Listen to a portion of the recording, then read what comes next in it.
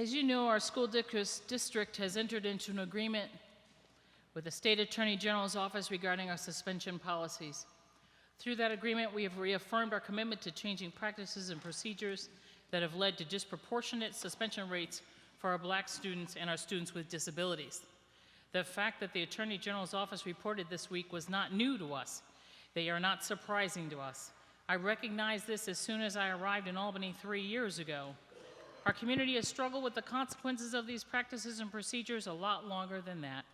However, the Attorney General's investigation provides us with an opportunity as a district and as a community to lead the way to different outcomes for our Black students, for our students with disabilities, and for every young person who calls Albany home.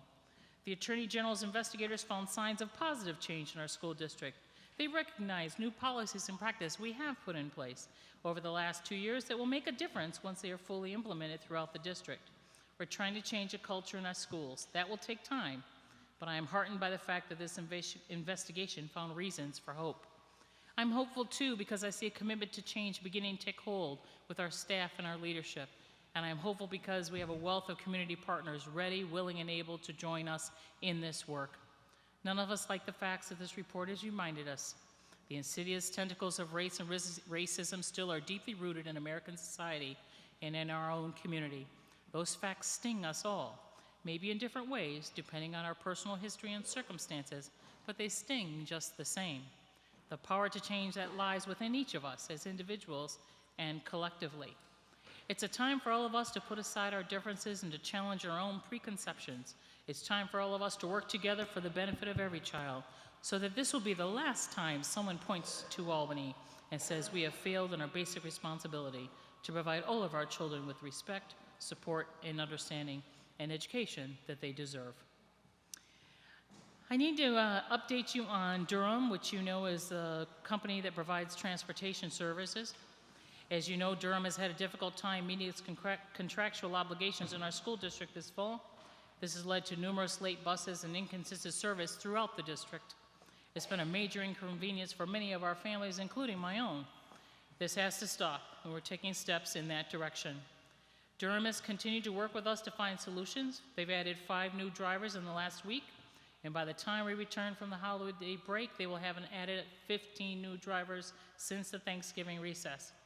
We're hopeful that this commitment on Durham's part will allow the company to meet its obligation to our district and our families. We also are investigating additional options to provide service to our families should this unacceptable pattern continue in the new year. And of course, I will keep you posted on this situation, and all of you should be receiving a communication home tomorrow for all of our families. It's the holiday season, and while we are here tonight taking care of business, students, staff, and my child are performing at Arbor Hill Elementary School and Myers Middle School in final performances of what has been an amazing winter concert season. Especially at this time of year, it's uplifting to hear the talents of our gifted students, and our music programs continue to bring pride across the district. And even though the official concerts are coming to an end, there's still a few more performances remaining before the holiday break. Myers students will perform Songs of the Season at Colony Center at 10 a.m. next Wednesday. Also next Wednesday, students at Schuyler Achievement Academy and right here at Sheridan Prep will participate in the holiday tradition of caroling on the stairs. Sheridan Prep will gather at 9 a.m. and Schuyler will gather at 2 p.m. to celebrate the season. And then last but not least, a reminder that our schools will be closed from December 24th until January 4th. Our offices also will be closed on Christmas Eve, Christmas Day, New Year's Eve, and New Year's Day. And of course, on behalf of all of us at the City School District of Albany, I hope all of you have a wonderful holiday season. But speaking of music, is my friend here? All right. For the final item tonight, I'm pleased to invite Sheridan Prep music teacher Lynette McGovern to come forward.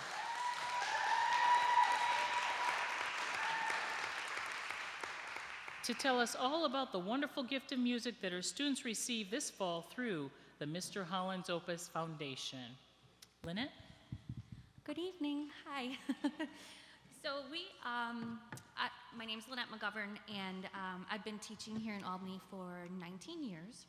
And just last school year, I took over the whole music department here at Sheridan Prep. So I'm doing general music, chorus, band, and orchestra.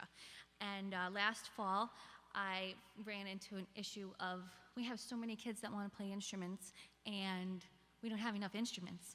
So I was fishing through, and I found the Mr. Holland Opus Foundation. And this is just something we kind of put together to show you how our program is growing and what the foundation has been able to do for our students. Oh, I got it. I'm going down. Yes, of course.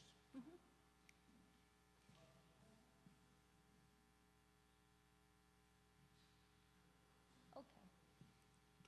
I'm sorry. Sorry.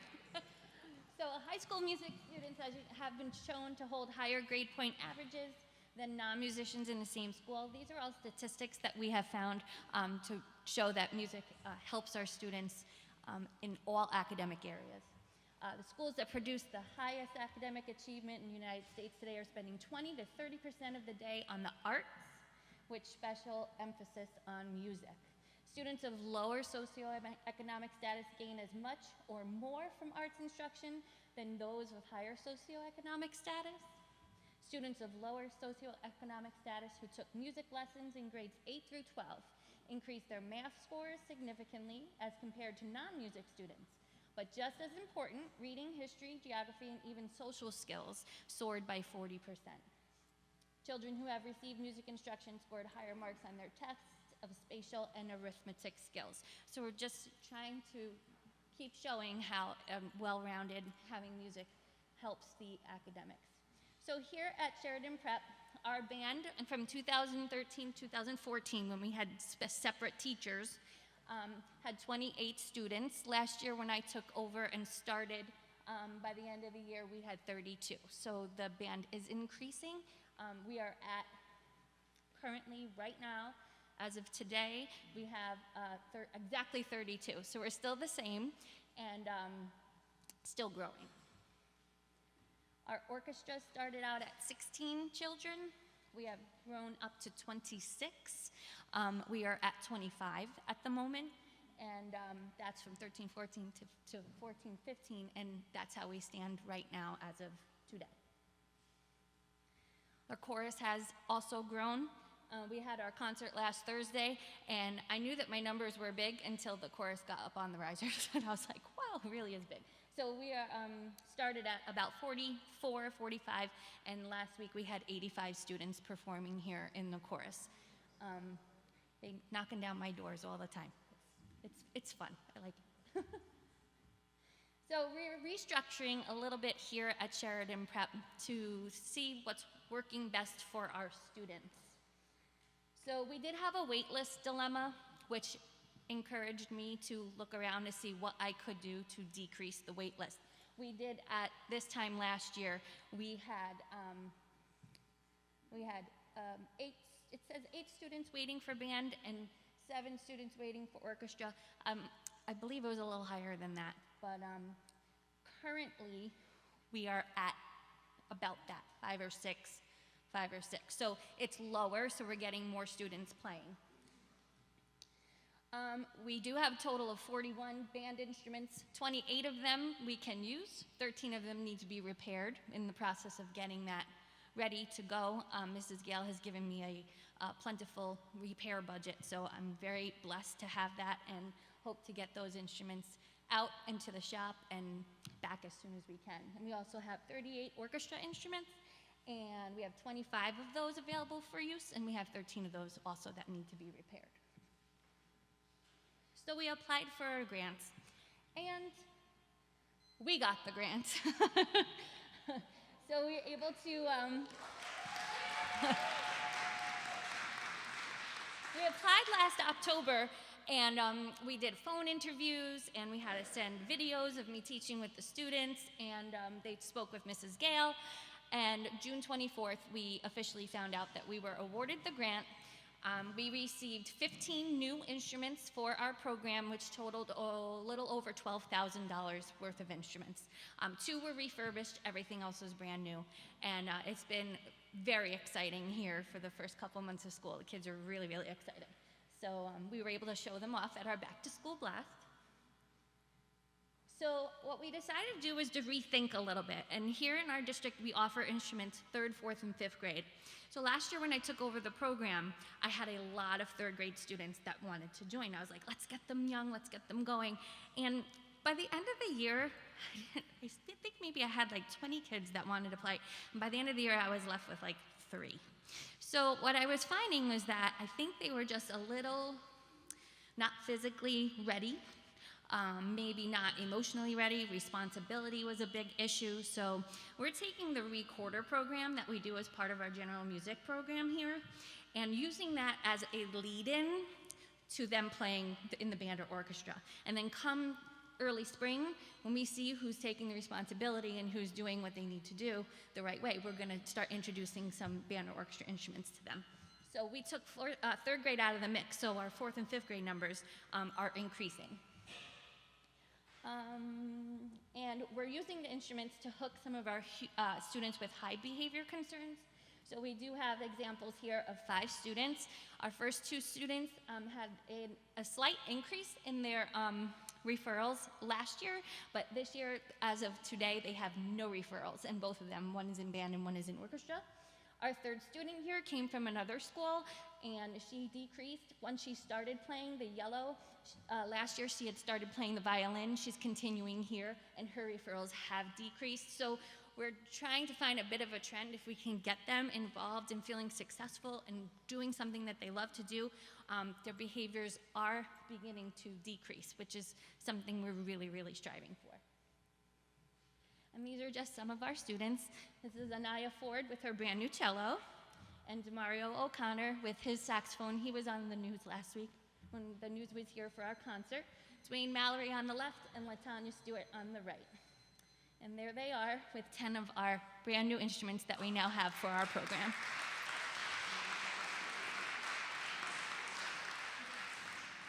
We also wanted to mention that we also got a donation from Charles Toohey for books to help our book room become more ethically diverse.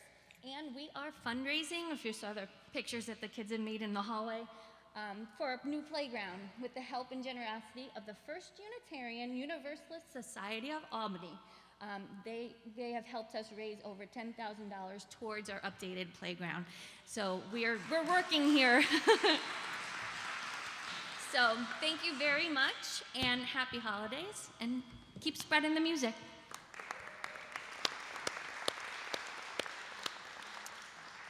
Thank you, Lynette. That ends my presentation, Madam President. Thank you so much. We have quite a few people signed up to speak tonight, so board members, you might want to emotionally prepare yourself to extend time. The Albany Board of Education welcomes district residents, parents, students, and other people to our meeting. Community involvement at board meetings is encouraged so that we can better understand your views. Please be aware that by law, individual student information or particular personnel issues cannot be discussed at public sessions of the board. When recognized by the board president, please state your name and city of residence. Statements are restricted to a maximum of 3 minutes, and speakers will be notified by the board president when their time has expired. We take public comment very seriously, and careful notes will be taken. However, the board generally does not respond while the meeting is in public session. First up, Karen Strong.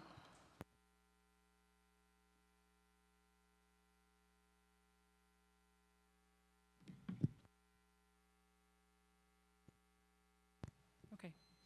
Good evening. My name is Karen Strong, and I'm a resident of the city of Albany and a proud parent of Albany District kids. So I'm here tonight because I know you're talking about the high school proposal, putting that on the ballot in February or so. And I just want to let you know how much I support that proposal. So I voted yes in November because I believe in the city of Albany, and I believe that that a high school, a safe and modern high school, is an investment in the future of our city, not only for my children, but also for potential residents who are moving here. And obviously not enough people agreed with me to make that happen. So I want to commend the board and the administration for taking that feedback, very direct feedback about the high school proposal, and making changes, very strategic changes to reduce the cost to taxpayers significantly. I think it's really wonderful that you were able to create a project that still met the needs that, of the problems that we face, that the size issues, incorporating schools. So there's one school for all students, for one Albany community, and we're able to do it by reducing taxpayer burden quite a bit. So thank you so much for that. The other thing I want to say is that we've been talking about the high school for a really long time, right? At least 15 years, probably longer than that. And I know that you all have been working very hard on this proposal for at least 3. Not everybody knows that. You know that if you've been paying attention, but not everybody pays attention until that proposal's on the table. So because we've been talking about it for so long, this project's long overdue, so I really urge you to vote to do this now, because now is the time, and our children can't wait. Thank you, Ms. Strong. Brian Marcoux O'Malley.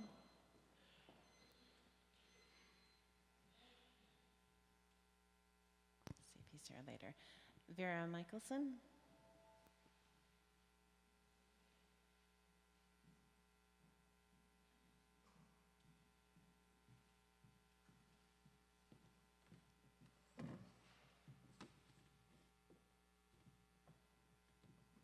Do I start talking? Okay, that's a good step. I'm Vera Michelson. I live at 13 Pennsylvania Avenue, which is in West Hill. And I'm going to read my statement.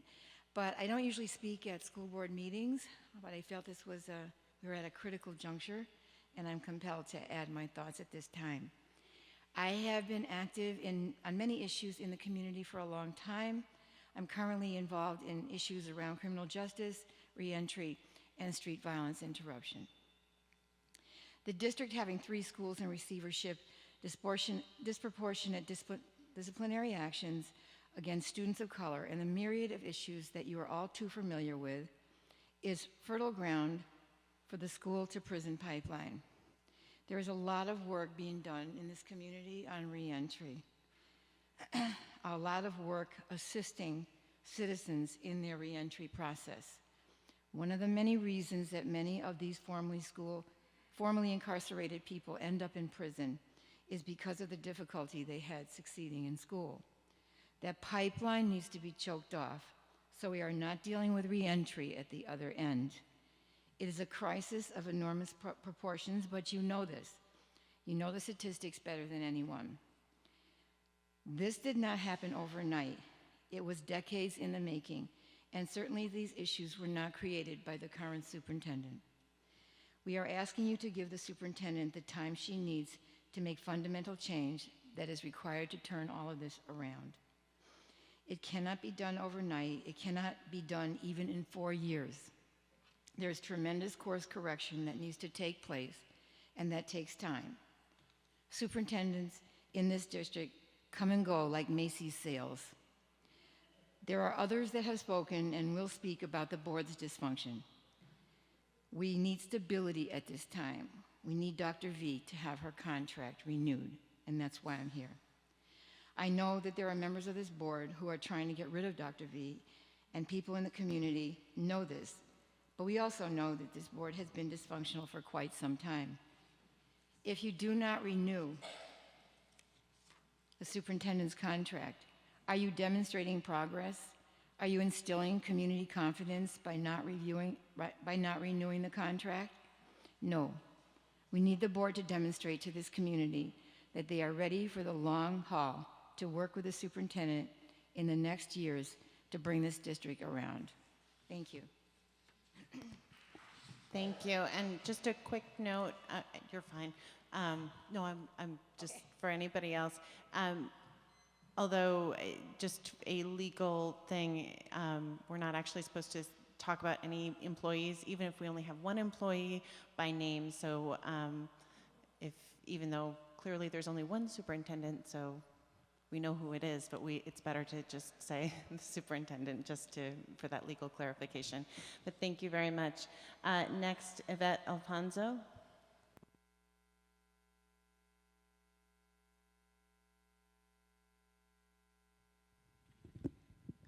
Well, let me see if I said, hopefully people can see. I'm a little bit on the short side.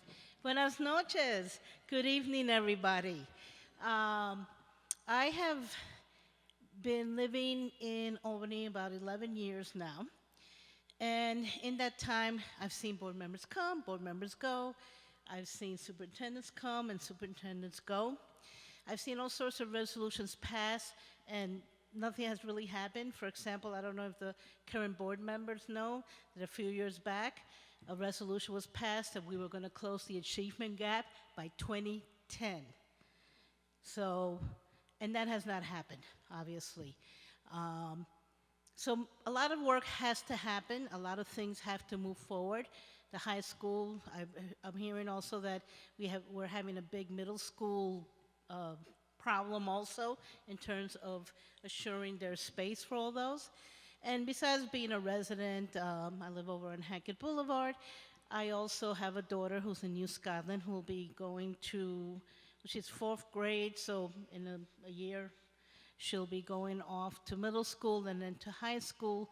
And I was anticipating she'd be going to high school in a little hard hat while the renovations were going on. So, not that I really want her to be in a hard hat, but I'm hoping that by then the renovations have started. So, and I think it's already been mentioned that stability is very important at this time, that the board come together, the superintendent, not only the superintendent, but the whole administration, really come together to push forward a plan that is going to benefit all our children all over the city, not just those who are in what we call the upper wards, but all our children, because that's really crucial. That is what is going to make the difference in this city moving forward. We have a dynamic mayor right now. We have some changes in the county legislature for the positive. So I really want to see that here in the city of Albany, that we are really moving forward together, not at each other's throats, and really looking for solutions and not looking for problems. Gracias. Thank you. William Shapiro?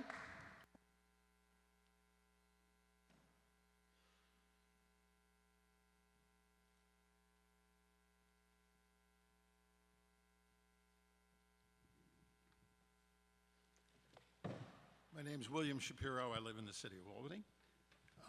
I want to speak to the high school proposal. My own children graduated from Albany High a couple of decades ago, and they were very well served by the high school. And I think all of our students of today and tomorrow deserve to be as well served as my kids were. If that were the case, we would have a healthier and much better community than we have. So this is an important issue for all of us. I am a little concerned that it looks like there's a rush to return essentially the same proposal as we had before, slimmed down by 8 or 10%, but essentially the same structure of a proposition. And I think we really need to do a little bit more here. There are too many things in motion. There are too many things that I think have not been thoroughly enough reviewed and laid on the table. The new enrollment figures is one area. I think we need to take another scan across the horizon of possibilities for solutions. And it's difficult for me to suggest this, but I think we need to do it free of preconceptions about the final shape of the system, and that includes things like building locations and even grade configurations.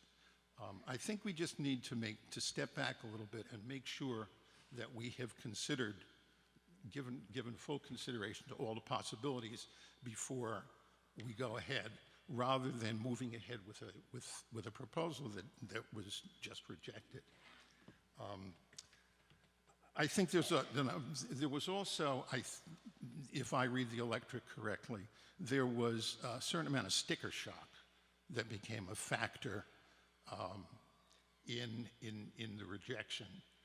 And it was at the workshop preceding the last board meeting that I first heard any talk of comparisons against the costs of other schools. And there were, as I recall, 3 other data points that were offered. I think we need a little more thorough benchmarking. If the proposal that we've got is within the range of normal, that is an important point that ought to be brought forward and thoroughly documented. And if not, I think it's a matter of concern, and maybe we want to look at a few things again. So I think that rather than rushing to go ahead and say, okay, fine, this is the proposal, let's put it up for a vote as soon as we can, I think we actually do need to scan the horizon one more time, make sure we've touched all the bases properly, make sure we've got current information, full information, and I think that will inspire enough confidence in the voters to avoid a second rejection. Thank you. Thank you very much. Nolene Smith.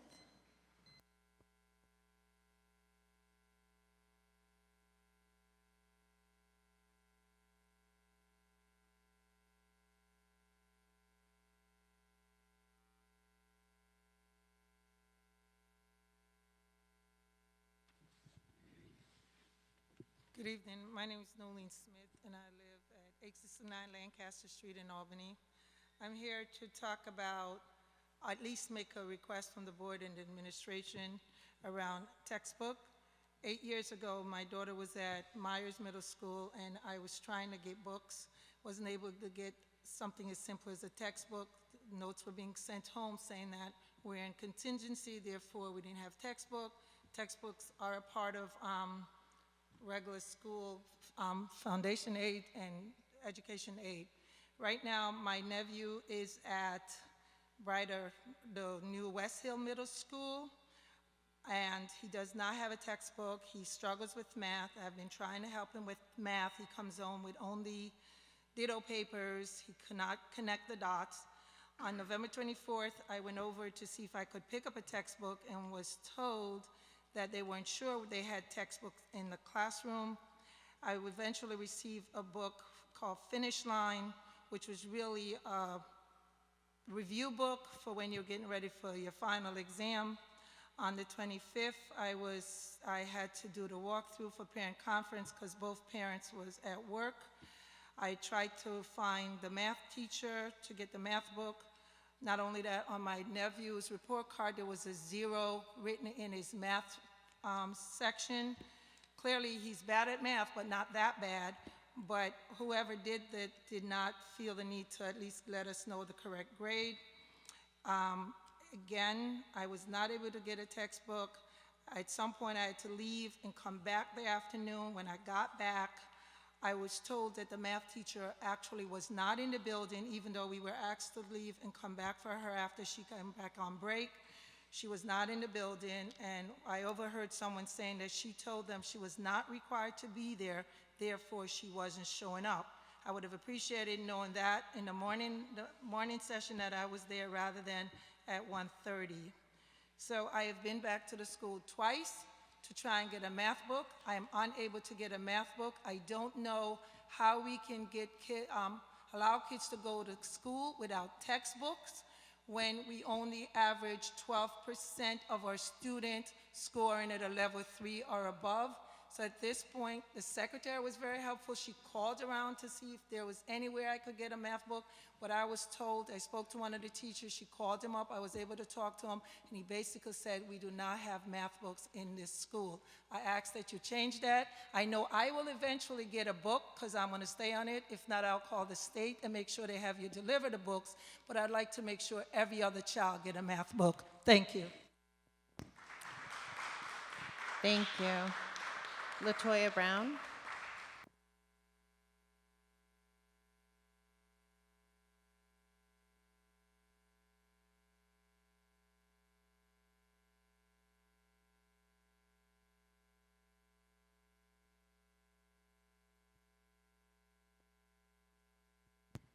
All right, there we go. Good evening, I'm sorry. My name is LaToya Brown.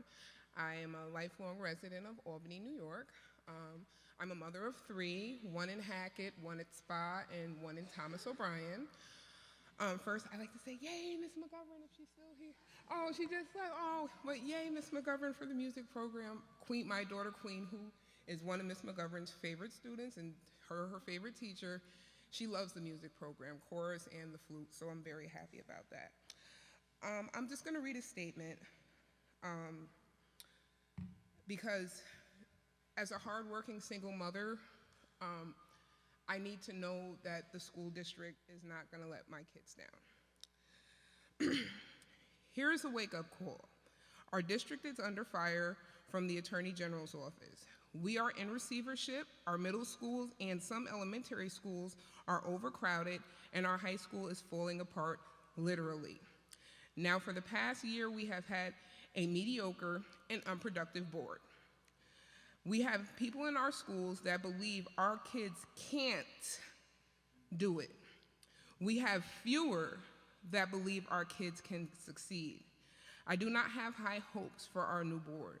I believe that instead of looking at the whole picture, they just want to blame an individual. This is a collective fail, so let's be clear. Let's be honest, and let's hold everyone accountable for the problems in our district. People want to blame the superintendent, but let's face it, these problems existed before her, and we have people that believe she can't do it. She has had minimal support and very few people that are willing to admit that she is being set up to fail. So parents, it is time to rise up and fight back. The focus should not be a new superintendent. It should be getting our district on track. We have allowed others to fail our kids, so why are we not giving her a chance to help them succeed? Because we cannot afford for her to make it right, because then we can't, because we cannot afford for her to make it right, because then we would have to accept the fault. So as parents, fight and push back. You are all our kids have. We are all our kids have. Until the new board can prove that they are about the kids, pay attention. The system as a whole is failing. And contrary to popular belief, our kids are the victims. Thank you. Thank you. Colleen Williams.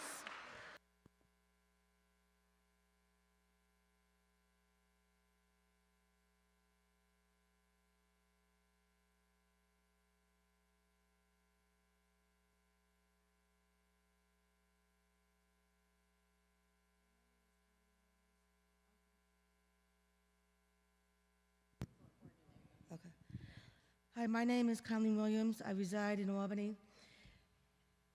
I'm here this evening to express my support and encouragement to our school district, but more importantly, my support for the superintendent, whom I feel has done an awesome job so far. All things being considered, specifically the non-support from her employer, the Albany Board of Education. It is very difficult for an employee to do a great job with very little or no support from their employer. I would encourage the Board of Education in this coming year to get behind the superintendent's vision with support, starting with the extension of her contract for at least another 2 years. With 3 schools in receivership, recently publicized charges against our school district for racism and discrimination from the Attorney General's office, $180 million high school referendum that failed, grade configuration meeting results that confirm the need for another middle school, our need for a completed plan of action for New York State Education Department, DTSDE requirements, removing the superintendent at this critical time cannot be an option. Let me repeat that again. Removing the superintendent at this critical time cannot be an option.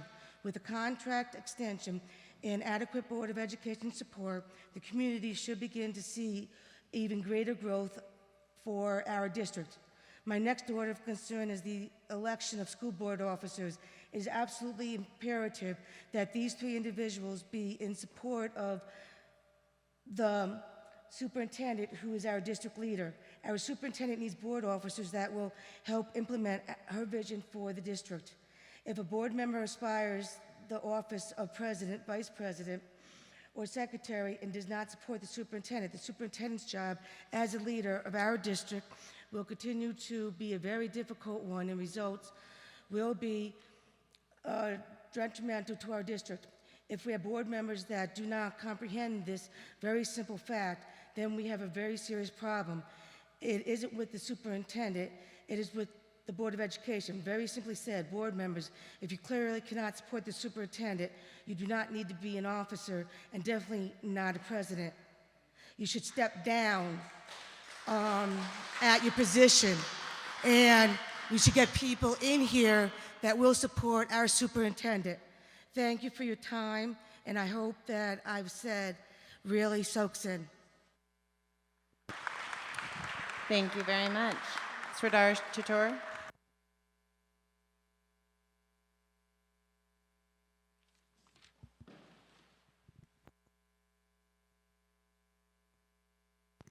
Hello, Sridhar Chittur. I'm a resident of Albany. I'm here to talk about the high school. First and foremost, thank the board for all your efforts in reanalyzing the proposed Albany High School capital project and determining alternate plans that take into consideration the various issues that were raised by the populace during the last election in November 2015. This is a challenging task, and I fully appreciate the countless hours that you put in trying to maximize the plan while maintaining the balance between enhancing student education and minimizing tax burden to the citizens of Albany. As you make your decisions regarding this proposal, I ask you to please consider the following.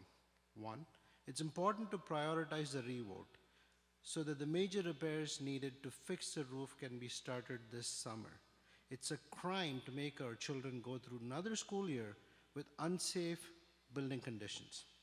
Two, it's important that lines of communications be kept open between the school administration and the public, and detailed information be provided in a timely manner with regards to comparisons between this proposal versus other school projects of similar scale, calculations that go into determination of the impact on the local tax burden, the project timeline and projected phasing of this proposal, the projected impact on delivery of the curriculum, and thereby on student graduation.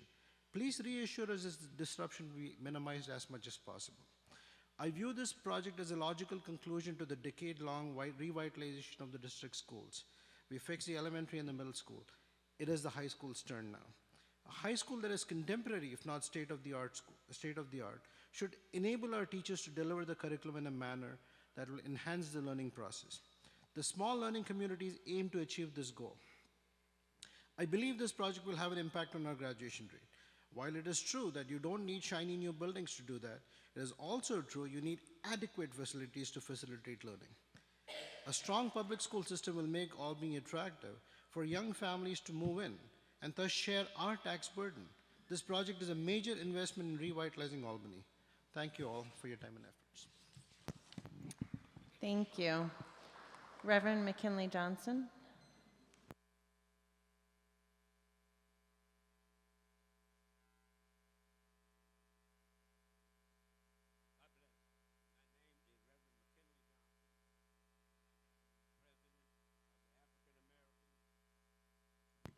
I don't need a mic, but it's all right.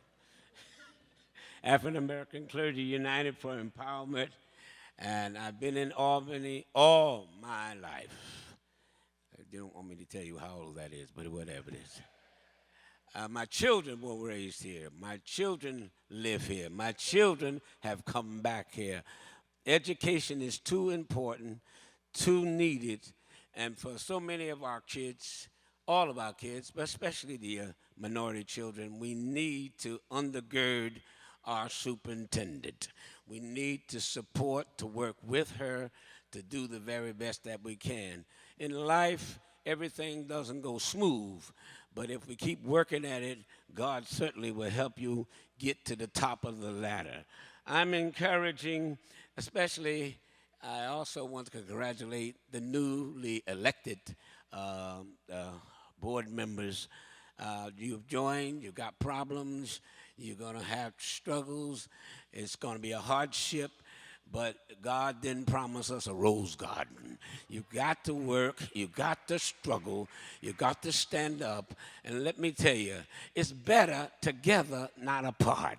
Well, sometimes we feel that we can do things in a way that gets our point across, but everybody has a point, but let's point in the right direction.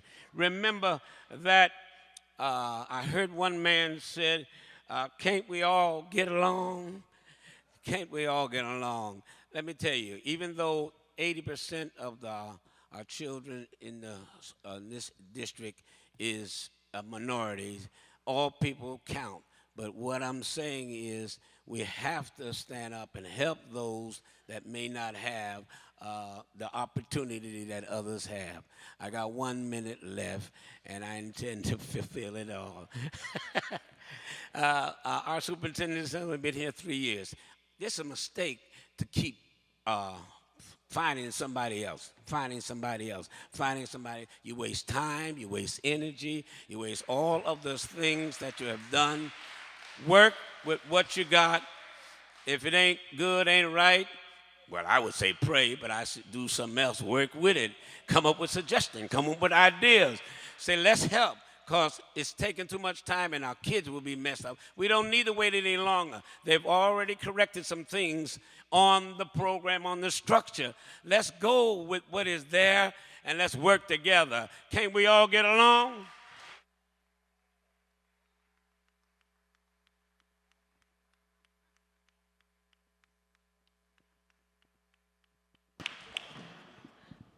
Vivian Cornegay?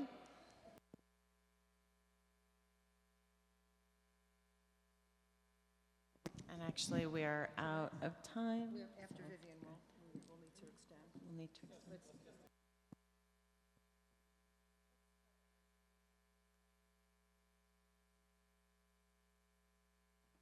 Good evening. There are a few things I'd like to talk to you about. You know, at the root of everything I say here today, my reason for being here is my children. And when I say my children, I mean my children that go to Albany City Public Schools. Each child deserves an education, not just a diploma at the end of 12, 13 years, but they each deserve an equal opportunity to have the best education afforded to them. At the rate that we're going now, we will continue with racism and our children dropping out. We all knew before the Attorney General made his findings that there is a pipeline to prisons directly from our schools. We know that in my community. We know it. We recognize it. We live with the outcomes of it every single day. We have a superintendent that has come in and breathed a new life that said she would have equity amongst all schools, not just some of the children, not just children that look like me, not just children that look like you, but all of them, all of them. I'm tired of my children being left out. I'm tired of my children being left behind. Because when we talk about children being left behind, those children that are left behind come from my community. They come from my community. And I'm telling you today that I'm not going to continue to sit idly by and watch my children lose. I'm not going to do it. I'm here to speak on their behalf. They're my children. They look like me. They belong to me. And as you can see, there are many of us in the room who support our children. And we're going to continue to support our children. This is going to be a movement, and it's going to continue to grow. Just like I need a vote to get reelected, you need a vote to be reelected. So I would ask you to be mindful of those people like me who need to vote for you your next time around. I have a small ward that I represent, one of 15 wards in this city. You are a citywide official. You are one of the most important elected bodies in this city, and that is because you have the lives of our children, of our future, in your hands. I'm also here to offer my support, and I'm a politician tonight, So I'm here to support Dr. Vanguard, but Dr. V. I'm here directly. I'm not going to tell you I'm here to support your super, because whether I call by her name or not, you know who she is. I'm giving my support to Dr. V, and I'm giving my support to anybody in this room that is supporting her. She needs help. I'm an employee of the sheriff's office. I can't do my job if the sheriff does not give me the tools I need to do it. I am also a member of the Albany Common Council. I can't do anything alone. We are a body that is governed by a Sorry, president we have a long that list of listens people, to so us. if you could I wrap up. understand, I am. Thank you. We have a president who governs us and leads us. We work together. Even when we disagree, we agree to disagree at times, but we are not going to throw away our president if she is in disagreement with us. And I would say to you, don't throw away our president. Give our children a chance. Giving her a chance Thank you is giving very our much. children a chance. And remember, we Next vote. up, Freda Perez.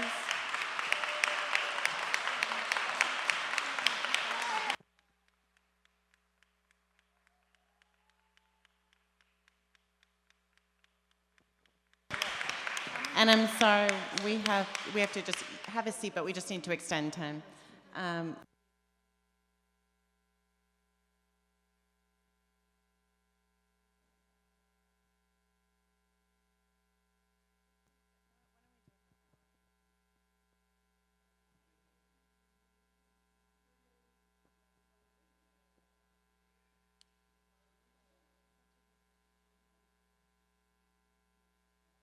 So Ms. Adler moved for an extension of 45 minutes. Dr. Brandon seconded. All in favor? That is unanimous. Go ahead. Hi, I'm Freda Peretz. I'm a resident of Albany for the past 20 years. I do not have my own child in this school because she's 42. She would have been a bit of a problem. But contrary to what some other people say, I look at our children. I've worked for the summer youth program. They're all our children. If people don't get that, I don't know what else to say. So I'm going to be my Brooklyn self tonight. Because I'm here 20 years, I still am shocked. And I moved here, like I say, from Brooklyn. I am still shocked at what goes on here. I don't know if everyone knows, I'm a prime voter. Prime voter means you vote all the time in primaries. Everyone is seeking your support. I vote in every election. And when I vote, I'm thinking about who the person is, do they have integrity, what are their interests, how are they going to move things forward, and in the case of the school board, can they play well with others? And I don't just mean on the board.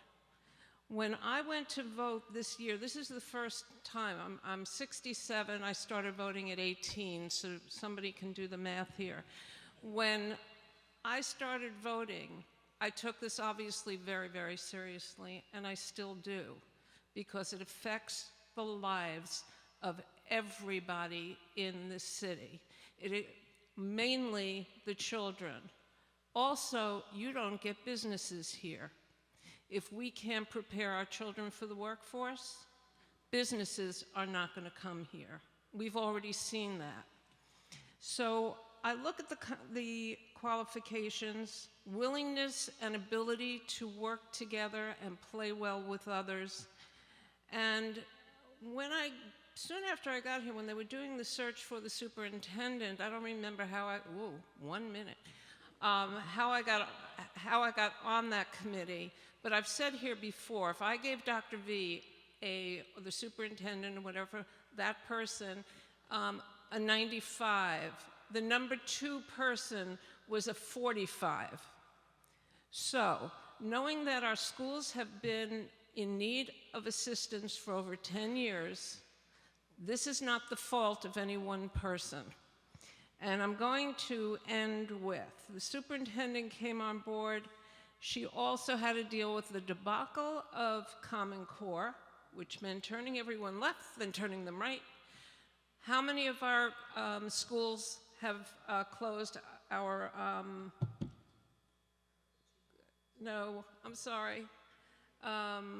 charter schools. I do need 15 seconds. And just a reminder, we've got 22 other people, so if you could wrap up I will even wrap like up. 5 seconds.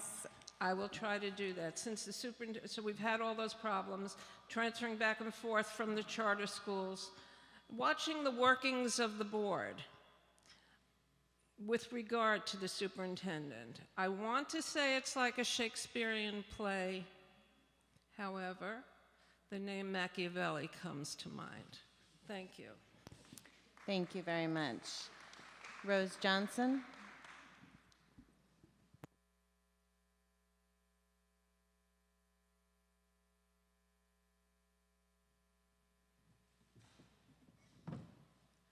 Good evening. I'm Rose Johnson. I'm a lifelong resident of the city of Albany, other than for a brief foray into Guilderland when I got married.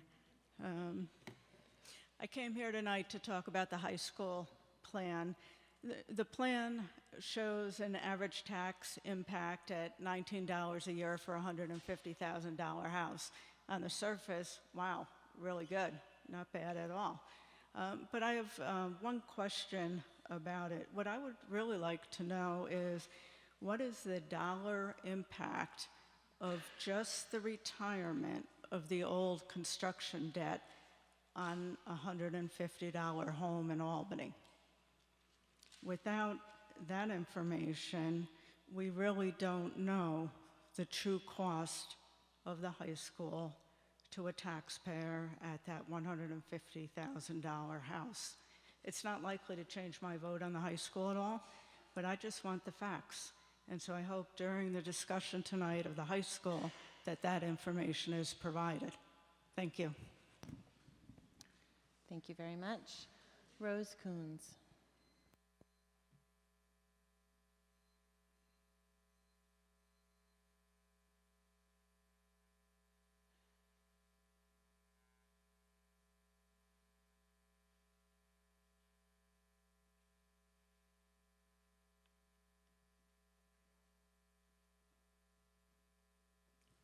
Good afternoon. My name is Rosemary Coons. I live at 19 Sand Street, Albany, New York. I'd like to express my concern to the School Board of Education regarding the apparent crisis our school district appeared to be in. A high school renovation referendum that failed. As of yesterday's newspaper, the Attorney General has investigated our school district and found out that the district has discriminated against Black and Hispanic students with disabilities, and so far as to how they are disciplined. The Attorney General's office has issued strict guidelines as to how we have to rectify the situation, and from what I understand, we will be monitored. 3 schools placed in receivership. One is Hackett, approximately 2 years to turn around. And it was published in the paper on Tuesday that the school district has recently been aware they will need a new middle school. My question is, how we, as a school district and community, is going to work together to correct these critical issues. I have a lot of sympathy for the superintendent and the members of the school board who are here to work for the students. I especially has a special place in my heart for the students of this district. And I'm going to tell you why. I had 3 kids that come through this school district. They did exceptionally well. Wonderful teachers. If me and my husband had a problem, we would be here to speak to them. My son passed away in 2009. I'm going to tell you what his job was. He was Director of Student Affairs for the University of Michigan School of Business. He had approximately 900 students to work with. When he was in Hackett in AP, his first math test he failed. The teacher said to him, "You should have stayed where you were." The next morning, my husband and I was at Hackett, demanding to see her. And when I finished with her, we had no more problems with her. That is a situation that has happened to too many students, that they are put down by the teachers. I thank you. Thank you very much. Alexis Williamson.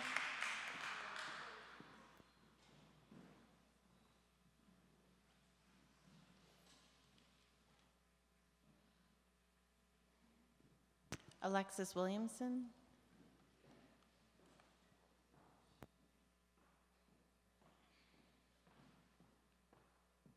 So we just had a wonderful suggestion. Since we have such a long list, so we can go right from one to the other, what I'll do is I'll call the next person up, and if they don't mind coming up, then we can just go one to the other, and we don't have to lose any time with transition, which is fantastic. So if I could also have Alan Galuski come up while we listen to Ms. Williamson, that would be wonderful. Good evening, everyone. I come before you. My name is Alexis Williamson. I'm a leader here in the city of Albany. I'm a pastor here in the city of Albany. I'm coming here to support of the superintendent. I'm coming before the board, asking the board to support her and to extend her contract for another 3 years. Due to the fact there's not enough time given in the time that she came into the district that she had to clean up, we're asking that we extend her contract. She is doing such an excellent job, and today she needs our support, and I'm asking for us to support her. The board needs not to make a change in the midst of a storm. I ask whoever will be the next board president or president that we come together to support her and not against her. It's time for us to work together, not against others. It's time for us to come together and support the superintendent. We need to think about our children on today. We need to stop the madness. We need to come together like enough is enough. You know, we need to come together and work together. I've been before the board before. I have 4 children that came, that graduated from Albany School District, and plus I am a former student of Albany High School for 4 years. And I also have three grandchildren that's recently entered back into the city of Albany. I'm asking that we stop the madness. We do whatever we have to do to support her, to work together. I ask the board, whoever that is not going to support her, for their resignation, for them to step aside and let the board members that are going to work together to do what they have to do. I believe that our children deserve more, and we need to give our children more than what we're giving them on today. Thank you. Thank you very much. Alan Galuski, and I'm going to be trying to call 2 people up at once. Don't see them. Ann Pope.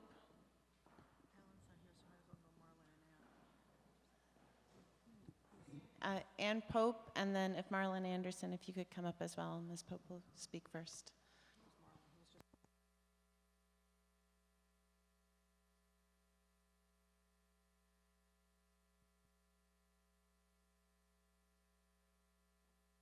For me not to go over, a couple of people have given their time. Unfortunately, we can't do it like that, so it's... Okay, whatever. Okay, I don't know what the problem would be, okay? But congratulations to those of you who were recently elected to the board. I come tonight where I should be excited about Christmas coming, Jolly St. Nick, and all of that, here I am at a board meeting going over some things that I think are common sense and some craziness. I think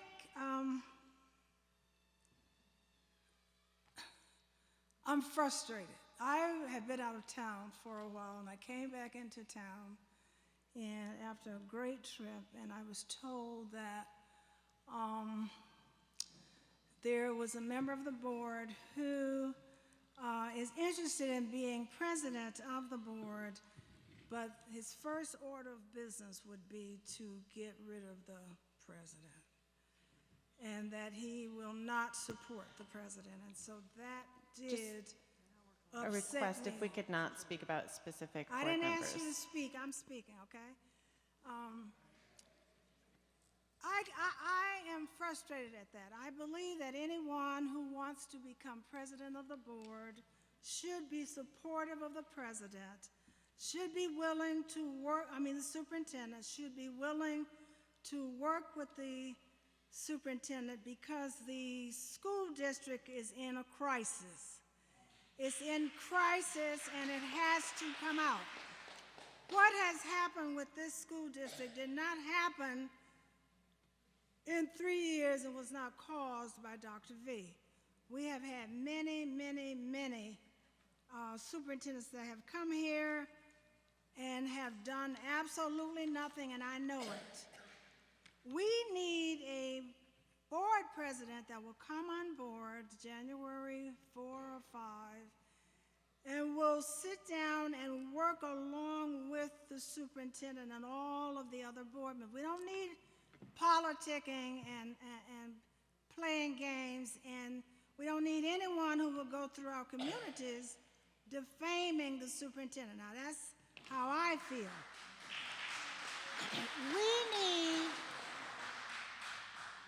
We need as a board president someone who has credibility, who is stable, who is respected in the community, who has longevity at this time on the board and in the school system. The president must have the future of our children at heart. I would think that instead of crucifying the superintendent, board members would take their seats, put on their best thinking cap, and work with the superintendent on some of the major issues that faces the district, such as the 3 schools that are on the failing school list, Hackett that is under receivership, and most of all, to clear up the situation with our African American males being suspended disproportionately, which is an issue that I have talked about Ms. Pope, more and more. if you'd like, we would love to read your comments. You can turn those in and we can actually read them. Okay, but I want to close then by saying stop the madness. Stop feeling that when you hire an African American superintendent, he or she cannot do the job.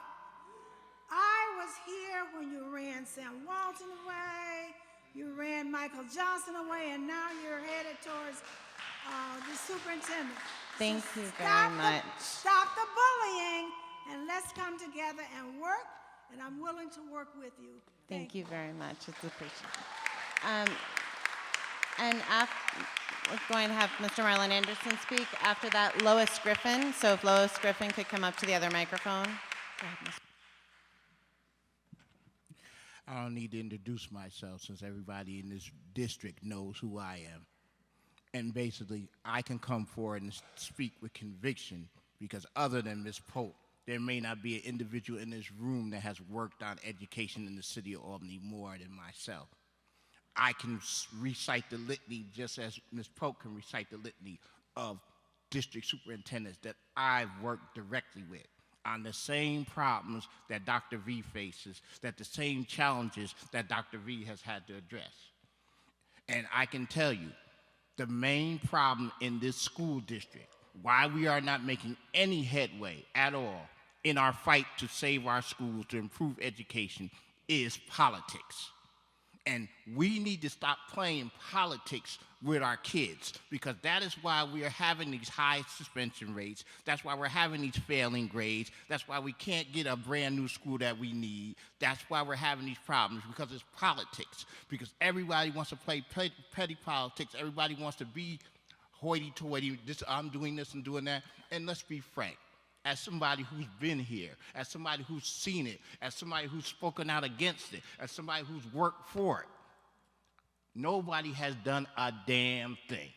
And that's why nothing's changed, because everybody wants to do the same old game. And how long are we going to keep calling the same play? How long are we going to keep calling the same play? You don't do that. If it doesn't work, you find something that works. You can't keep every time something doesn't work, let's get rid of the superintendent. We've gotten rid of how many? We went with Dr. V, Dr. C, Dr. Eva, Dr. Ward. Do I need to keep going? Dr. Palmer, Dr. Johnson. Do I need to keep going? There's a pattern here, and it's not working. How long are we going to continue to repeat the pattern? Now, as far as the Attorney General's report goes, there's a lot more than just what's going on with that, and we need to address that. We need to be real about that. Again, there's real racism out there. I can tell you that firsthand. And then there's not real racism out there, because a lot of these kids out here, the same kids that you see and getting suspended, they're the same kids that's over there fighting in McDonald's. They're the same kids that's over there fighting on the streets of Quail Street and things like that. And we, as a community, need to be talking about that too, because we ain't talking about little angels running around at school. And I refuse to accept that, because I know these badass kids. I live among them. I speak among them. So let's call a spade a spade. But right now, I just want to say, we need to change this game of musical chairs with superintendents, because that ain't working. I'm here to support my friend. I'm here to support the superintendent, because we need continuity in this school district. That's the one thing we lacking. Continuity of policy, continuity of purpose, and continuity of leadership. And until we get continuity, not only in this school district, but in this city, we're going to continue to fail as a school district and as a city. Thank you very much.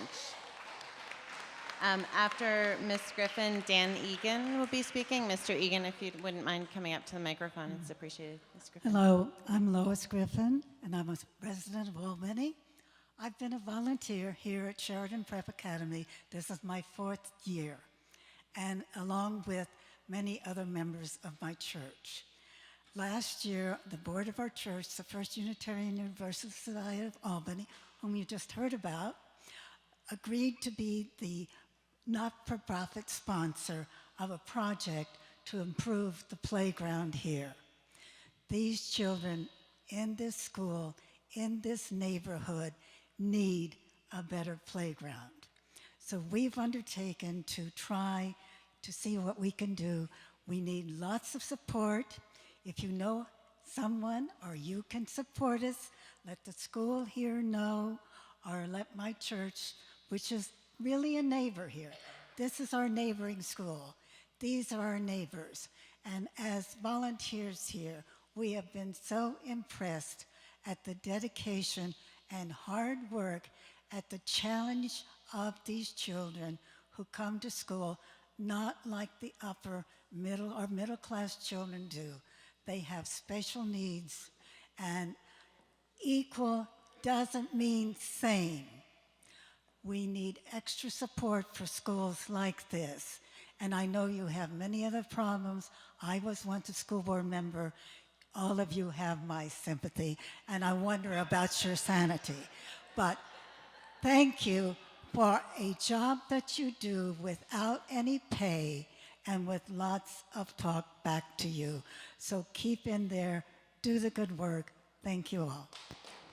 Thank you very much, and thank you for your volunteer service and for all the support to our school. Before Mr. Egan speaks, I'd like to invite Wanda Willingham to the microphone next to him. Mr. Egan. Should I go ahead? My name's Dan Egan. I live in the city of Albany. I was a district parent for 20 some odd years. I want to thank all the board members also for your service and all the staff for all the hard work you do, and most of all, to all the members of our community who came out tonight. It's great to see everybody engaged. I'd like to address three aspects of the high school plan.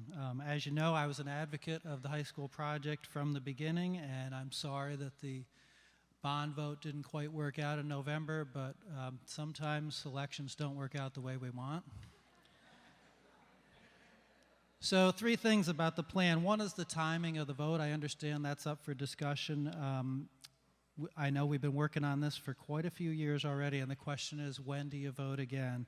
I believe an off-cycle vote, not in May, not in November, sometime this spring, for example, sends the wrong message and would cast a shadow over the project. Building a high school is something we get to do about once every 50 years.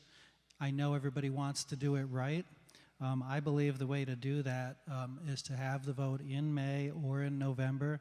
I understand there's some estimate that could slightly increase the cost. That's an estimate. That's not a known fact. And I just don't think you can put a price on democracy, and it needs to be a wide open vote in May or November. Second, the cost. We don't have time in 3 minutes to go into it. I just think that, as others have mentioned, it might bear one more look. But third, and I think most important tonight, is to plan for success. Someday this bond is going to pass. If it's not this May, someday it's going to pass, and someday we will build a new high school. And the district needs to plan now for a successful execution of that plan by putting in place the management structure that's needed. This is a big project. It has significant schedule, quality, and cost risks. And I'm going to just go out on a limb here and guess that no board member who was present at the beginning of this project will still be here at the end. That's just a fact of our turnover. So what I'm suggesting is that you set up some structure, a third party, that's going to closely monitor this project for the duration of the project and report frequently back to the board. That could be a contractor, but it doesn't need to be. It could be a citizen committee, as long as that committee is small, as long as it represents every part of this community, and as long as it has the necessary professional background in finance, construction, and most of all project management. I think that could work. There's many ways to solve this, but I just think that some structure is needed because of the turnover in staff and board. Thank you. Thank you. If Maddie Douglas could come to the other microphone. Ms. Willingham. Thank you.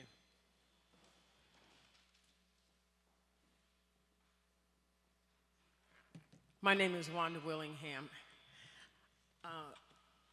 I am a lifelong resident of the city of Albany. I had 5 children graduate from the school district here. I have my most recent graduate is my granddaughter. Most people know her as Bula, who is now a college student at Siena and will soon be graduating from Siena.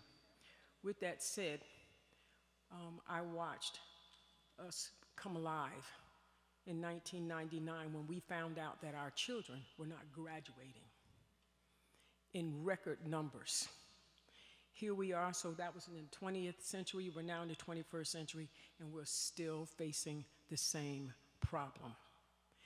And I'm putting it in terms of century for a reason. I don't think our present superintendent was here at that time. And I think that with politics having been used as an issue as far as the school district is concerned and our children, shame on you if you're vying for a position where you will vote against the children. Shame on you. I'm very concerned about the way Dr. Pope was just treated. Ann Pope is our regional director of the NAACP. Knowing the history of the NAACP and their history as far as the education of the people and the children of this country, I think the way you just treated her was shameful. She had a right to speak. We had a right to concede our time to her because this is a public forum and this is the time where her voice needs to be heard. The other thing is this. I will say that with our grandchildren, our children, I see that 1 minute up, Kenny. Excuse me. But what you need to know is this. 3 minutes is not enough time to talk about the issues that are facing our children today. I'm going to read this one last piece here. This is a letter of support. The superintendent is the only position that the board has the authority to directly control. And as such, if the superintendent's performance was considered substandard, the board should have objectively documented instances of the same. In addition, the board should have worked with the superintendent to create a plan of correction, and there should be additional documentation that such plan was not completed satisfactorily prior to taking a drastic step of removing the superintendent. No such objective documentation or plan of correction was created during this individual's tenure, and they cannot fathom the superintendent's performance having deteriorated to such an extent over the last 12 months to warrant her service not being extended. Ms. Willingham, your time is up. If you could wrap it up, please. So, with that said, what I would like for you to understand, the way you're running this, by not allowing certain people to talk, there are 6 elected individuals right now in this room who do deserve to speak on behalf of the people, because the majority of the kids that are in the school district, they're African American. Thank you very much. Thank you very much. Maddie Douglas, Mr. Ron Bailey, and if Don Healy could come up as well.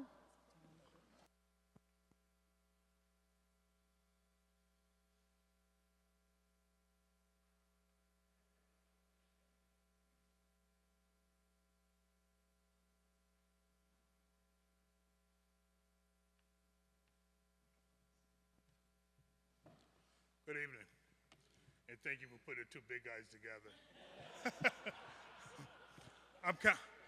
I'm Councilman Ron Bailey. I represent the 3rd Ward of the City of Albany, and welcome to the 3rd Ward, because this school's in the 3rd Ward. And this is one of our pride and joys in our community. You know, I'm here tonight for one simple reason only. I'm here to support the superintendent. You know, as we go through time, you know, I remember when the school board came before the council and we talked about the receiverships. And we talked about what we need to do to work as a group together to deal with our failing schools. And then, you know, just recently, I started getting phone calls from my constituents in my community talking about, did you hear about they want to get rid of the superintendent? Did you hear about, you know, they don't want to keep her? And the reason is why, you know, you don't want to keep her. Why? Because she has done transparency with the school district. Because whether you realize it or not, when the governor did his report for the 10 years of failing before she even got here, when the attorney general did his report, it was due to the fact that some of the transparency that she has done since she's been here, they was able to see a bigger picture of what's making our students fail in the city of Albany. Come out with me every day on my street corners and see the students that are not in school that's hanging out on the corners because they're not getting the right education, you know? But it's not her fault, it's everybody's fault. From City Hall to the Capitol to here.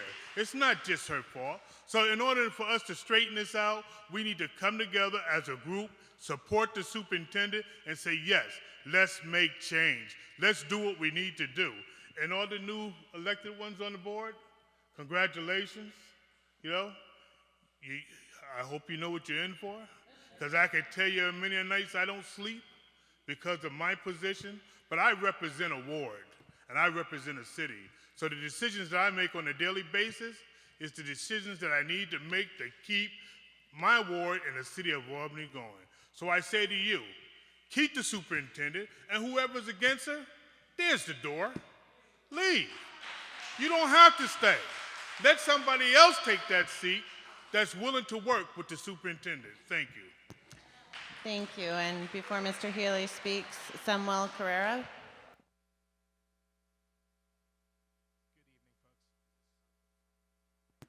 Okay, how are we doing now? All right, hi. Hi, my name's Dan Healy. I am a lifelong resident of the city of Albany. I live at 594 Morris Street. I should actually go so far as to say that I am a fourth-generation resident of the city of Albany.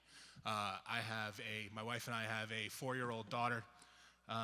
She's an attendee at Montessori Magnet School, and I would like to just say that we couldn't be more proud to be residents of the city of Albany here. We couldn't be more proud that our daughter is attending Montessori school. We think it's fantastic, and it's a thing. I want to see her continue and see her move to the next step, move up to Myers, which I presume is the next track, and then go to Albany High. I should also point out I'm a graduate of Albany High, class of '92. I took part in the advanced placement programs that were there. From there, I attended Alfred University and the University of Albany, pursuing my master's degree in public administration. And, even with all that, I couldn't have gotten to those places, and I couldn't have gotten to where I am today without the education that I got in Albany Public Schools. So I think that how that's steered and how that's developed starts with you folks. I'm kind of wandering here, but the reason why I'm actually here today is because I want to also extend my support for the ballot proposal for the the new high school, the budget bond for the new high school. I concur with a lot of the people who have come before me, Mr. Shapiro, Mr. Egan, Mr. Chador, and their support. So I won't really go into those points that they've already stated. But I would just like to anecdotally say maybe two things here. Thank you. One thing is where I work at an online school, Excelsior College, which is out in Washington Avenue Extension. And as I leave work every day, one of the things I notice is there are 2 lanes to leave the park where I work. One lane goes west, one lane goes east. And that lane that's going west is full of professionals, technical people, people with relatively higher paying jobs, and they're going west. And I right through, take a left, and I head home. I head back to the city of Albany. And it strikes me every day that, why I'm the only one that's going back that way. And I start thinking, well, what's the reason? To me, it's, a lot of the things that I hear from the other people that I work with are, their concerns about our schools. And, I want to hope that as we move forward with this process to, fulfill this goal of having the new high school, that you guys will keep those things in mind. And again, just want to extend my support. Thank you very much. Thank you very Happy much. Terrence Blake could come to the other microphone and can speak after Mr. Carrera. Go ahead, Mr. Carrera. Hello. I'm here just to comment on a few. Oh, thank you. It seems that. Thank you. The microphone is now. I want just to comment on a few things that I have seen through the years in the school district that concern me a lot. And the first thing that I want to tell you is that our kids need immediate results from everybody. I don't care if you are board or you are superintendent or staff. Everybody needs to work for them. We cannot have plans that say that we're going to have a plan that is going to be solving the issues on 2020. We need a plan today. And I want to tell you that real leaders embrace openness and collaboration. And unfortunately, for the last few years that my kids have been in the school district, I have not found that. Every time that I have requested information about the performance of the groups or of the school where my kids are, I have found a wall negating access to the data. We cannot resolve problems if we are not open. So I agree with Chitar that we need lines of communication, stop refusing to communicate and provide information, and make sure that all the information is readily available to everybody. So proper decisions can be made.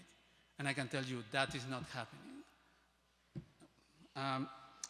I also want to bring up, in addition to this lack of openness, that kids have been, I feel that kids, are, especially minorities, are being treated in an unfair way, especially kids with problems, needs, or kids that need help for lunches, etc. And I'm going to tell you why. I have witnessed that that many kids that are in need of help from the school, they have no access to that help, and only after the persistence of the parents, they manage to get the school psychologist or social worker to see them sometimes. And the only thing that I have seen is suspensions. That is the main thing I see as a tool for everything. Even now that my kid went into the middle school in Hackett, the number one patient they gave them is, if you don't bring your pencil, suspension. If you don't bring your notebook, suspension. If you don't do this, suspension. We cannot treat the kids like that. And another problem that I see is, excuse me, just got lost here. Sorry. I'm sorry, Mr. Perry, you're out of time. I can send you, but the only, Would you, if you could email. 5 seconds. The other thing that I want to bring up is that many of these kids that need help for lunches get lunches that are disgusting. And I'm very upset to see this kind of food being served here when I will expect that you also eat the same food that they eat at every time. I would like to see that. Thank you very much. What, I don't get a good dessert thing for my last board meeting? I'm kidding. Thank you very much. If I could have Mr. Clifton Dixon come up to the other microphone. Mr. Blake. So I'm a resident of Albany. I have 3 children at the Montessori school. And in addition, I work for a homegrown company in Albany, BBL Construction. So I have some insight into the world of commercial construction and institutional construction. And the plan that has been put forth both in the November election, I thought was a phenomenal plan. And I know a lot of people had sticker shock regarding the plan, but when you look at it from any analysis, whether it be square feet or cost per student, the cost is within keeping of any norm and actually less than many of the local schools that have been rebuilt and improved in any of the suburbs. That being said, the structure of the phasing of the project is set up such that we're taking advantage of the most in the state aid. And this is state aid that comes from our taxes. And it's money that our children deserve to have invested in their city. The phasing, and it's more specifically for February, the proposal that would possibly be coming up is such that it improves the school's infrastructure for the kids and education immediately. The first phasing pushes the educational component of it forward, while at the same time taking advantage of the state aid to make the needed repairs to the building itself so that the building doesn't deteriorate anymore. In addition to that, the costs, the people say, oh, 196 or 180 or whatever the number is, it's so big, it's so much. When you look at it and then you look at our kids, how can you not invest in our city, in our kids, and in our schools, because they deserve it. And so many people from other communities have commented about how the graduation rate or the community and the way that the community's reputation in the capital region is looked down on. And our kids deserve to be able to walk proudly through a school that they can go to every day and feel like they're getting everything that they deserve because the community supports them. So thank you. Please support the school. Thank you very much. If Herb McLaughlin can come to the other microphone. Mr. Dixon. Good evening. I'm Clifton Dixon. I'm the president of Justice Force, the Poor People's Campaign, a local non-for-profit advocacy organization. Since our conception in 2006, we have helped dozens, hundreds of families seek redress through several different areas. one of which happens to be the school discipline process, as well as the special education process. I have a special needs child myself, who luckily graduated from Honiston School District last year. I'm here to tell you something that you probably don't know, that you already know, which is that there's a war in education. What we're trying to figure out is what side you're on. Our kids, we've heard a speaker earlier speak that our children do not have textbooks. I saw not so much as any shock from anyone on this panel. It was shocking to me that in 2015 our children do not have textbooks. We have, as others have said, we have schools in receivership. The Attorney General of New York State found discrimination and disparate impact of your disciplinary code. Yet, we will probably, again tomorrow, tell children that they can be president, that they can be governors, and maybe even superintendents. But what we don't tell them is that they'll probably work with people who do not support them and will actively undermine them. In 2015, I had sat in the audience and I watched many of you listen intently to many of the speakers. But there are a couple who refuse to pay close attention. In kindergarten, thank you. In kindergarten, we tell the students to treat everyone fairly, be respectful. Yet here on the school board, you are not doing that for each other. We're talking about leadership. Before you decide to change leadership, please become a leader yourself. I just want you to know, I just want to know what side of the war you're on. I believe Dr. V has been moving the district in the right direction as far as for all our children. And I have been here as well since Dr. Johnson, since Dr. Joseph, since many of the other ones who the district leaders have thrown under the bus to say this is the problem. Well, Eric Schneiderman and many other people have said that it's not the superintendent that is the issue.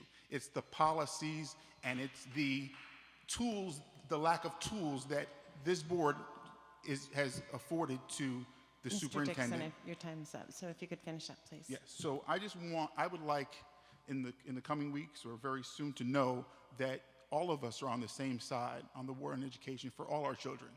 Please stand up. Thank you very much. I believe as a housekeeping item, we are out of time. 6. We have 6 people left. So if we could have 20 minutes. So Ms. Adler extends 20 minutes. Ms. Roach seconds. All in favor? That is unanimous. And then if Damien, I'm sorry, it's not. Oh, Damien Alexander Mann. Damien Alexander Mann. Oh, Damaris, I'm sorry. I'm sorry. You have a beautiful signature, if you wouldn't mind coming up to the next. Mr. McLaughlin, if you may speak. My name is Herbert McLaughlin. I am literally the student from a product of the Albany School District to prison. I started school here, went to school 8, went to Hackett, and a lot of things took place in Hackett, as I remember. They were always trying to separate students. One of the main reasons I'm here is to support the school superintendent. But one of the things I want to say is, let's look back at the 50s and 60s and see how long the school superintendent stayed around. And we are very suspicious of the school district, the school board. You know, son, right now, if I ask everybody to raise their hand who have some roots below the Mason-Dixon line, raise your hand right now in this room to have some roots, either born or have family that came. You see, I want everybody to look around this room to see how many people. We have some idea of what it means to be in a segregated school and the things that took place.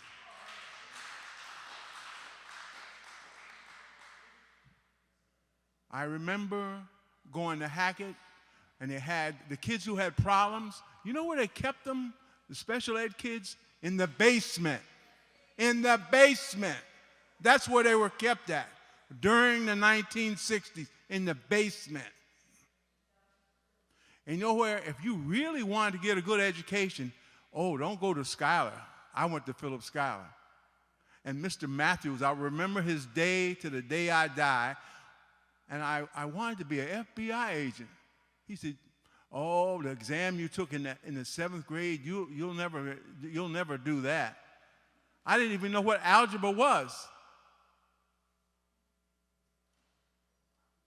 I'm going to finish. I want you to support this lady. Give her the same chance that what the superintendents had before Dr. Bray. Before Dr. Bray. Give her the time.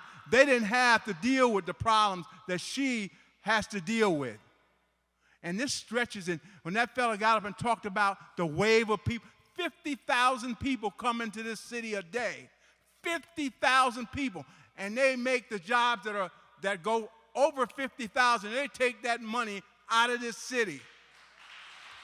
These kids should be getting some of that money. Don't worry about the money you're going to spend. Give them a chance. Thank you very much. If Carolyn McLaughlin wouldn't mind coming up to the other microphone. Ms. Alexander-Mann. Hello. Hi, my name's Damaris Alexander-Mann. I live on South Main Avenue in Albany, New York. My children attend Albany High School.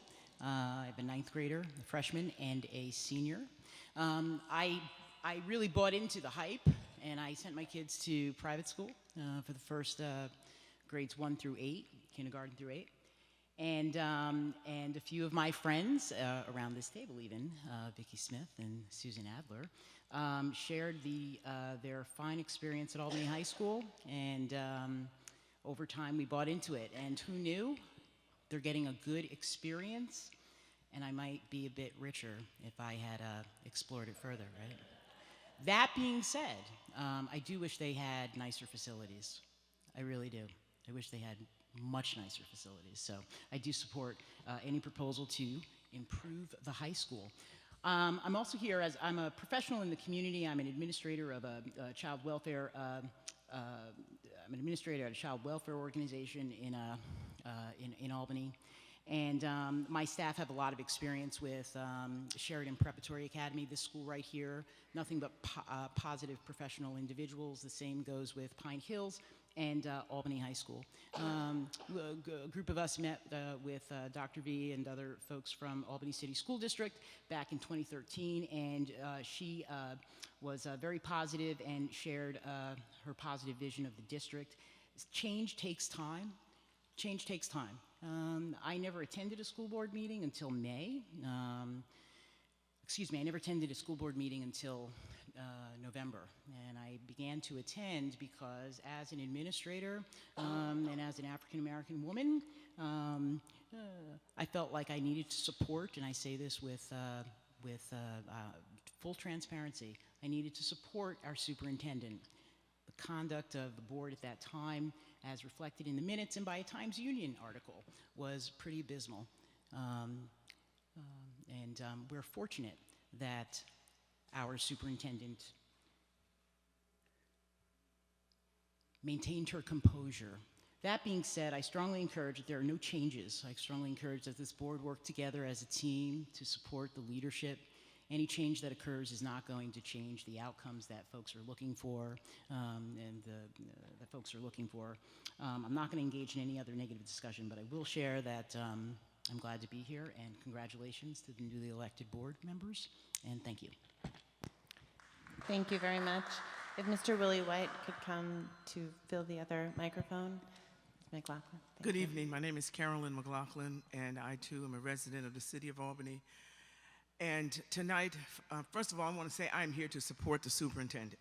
First and foremost, I'm here to do that. But I also want to clarify something. My brother who spoke earlier, when he said he was a product of the public schools and the prison system, he meant to tell you that he ended up serving for 32 years, working in the correctional system in this state as a superintendent throughout the Department of Corrections. So he did 32 years. Yes, he did.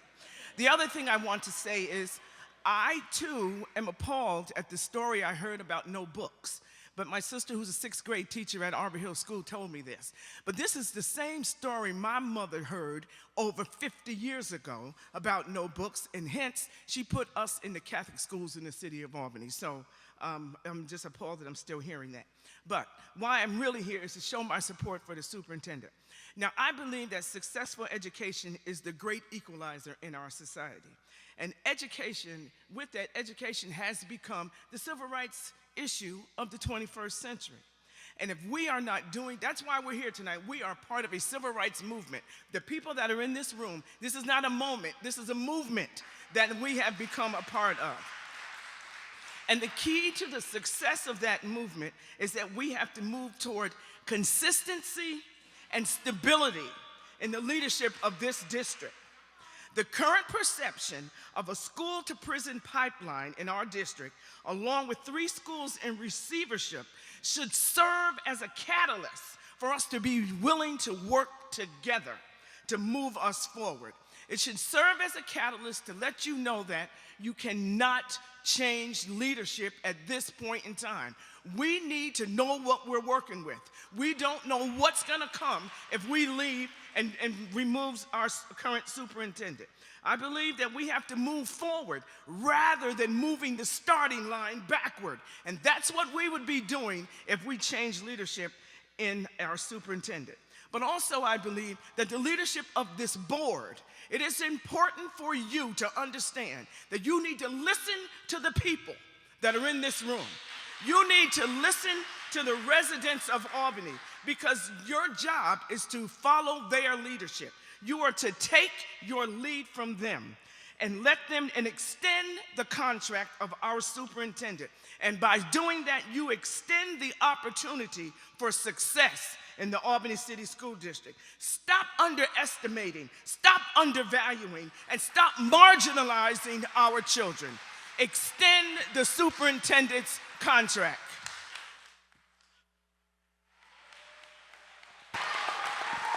Thank you very much. Mr. Willie White and Miss Edith Lee.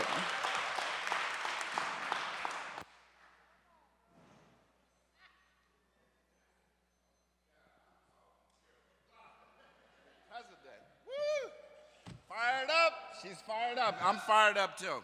Ready to go? I want to say to the school board, I look around and I'm inspired by the work that you guys do sometimes.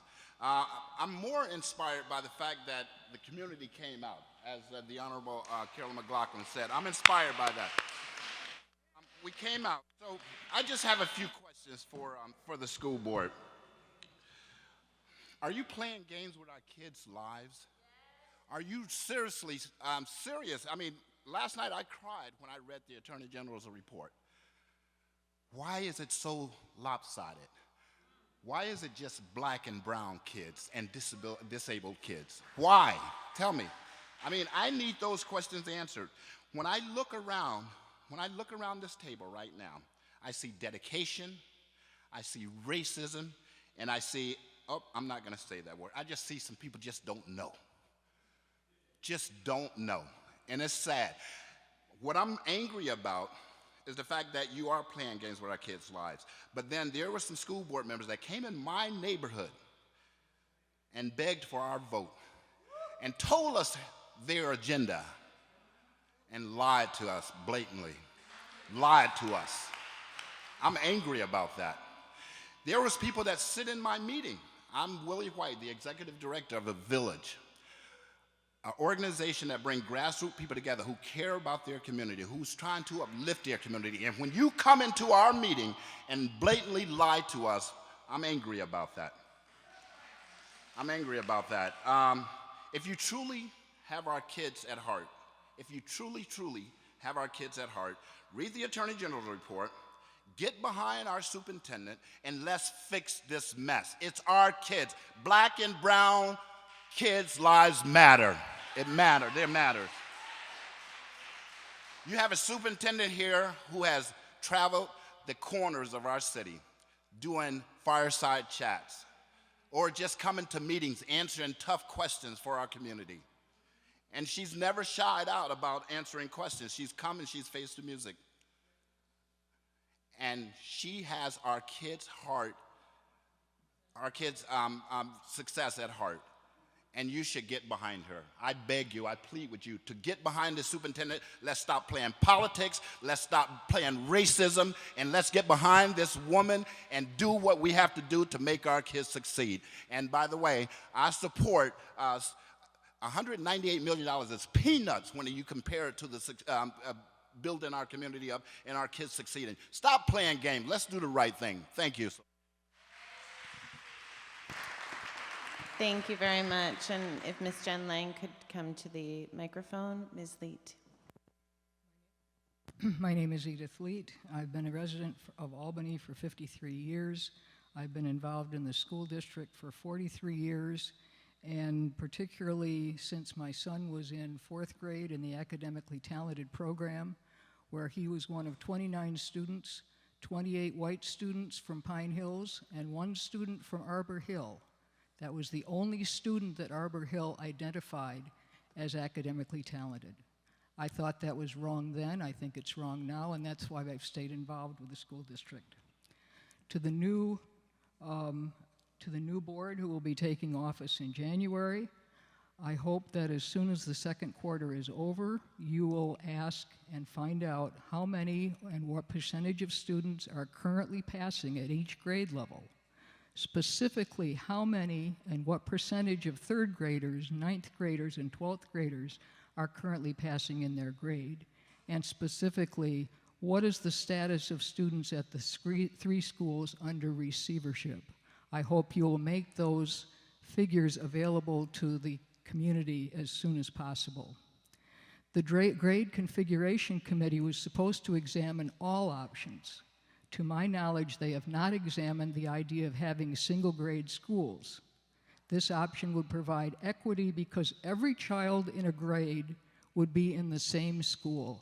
Every child would have the same experience. They have also not examined the option of making 9th grade part of middle school. This would relieve the pressure on the high school and give 9th graders the benefit of support by teachers and counselors who have already known them for 3 years. They would be at the top of the structure rather than at the bottom of the pecking order, and I think that would be of a benefit to them in that crucial year of transition to the high school. Also in the single grade idea, it would bring our students together across the city at a much younger age than they are doing now. I would like to see that option at least looked at. In the high school plan, the lowering of cost does not address any of the other reasons that citizens voted against the plan. The new proposal is quite different and needs to be fully explained. The high school repairs to the roof need to be done now. I understand that when heavy rains come, the stairways are closed, and there has been consideration of evacuating the building. I think that constitutes an emergency. I do not want to see this linked to the high school plan. It should be done now as soon as possible. And I suggest splitting up the plan to do things in increments rather than the whole thing. Finally, the superintendent, my 5 seconds. Yes, if you could wrap it up, please. In terms of the superintendent, I asked you to consider how attractive it would be to candidates for superintendent when they see they're entering a school district that has 100% turnover in their employees every 3 years. Thank you. Thank you very much. Ms. Lang? Hi, my name is Jennifer Lang. I did not intend to speak tonight. I intended to listen. Many of you I've reached out personally. Many of you have returned my phone calls, my emails, and we've met. I thank you for that. Some of you have not. Hopefully we can get together on that issue. I will be the board member starting January. I might as well put myself in the hot seat right now. I'm not afraid of that. The reason I ran was because my children go to Delaware Community School, and we We are failing on many levels.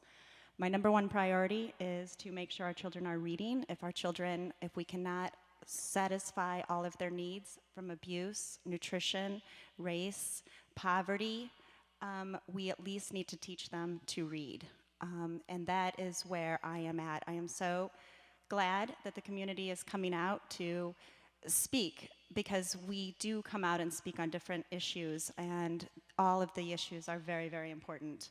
And everyone here tonight, everyone sitting around this table, are here for the children. I believe that, I think that, and now it's our opportunity to figure out how we're going to work together, how we're going to get back into the schools, how we're going to help with literacy, how we're going to train our community with ACEs to be literacy volunteers, which I did last week to get back in those schools. And again, anyone that wants to talk to me, I'm 2 weeks, I'm not censored yet. I don't know that I will be censored in January. I don't know what I'm supposed to say right now, other than I need to be here, I need to be in front of everyone, and everyone needs to come around the table, and I'm willing to do that, and that's what I've been doing for the many years I've been participating in board meetings. I look forward to serving the board for the next 4 years. I'm here to stay. I came into the public school system before most of the board members were here, perhaps before Dr. V was here, and I plan for my 4-year-old to continue her education here until she's 18. Thank you. Thank you very much, and that ends public comment for the evening. Next up, we have our high school facilities discussion. If we could have, I believe there's a presentation, so if we could have Mr. Hogan.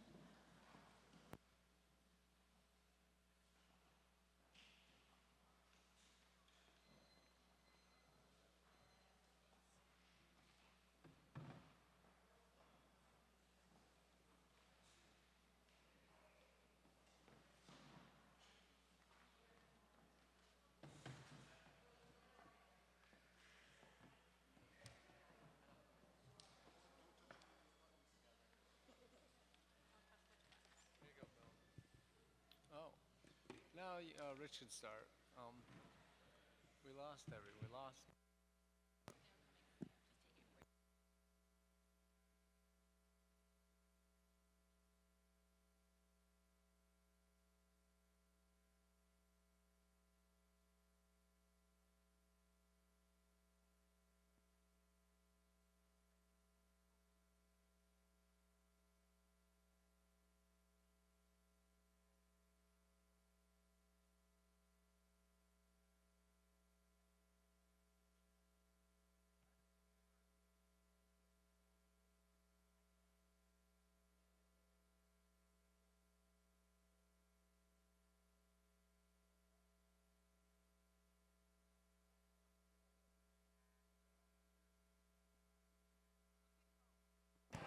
I know it's kind of noisy out here. Why don't we start? Because we've had too many 11 o'clock meetings. So if everybody who's staying could please actually sort of stop talking or take the conversations out in the hall. Please, we really need to get through the high school piece. Excuse me? Everybody, please. We welcome you. I hope you'll stay and hear about the high school. And if you want to go out in the hall and then come back in, we'll still be doing this. But we really need to get on because we keep our people here until very late. And I was going to say, superintendent has a child. Most of us have children. So let's just get the show on the road. Thank you. Bill, why don't you start, please? Okay, tonight's presentation is going to be about the, we've come back with a downsized project and changed the costs considerably, decrease them, as you will see. So I have with you the team of consultants who have done a lot of the work on the project. Tina here is from CS Arch, Carl Stewart is Turner Construction, and Rich Peckham, I think everyone knows, from CS Arch. So with that, I will turn it over to Tina to begin the presentation. Thank you, Bill. Good evening. Are we all set? Yeah, it's Please, on. okay. Can you hear me? Please, Yeah. oh yes, definitely. Okay. Just So, talk into the mic. You want me to start? Yes. Maybe I can take this off, sorry. This is hard to... Yeah. So,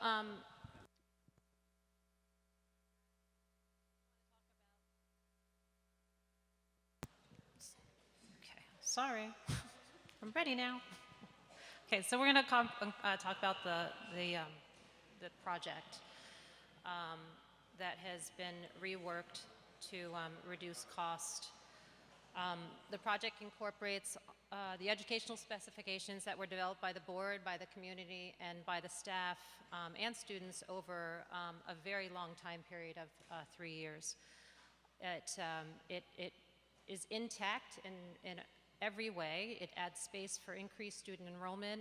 It provides an environment to support 21st century learning. And it does assume a 7-year construction phase-in. And that includes adding a new classroom addition first in phase 1, which is a big difference from the previous proposal.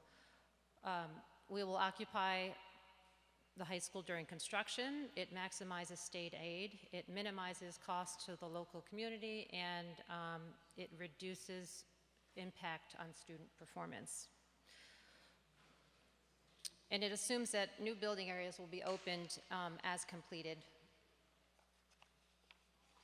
So the project features, like I said, are as they were in the previous proposal.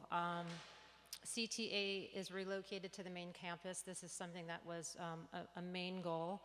It incorporates 5 small learning communities with administrative support, and that's to really to provide more intimate learning communities. It increases the auditorium seating capacity by proposing a balcony. It also provides a small addition for new art and music classrooms and foreign language classrooms, has a new and enlarged main office, student support space, and health suite. There's also a new library and media center, additional gym stations to meet the student enrollment, a multi-use cafeteria and dining area central to the school, and incorporates high-performance design and sustainable design. It also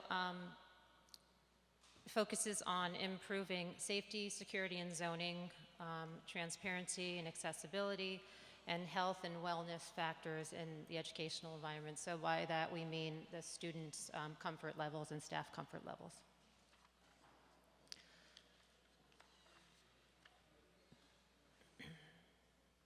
So some of the changes since the November referendum. In the renovation of the existing auditorium, we will be adding a balcony that will expand the seating from 650 to 850. The cost savings measures that we identified are included in this. So again, renovating the existing auditorium in lieu of new construction, shifting some of the technology costs to the Smart Schools bond, reducing the budget for new furniture and equipment and utilizing existing furniture which is in good condition, reducing the number of distance learning labs from 5 to 2, changing some of the budgeted materials for corridor and lobby floors, eliminating the synthetic turf practice field and providing a natural grass field, and eliminating the expansion of the gym. So the total net savings of all of these changes is $16.1 million.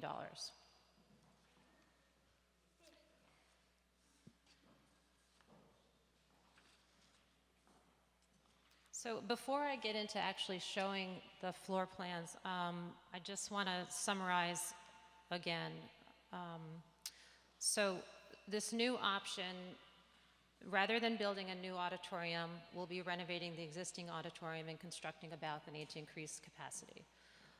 We're building a small addition to house the music, art, and foreign language classrooms, and constructing a new classroom addition at the rear to house 3 small learning communities.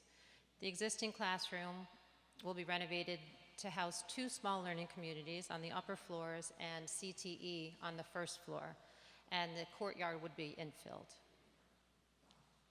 Is there a pointer, a laser? Sorry.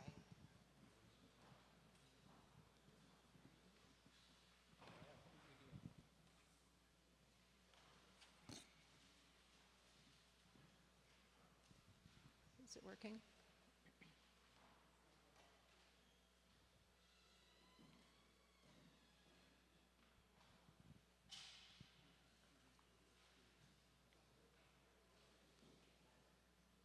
Well, I'll carry on. I know, we're trying. We're trying. Is it working? All right. So this is the first floor plan, and is yours working? Is it that yours or mine? Yeah, just push the red dot. Okay. Here we go. So this is the first floor building. Washington Avenue is along here. This is the rear of the building. This is the existing classroom building here. This is your existing locker rooms. And right here is actually where your courtyard exists. So the playing fields are back here, and the new turf field is over in this location. So one of the new main entrances is at the back of the building. That's set between the new classroom building addition and the existing classroom addition. The new cafeteria is centered right within these two spaces, right here. So again, this is an enclosed area now. And it's surrounded by CTE on the first floor. So again, one of the goals of the project was to incorporate the CTE program and to put it in a location that is centrally located in an area where students will pass through on as part of their daily routine. Special education for self-contained classrooms occupies on the one end, and business education on the other end.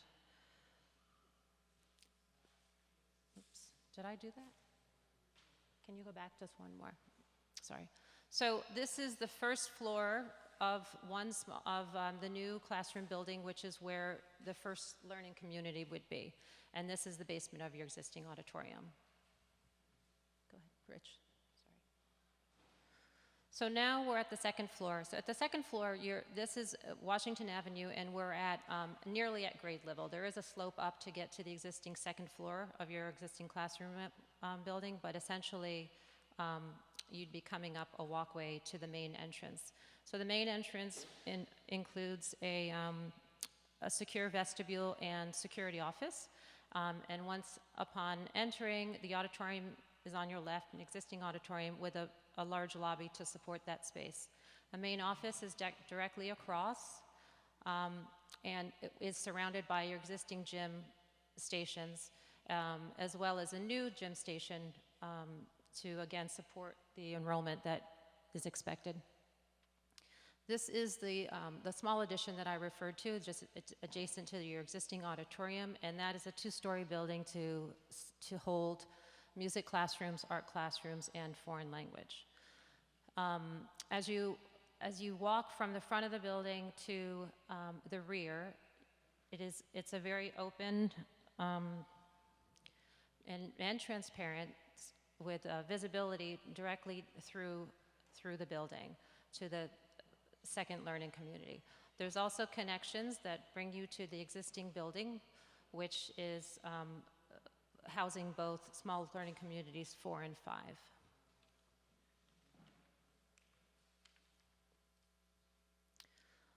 So on the third floor, we are again back at the front. You have your existing auditorium where you can now see a balcony that's inserted, a new stair that goes from the second to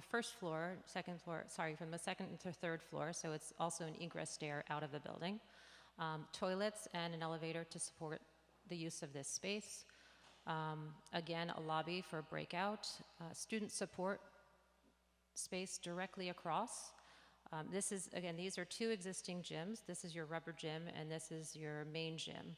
We've added, again, another station, which is directly above the one below, and a 10th station, which would be your jogging lanes. So that's going essentially around your existing gym.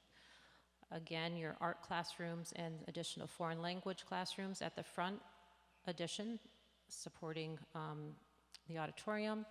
A new library right at the center of the building. So this is really centrally located between now your third small learning community and small learning communities 4 and 5. So really accessible and central. and really that's sort of the overview of what has transpired and what's changed, and I think Bill is going to talk through the rest of the slides. And there are actually some additional benefits. The biggest and most important thing is that we retained all of the things that were in the vision and all the community input and staff input. We have captured all that and are building space to design that educational environment. Part of this revision also gave us some additional benefits because there now would be 66 classrooms added first, so we could start utilizing that, and that also would free up space in the existing areas for renovation. And then also we're centrally locating the Library Media Center as well. We actually have dramatically reduced the tax impact at the local level, which we're very happy about, and I'm sure you will be as well. We're able to do this because of reduced square footage, but as you'll see, where originally on a $150,000 house in the November referendum, the current tax bills would have increased about $42. With this revised plan, they will increase $19. And with it for seniors, Enhanced Star, what was $30 on an average house in Albany would become a $14 average impact over the life of the 30-year bonds. So we've actually reduced the local impact by more than half in terms of increasing the current tax bills. Additionally, by changing this and eliminating some of the areas that had low state aid, the entire state aid percentage on the project has increased from 63% to 65%. So for every dollar that we spend on this project, the state will pay for 65% of it, and locally will pay for 35%. The local share of the project actually decreased in this revision from about $72.5 million down to $62.7 million, almost $10 million decrease for the burden on the local city residents. Next slide. So this brings us to the discussion. This is in line with what we talked about at the last board meeting. We just did some further, the architects did some additional revisions to the drawings, and Carl Stewart from Turner also went through the numbers again and reaffirmed that we can do this plan for $179.9 million. The next steps would be, after our discussion, would be to move the project forward, would be approving the bonding resolution, and there's a second resolution, which is to hold a public referendum. Staff is recommending a February 9th vote date. To run a separate election the last one cost $28,300 to run a separate election, but the delay on the inflation on this project is about $1 million a year. So by waiting 2.5 months or so, it's going to cost about $250,000 more. So in plain English, if you spend $28,300 in February, your project would be about, it wouldn't increase by another $250,000 by waiting. So with that, we do have, we're ready now to go to discussion. We also have resolutions available on the table too, if you want to entertain those. Are there any board members that have questions?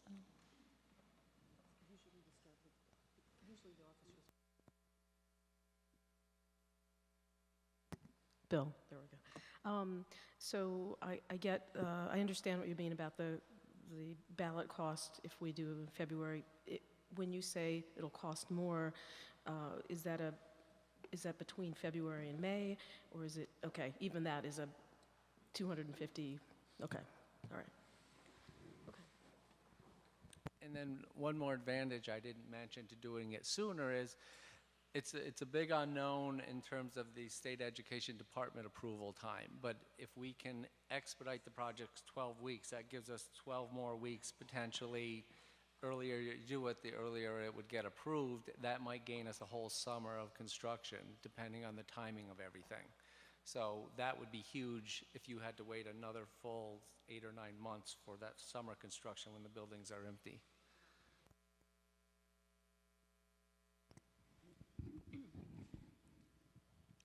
I just had a question for Tina and Rich, and it was something someone passed along to me yesterday, which was they were concerned about the safety of a balcony in the auditorium. So I wanted to know if you had done work on any other high schools with an auditorium, and if so, what safety features are there in place to dissuade teenagers from doing really dangerous things?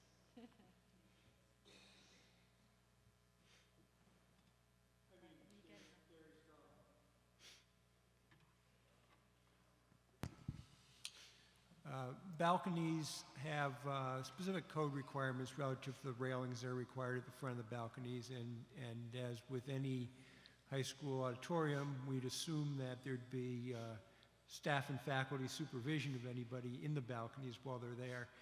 We do have balconies in a city school district in Newburgh that we've worked on. The city school district of Newburgh has had a balcony in their auditorium since 1928, I think it is. That auditorium seats 1,200 students, so they have a balcony there. And you know, Bethlehem Middle School has a balcony in their auditorium, so there are other auditoriums in the area, both city and suburban districts, that do have balconies. Oh yeah, Hackett, Hackett that's has right. one too.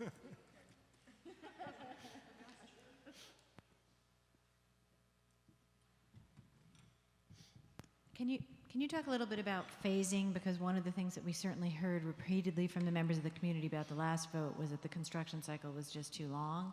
And while I understand the state aid aspects of that, I understand also people's frustration thinking their high school students are going to spend their entire high school experience in near a construction site.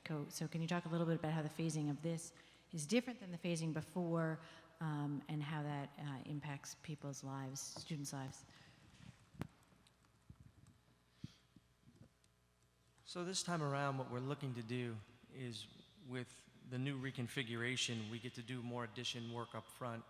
And it would be the goal to want to see if we can't expedite or maybe even collapse the number of phases and reduce one. It's too early to tell yet, but before we were build new, renovate, build new, renovate, renovate. And now if we can build and then renovate, we could look to get the time frame down. And then we have to look at the other issue of trying to get the age scenario, if we can get that reduced as well. So as I've said a few times, it's our intent to try to do whatever we can do to reduce that time frame, and as we move forward, that's the goal. But this new plan has an ability to do that with the addition building and then the renovation component. So in terms of how we're going to convey to people how long it's going to take, the number of years of the project is, worst case scenario, the same as the old project, but could be faster if things go right, particularly with the way the state aid is allocated. Is that what you're saying? From last meeting, correct. Okay. Oh yeah. Yes. You're supposed to say yes. 3 letters instead of 6. It's better. Okay. And then, Bill, I did give you the heads up that I was going to ask this question, and I do not know the lady who asked my same question before. No, Ms. Griffin I know well, but the other lovely lady with the silver hair, the question, taxpayers want to understand what the real impact for them is, and we all know that debt is rolling off, and this is additional, and I know from some conversations I've had with you that there's a difference in the way we could bond the project if we did it differently, so could you talk a little bit about the real tax impact for people? Okay, what typically is said to taxpayers is people want to know, they know what their current tax bills are, what they're paying now. They typically want to know, if I vote for this, how will my tax bill change? So that's what most communities want to know. So it's going to change what they're currently doing. So that answer is $19 on an average house in Albany with $150,000 assessed value. If we did this project and we did not have debt retiring from all of the construction we've done since late 90s, when we did all of our elementary schools and our middle schools, the cost of this as a standalone, if there was no retiring debt, is $165. The way it gets to $19 is the assumption is as debt is retired, you're reinvesting that money back into your buildings. So that's the number you're asking, is $165 if it were standalone and there was no debt retiring. The other piece I want to add is we know that doing nothing is not an option, And we know that we would have to spend at least $100 million to do two things: build an addition, a minimal addition to house the growing enrollment, and also do minimal things like the entire heating, cooling system in the high school, and roofs, windows. And even with this, you would still have to keep all the interior, all the metal walls, all the bad sound, no natural light. It will cost you $130 to do that project, which would basically be a stopgap project. So it's really $130 for that type of project versus $165 for the new project. Right, so just because like I like to pretend I can do math in my head, so the net difference between doing the absolute minimum we could do to survive with our growing enrollment and doing this program, which allows us to bring CTE in, it allows us to put the emphasis on the academics that we have trouble doing in this facility because of the sound going over the tops of the walls and all of those things that I know we all truly believe is going to impact the academic quality. The difference is $35. Yes, I was going to say Yes. correct, but I'm going to say yes. A year, each year for 30 years, on Correct. average. On Okay. average, your tax bill on average each year would be on average $35 more than it is For now. 30 years. Yeah. For 30 years. Okay, thank you very much. Dr. Brandon, I know you had a question. Are you ready to ask it?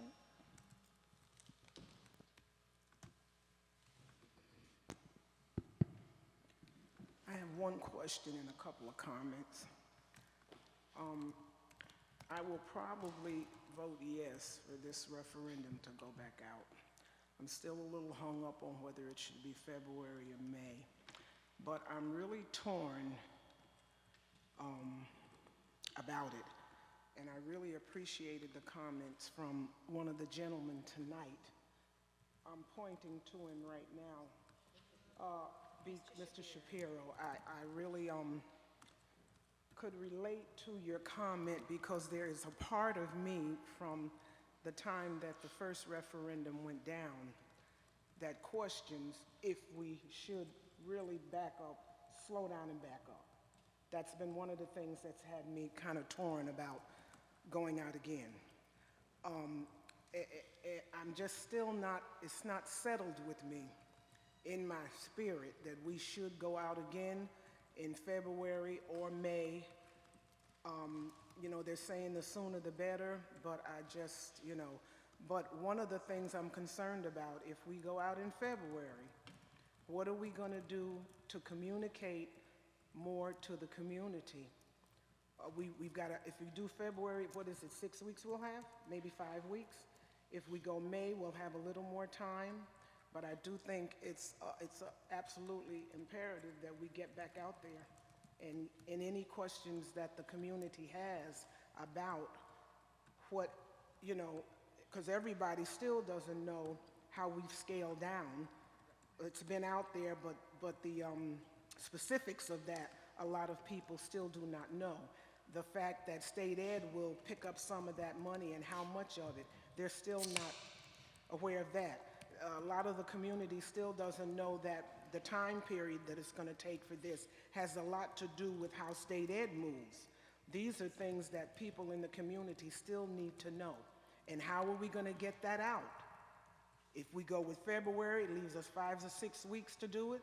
If we go with May, it's still not going to be an awful lot of time. So these are the three things that are on my mind about it. I don't know if our communications fellow is still here or not, but we need to be, you know, if we're going to go out with it. I will probably go ahead and vote yes for it, but as I said before, if it doesn't make it the second time out, I don't want us to even be talking about taking it out again. That's it, because it's going to cost us bucks to take it out this second time anyway, 35, 40,000 bucks.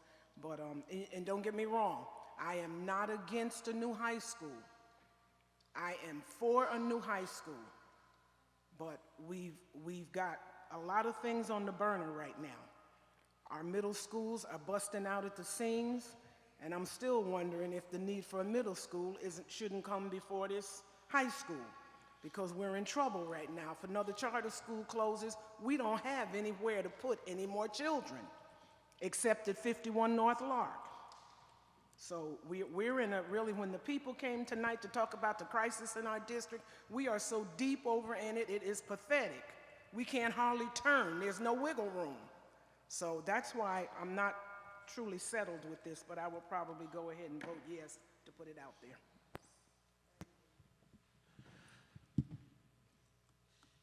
Could I ask a few questions on the resolution? So if we adopt the resolution, what kind of flexibility do we have in terms of changing it?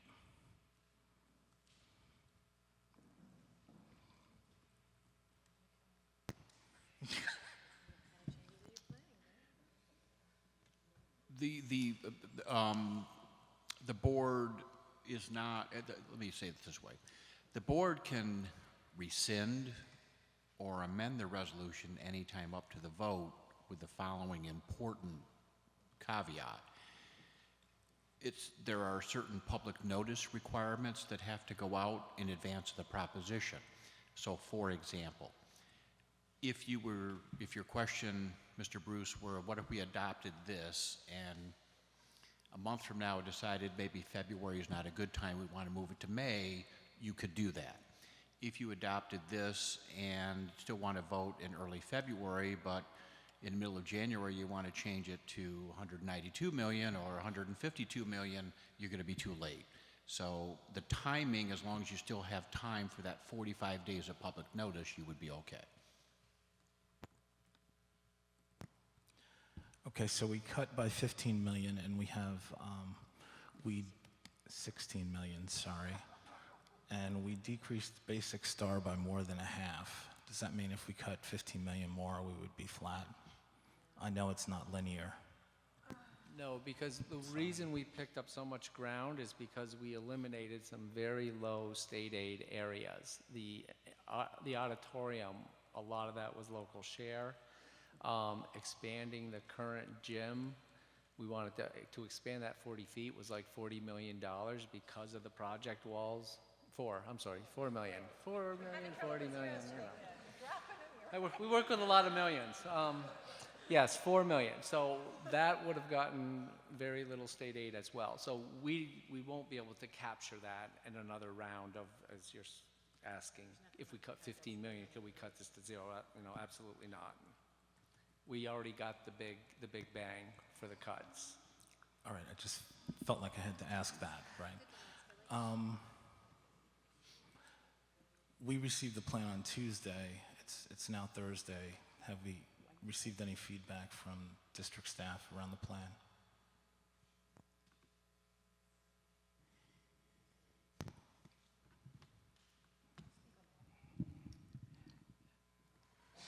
We haven't submitted any plans to the staff because that's the next step in the process.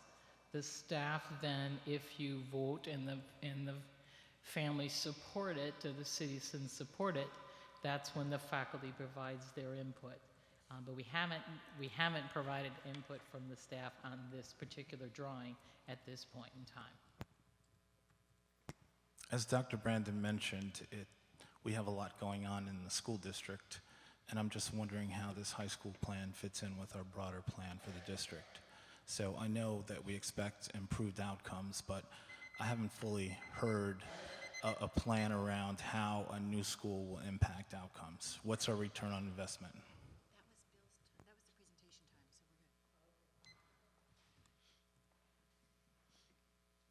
so we're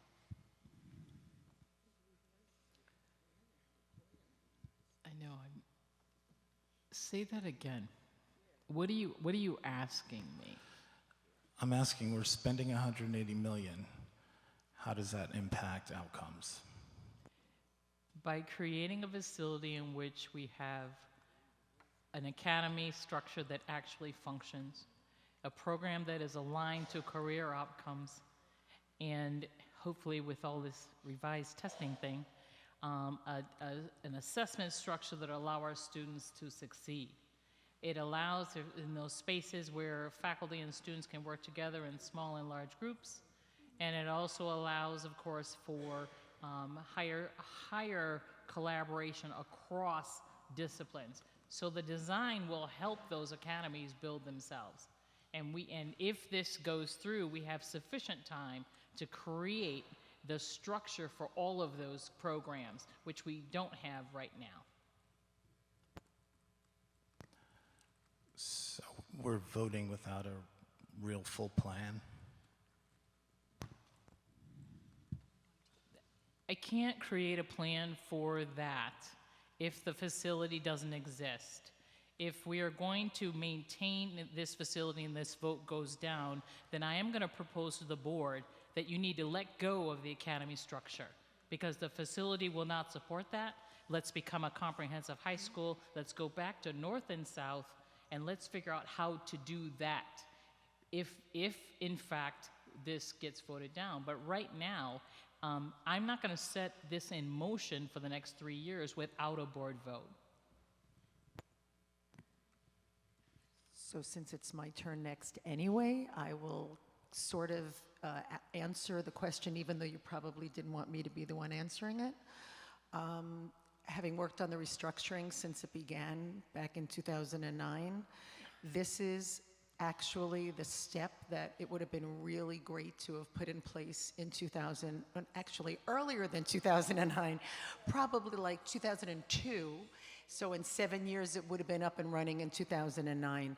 One of the points of having greater contact, touch, you always use that word as laden as it is that the academy structure, and I always go back to Mrs.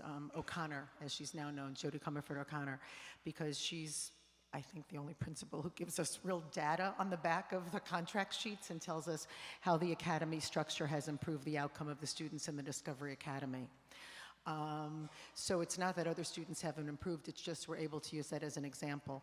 And by having the structure there where the academy principals are in the same space where their students are, where the kids are able to go literally from room to room so that you physically capture them as well as hopefully capturing their imagination and talents, but you actually physically capture them.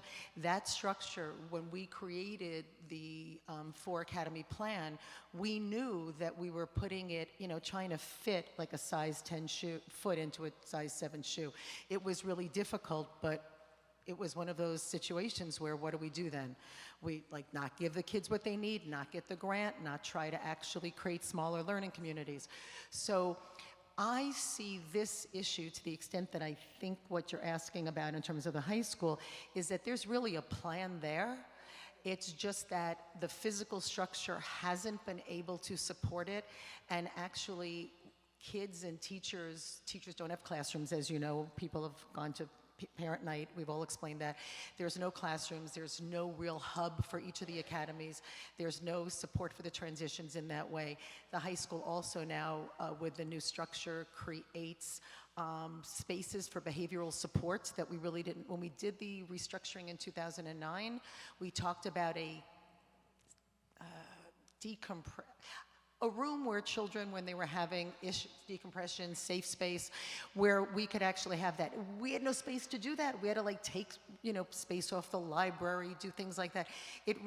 This actually supports a plan that has slowly actually been working. And I will just say that having been at a CET meeting at which I know people talk about when people had comments about getting reports on receivership, Ms. Leet spoke about it. The reality is we don't have authority over that. So, but when you go to CET meetings and you listen, one of the pieces of data that came out at the last meeting was the fact that our failure percentages, which I understand sounds kind of backwards, but they were tracking the core subjects, and 2 years ago, 2012 to 13, there was, I think it was living environments or algebra, 71% failing.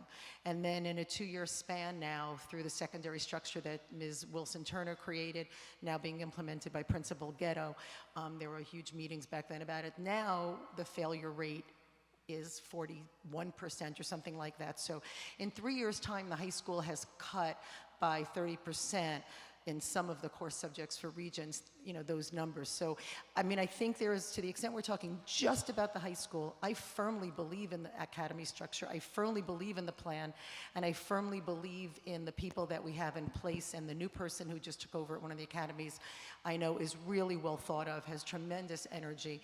And so I think that taking that and bringing CTE in is the very next step to really make whole the reality of the structure. Ms. Smith. Thanks. So, and I echo that. And having a daughter who's been in the high school now for 2 years, the academy structure, and I do appreciate all the work it went into setting that up, it really means very little to her and her peers. It, you know, I'm not even sure anymore if it means anything organizationally, you know, just to corral kids, right? But it certainly means very little instructionally.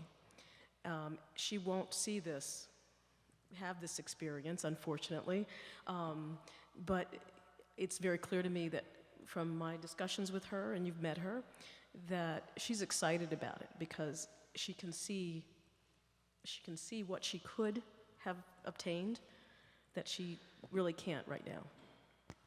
So, Sue, I appreciate your answer, and Dr. V as well. My concern is that we consistently vote on things without a plan. And this is a big vote without a plan. And we can plan later, but I'm just concerned. But essentially, there's a plan there. But Kenny, I'm sorry. There is a plan there. But did you, wait, but I'm sorry, you're asking that question now? Yeah. I mean, you were here long before I'm me. asking it now, and, yes. and you all have been working on this, and you don't have a sense of what our school, high school could look like, feel like, be like? I'm for the high school. I'm going to vote for the high school. Your question, though, just kind of stuns me a bit. Well, so I sympathize with her because when you asked the question, I went into a definite frown because I couldn't understand how or why you were asking it. I served with Sue in 2009 on that committee, and we put in place the current plan, which is a good one. I agree with Ms. Adler. And one of the reasons why things were moving real fast then, the government was giving us $7 million. And if you think Albany High is raggedy now, you should have been with us. Rich can vouch for me. Albany High School in 2009, when we got that $7 million from the federal government, was literally falling apart. I won't call it a dump. I did that before, and I got scolded by Mr. Ragusa. But I'm telling you, so when we made that move to fill out all of those forms and get that stuff to the federal government with a definite plan, and it's the one that's in place now, and I still say it's a good one. So I had to frown too when you asked that question. We've got it. The outcomes, if we can get a building to fit the plan that we have already, it will be monumental for our students. That's where I am with it.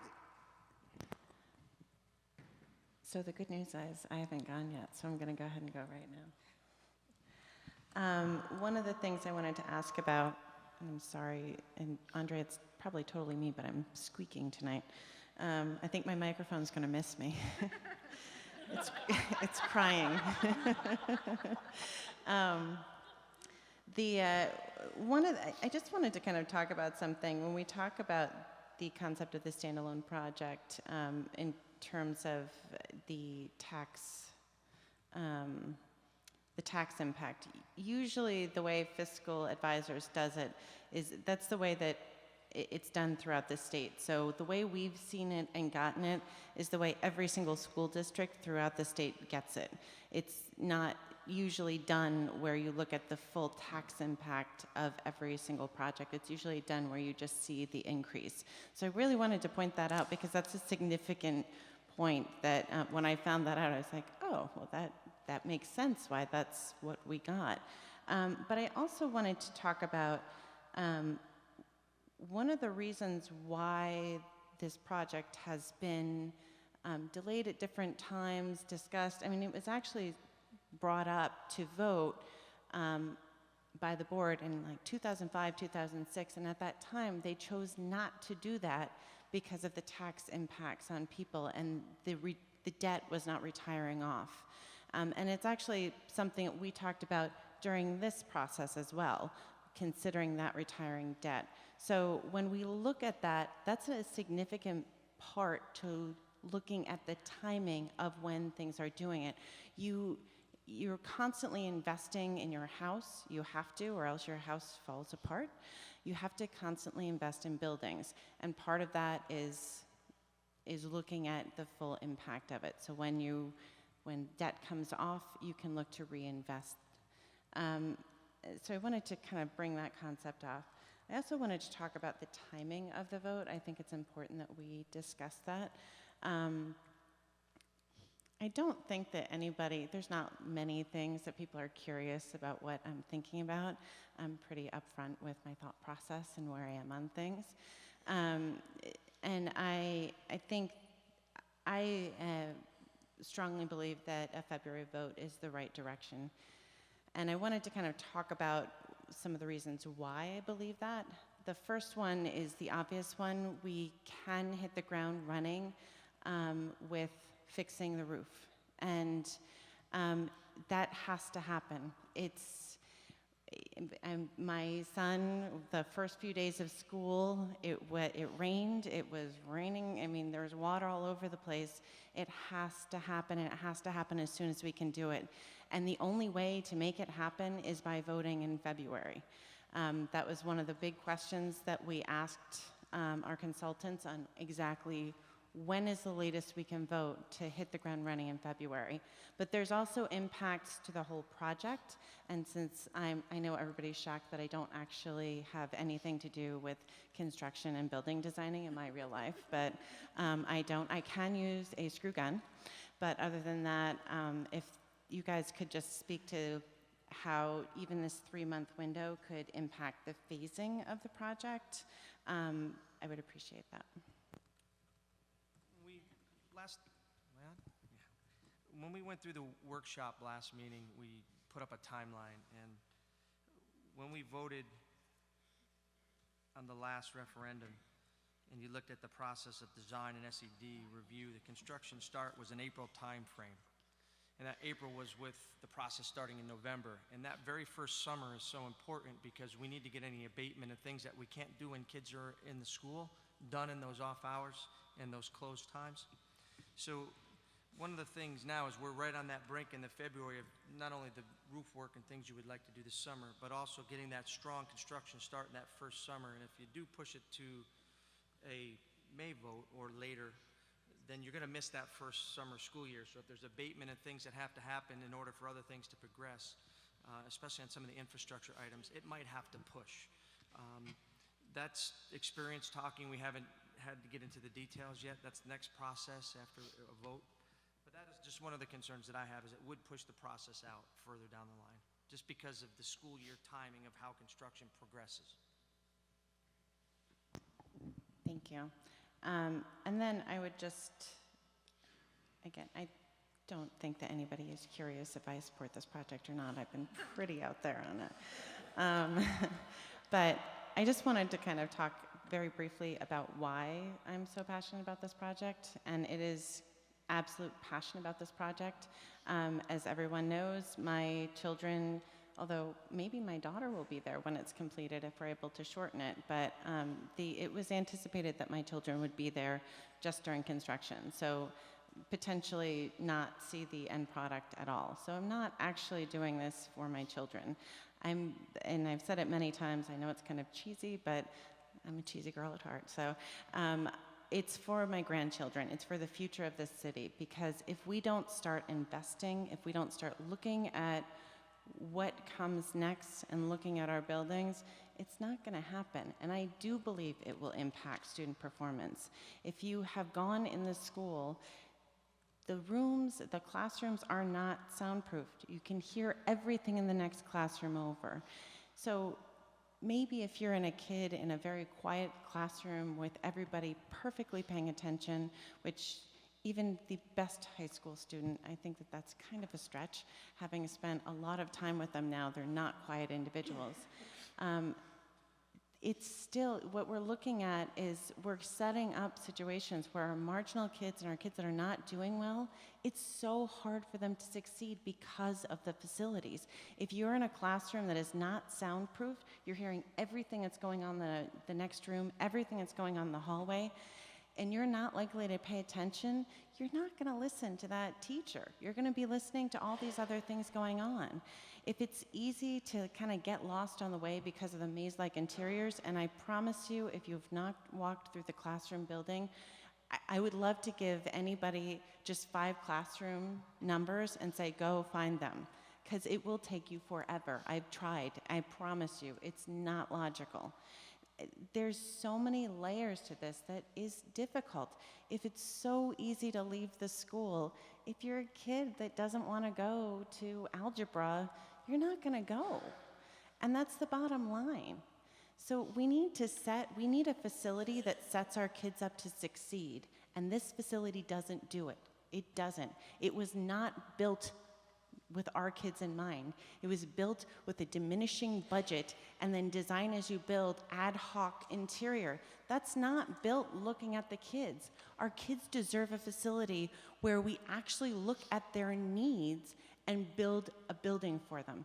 We've done that. We went to everyone we possibly could go to. We went to community groups, teachers, students, future students. We had so many people come in and talk about what the programming needs for this school were, and we brought all those programming needs to these wonderful group of people who put together a building to answer those programming needs. We have an opportunity to have a building that was actually designed with our students' needs in mind, and we have an opportunity to get it to the voters and see if we can pass. And that's one of the things I want everyone to keep in mind is, as we're sitting here tonight, this is actually, we're just saying, okay, let's give this to the voters and let the voters decide.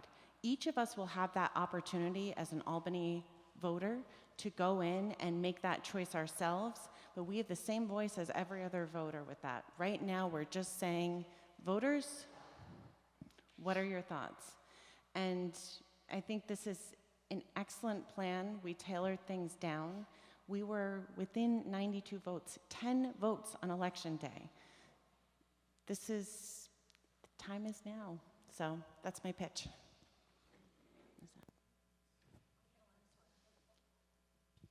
I just had a question, and I can't remember if this was covered at the last meeting.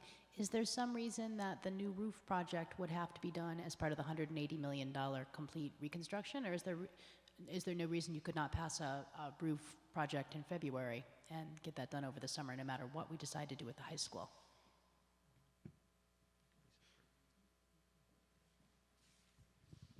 It could be a separate project, yes. Because I think everybody in this room agrees we need that new roof and we need that ASAP. Well, the only downside to that is if you don't have the larger project approved, you're going to repair. How are we doing the new roof? Because we don't know what the final configuration is going to be. So it could be a very large investment. Yeah.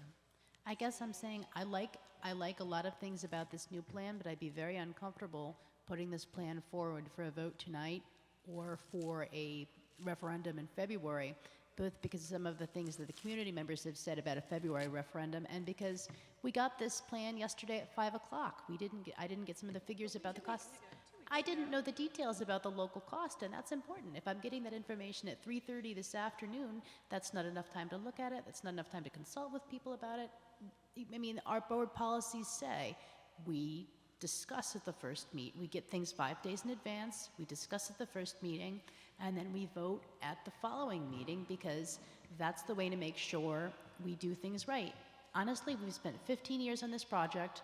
We can afford to spend another 2 weeks to make sure we've got our details in place. And I don't really, when I get this kind of hard sell about act now, this is your final chance, you've got to act tonight, I start to, like Dr. Brandon said, I start to not really feel comfortable with making this decision. So I'd be very comfortable with this plan, but I would not be comfortable voting on it tonight for a February referendum.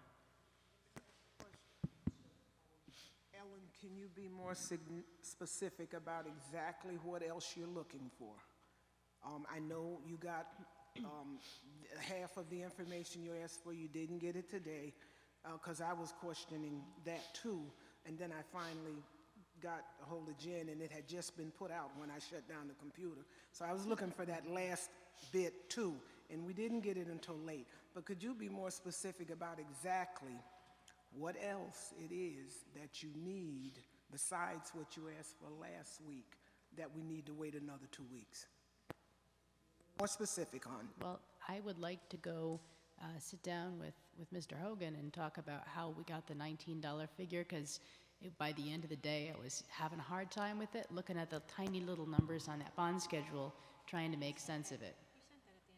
But he answered you on that. Yes, I saw that. I saw that. I was trying to do the math and get the same result he did, and trying to figure out how he got that one number that he put in there and couldn't figure it out. If I can actually sit down and figure that out, I'd be more comfortable. But again, no reason we can't put through a referendum to fix the roof tonight and then plan to vote on a May referendum in January. So, I wanted to just speak about why I'm passionate about the high school and why I want to put it out in February. I actually want the voters to have one thing to address and one thing to address only. And I want them to do it in time so that we can fix the water coming down. And I do not want to separate out a very important roof project from an entire building that needs to be redone.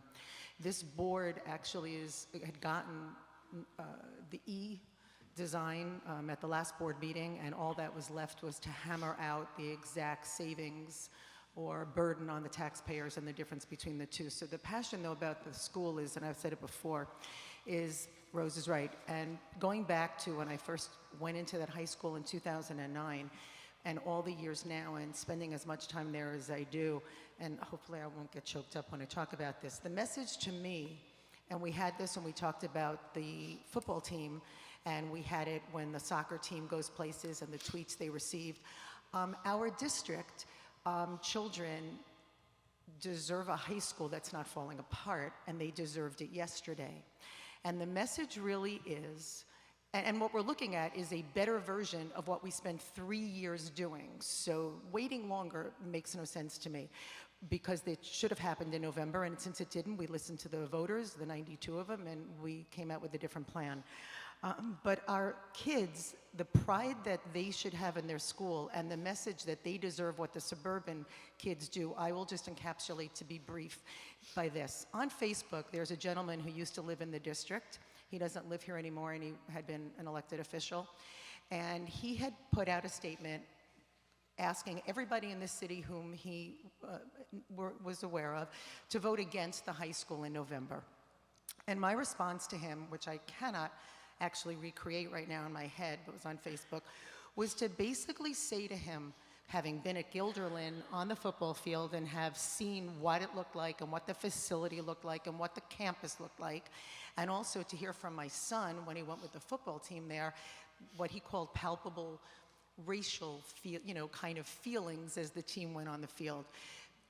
My statement to him was, so why should the kids and the people in that community have the ability to send their kids to a school that doesn't look like a dump, that doesn't look like a bargain basement deal, something that has already outlived its size, its structural integrity, its purpose? Would you send your kids, I said to this gentleman, would you send your kids, would everybody in that district in Guilderland send their kids to this building? Or is this just okay because it's the city of Albany and you know those kids? And that is unacceptable for children to attend a high school that is overcrowded, that when my son goes to find a teacher, he can't find the teacher because that teacher shares a classroom with 3 other teachers. So there's no home base for extra help or work. The message is we want our kids to feel pride. We talk about high expectations. Visit the school, go inside the building, and ask yourself what is that building saying to children who go there? What is the message? The message is, this is about as good as you kind of deserve. It is unacceptable to me, and I again say that while it's not perfect, at any given time there'll be an argument why to go out this month or that month. We have a lot of budget issues we talk about. We don't know what state aid's going to look like and foundation aid come May. That is a huge issue that we go out. We have so many budget meetings and so many meetings on the aid issues and taking our families and explaining it to them, and the principals go out and do it in their buildings. Adding that on to May, if it were free, meaning we had no escalation costs, then I could say let's have a conversation and see whether there's downsides. But when you're balancing escalation costs against the ability to have a city decide whether or not it's about time that they actually gave the kids in the city the same high school, the same pride that the suburban schools that they deal with all the time get, I think it's a no-brainer. So Well, that is why I support it. Let me turn this around. Oh, I'm sorry. All right, thank you. Well, I actually agree with Ellen. Wasn't sure I'd ever say that, but yes, I do. My question isn't whether we need a new high school or not. I fully believe we need one, and probably the $180 million one. But we really need a plan. We consistently vote on things where the plan will come later. That's been throughout this whole year. We'll get a plan to you. District plan, well, it's not acceptable, but we'll submit it and we'll follow up and provide you with an acceptable plan. 3-year-olds, you don't get a plan. We're asking for the money without a plan. West Hill Middle School, we don't get a plan. We just want to open the school without a plan. Let's commit $180 million to a school without a plan. That's what you're asking us today. So I'm going to take my turn. It's interesting because I'm almost always inconsistent with Mr. Bruce's desire for systemic change and for plans to be there. You all have heard me speak repeatedly about how I want to see the DCIP become a document that we use every day to have a structure around what we do so that we are planning for the needs of our children and that we're implementing plans instead of acting on an ad hoc basis. In this particular case, I actually think we do have a plan, and it's this is the question I'm going to sort of, this is off to Ellen, who I also tend to be sort of a crossing the T's and dotting the I's kind of person, and I like to have everything laid out just so as well. But in this case, we have been working as a community on high school restructuring, which defined the program that our children need, right? That's what we did with restructuring. We decided as a community that small learning communities would give our children more interactions with adults, and the research shows that the more adults children interact with, the better the chances for them to graduate. And that's especially true for children who are coming in with academic challenges. So we committed to that plan as a community when we committed to the academy program. That is our plan. That plan has been around for many years, and we have been doing our best as a district to implement that plan in a facility for which it was not well suited. So we are now going to implement that plan, I hope, in the facility to which it is well suited. So that should mean that our children get the touch they need from their teachers and their principals. And the other thing that no one has mentioned that I think is very important is the ability to bring career and technical education into that high school and have a single school for all of Albany's children, so they are working together in a single school, and so that our children who are taking advantage of that program are also succeeding academically, so that children can do both. That is an incredible advantage of Albany High versus a school that does not have that. So that, to me, also is very, very important. And back to the T's and I's, this plan that we are seeing now that we saw 2 weeks ago, there's only some things that are different about it than what we saw for 6 months before that, right? We saw option A1 for 6 months. We know that plan inside and out, and I asked this question last time. That's not my personal time, is it? Okay. We asked this question last time. The program is the same, right? The number of classrooms is the same with the exception of the distance learning communities. The number of music rooms is the same. The number of the size of the stage is the same. So it's the same program. The program that we decided as a community we needed, we are delivering. We know the cost is lower. We know the local share is lower. So yes, I know it would be lovely to have everything down to the last penny, and I would be so happy if I had the perfect spreadsheet. But I know this is a better price for the same program. So I can't be against it now if I was for it before. And I am passionately for it before. You guys can arm wrestle over it across the thing. Well, why don't you go, because I want to speak specifically to Kenneth, and he's in a conversation right now. Go ahead, baby. Okay. You go ahead. All right. So, a couple of thoughts. Mr. Bruce and others, too, were very solidly behind the new football field. Okay? And you tell me how that is going to help academically our children, our students, and every student. You tell me how that's going to help. I think it brings some pride, for sure, which is also what this building is going to bring, but it does very little to support their minds and to encourage them that they can do anything they want other than play football, or in addition to playing football.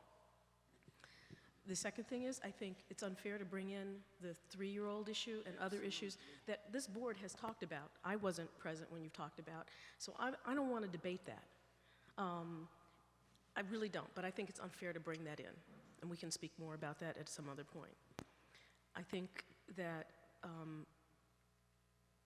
I just can't believe that some of the questions you're raising now, you're asking when you have been supporting this high school initiative for some time. I can't believe it. And I see a plan. The first thing is I see a vision, which is the 2020 vision. And you can debate that all you want, you know, but you've been sitting on here, you've been on this board while that vision is in place. I believe, from my observation, this board has not actually helped to have that vision translate into a plan, but that's also something we can debate later. But I can see it, and I can feel it, and more importantly, I can envision our students having a lot of different opportunities that they didn't have before. In fact, I want kids to, I think there should be, I don't really necessarily always just support college going. I support both tracks. There are things my daughter would love to do that are in CTE that she can't do. I would love for some of those things that she likes in that career or technical area to be incorporated into her, you know, core subjects as well. I think that would be brilliant for every kid. So I see that we can do things differently. We can reduce the isolation. We can increase our ability to that vision to have equity in this school. So I don't want to ramble anymore, but I just can't believe you're asking these questions at this time. And you can answer me and her at the same time. I'm going to have to disagree with you, Mr. Bruce. When you say we don't have plans, and since you brought it up, then I'm going to go there. We have a plan for the high school. It's been in existence since 2009, before you ever got here. The 3-year-olds, I agree with Vicki. You probably shouldn't have brought it up, but since you did, I'll go there. You said there's no plan for the 3-year-olds when we went with the grant. I said we didn't hear a plan. Just because, no, you said there wasn't a plan. Just because you didn't hear of the plan, that's another issue. But there was a plan, because I'm sure Melissa Hasty would not have encouraged that to happen if she did not have a plan to make it work. In the West Hills, you said there was no plan. There was absolutely a plan with Candy Antonetti and the superintendent to open that school, but how were they supposed to know that the rooms were half the size they were, and now those kids are jammed in there? That doesn't have anything, that's the physical structure of the building. That has nothing to do with the plan, the education plan for the kids, because we had it. And all I'm saying to Ellen is, I'm concerned that you want to hold up this 2 more weeks to try to figure out $19. That's where is there anything else that you want to add? Is there anything else more specific that would necessitate us hanging on to this for another 2 weeks? Gotta stop. Heart palpitations. Get some water. But that's my only problem right now. That's why I asked you to specifically give me something, another reason. And I'm sorry, you know, and I always admire how you go at whatever you're after, but right now I'm just having a problem with whether or not we need to hold this up for 2 more weeks while you and Bill calculate $19. Is there anything else more specific that we would hold it up for? What I'm saying is I want to know the estimated tax increase per year, because if I understand from the old plan, if I was doing the math correctly, which I may not have been, the tax increase is very different from year to year, and it's more like a heavy 10-year hit. It's not really spread evenly out over 30 years. I'd like to know how that works. I'd like to know how that works and actually see how the numbers will affect someone's taxes, because if someone thinks their taxes are going to go up $19 a year because of the high school project, and then all of a sudden they get a tax bill that's $80 higher, they're going to be a little surprised and coming back and saying, well, we meant the average over 30 years. I don't know that they would be satisfied with it. I'd like to see the real numbers. And the other thing is, as far as what our kids deserve, I think what our kids deserve immediately, yesterday, like without debate, is a school that is safe and dry and doesn't have a leaking roof. And I don't think it's fair to hold our kids hostage to your vision of the perfect high school learning environment in order to get that passed. I think we need to get the referendum separated and the roof referendum done immediately. The community's That's the most vision, important. just to, Okay, the sorry. community's vision. The Not community's, one specific person, but Okay. the entire community, teachers, students, community members, people across the community.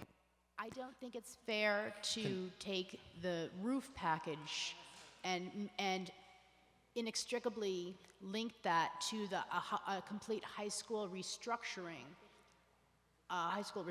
project that is much more elaborate than that, and that does not have the same level of community support, where I think virtually everyone in the community would support a roof. I'd like to start by saying I've been on this board for 18 months. Vicki, you've been on for 2 meetings. I've never questioned anybody's questions. So I asked a question. Pardon me?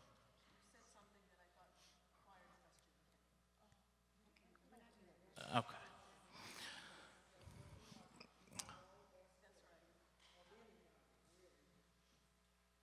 Right.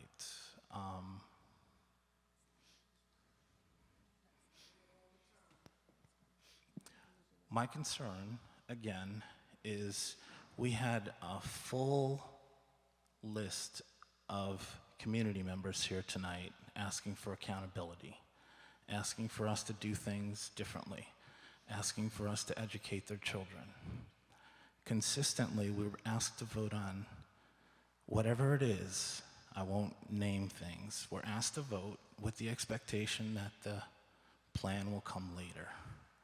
So I'll vote on it tonight, as I always do, and we can move forward. I'd like to call for a vote.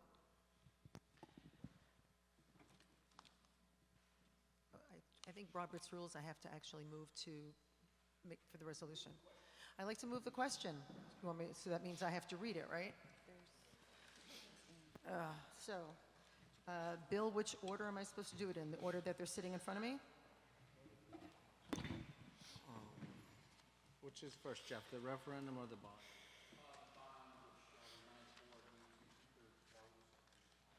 Okay, so you always have to tell me, because which is which. Tell me by the way the pictures look. Thank you. Which of the pictures, thank you. The whole bunch of writing. Okay, I'd like to make a motion that the board pass bond resolution dated December 17th, 2015 of the Board of Education of the City School District of the City of Albany, authorizing not to exceed $179,000 aggregate principal, $179 million aggregate principal amount of serial general obligation bonds to finance the construction of additions to, and it says 179 million. It doesn't say. I'll stop my monotone recitation. We dropped $900,000 from them? No, we didn't. I think that's a typo. It's 179. You'll have to modify. It's 179.9. I will start my recitation again. Thank you. Okey doke. So I would like to make a motion that the board pass bond resolution dated December 17th, 2015 of the Board of Education of the City School District of the City of Albany authorizing not to exceed $179,900,000 aggregate principal amount of serial general obligation bonds to finance the construction of additions to and reconstruction of Albany High School, including site work and the acquisition of original furnishings, equipment, machinery, or apparatus required for the purpose for which such building is to be used, to be undertaken in 2 distinct phases at a maximum aggregate cost of $179,900,000 levy of tax and annual installments and payment thereof, the expenditure of such sum for such purpose, and determining other matters in connection therewith. Can I get a second? Ms. Savage seconds. I would just ask that it be noted that anywhere in the resolution where it says 179 million should be amended to 179,900,000. So noted. All in favor?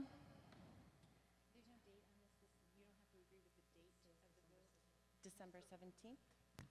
I'm just confirming for other board members for whom it might make a difference that this is not for the date of the bond referendum. This is only for the amount. Am I correct about that? Yes. Or is the date embedded in here somewhere? The date simply refers to tonight's date. I understand that. What I'm asking is for people who have expressed some concern tonight about a February vote versus a May one, that concern should not prevent them from voting for this because this does not commit us to the February vote. Correct. It just is the amount. So all in favor? That is Smith, Roach, Savage, Adler, Farrell, Brandon, yes. And that is any abstentions? And that is Bruce abstaining. All in favor, would you like to make another motion? I'd like to make a motion that the board pass resolution dated December 17th, 2015 of the Board of Education of the City School District of the City of Albany authorizing a proposition to be presented to the voters at a special district meeting of voters to be held on February 9th, 2016. This has the same mistake. The resolution should amend 179 million to 179,900,000.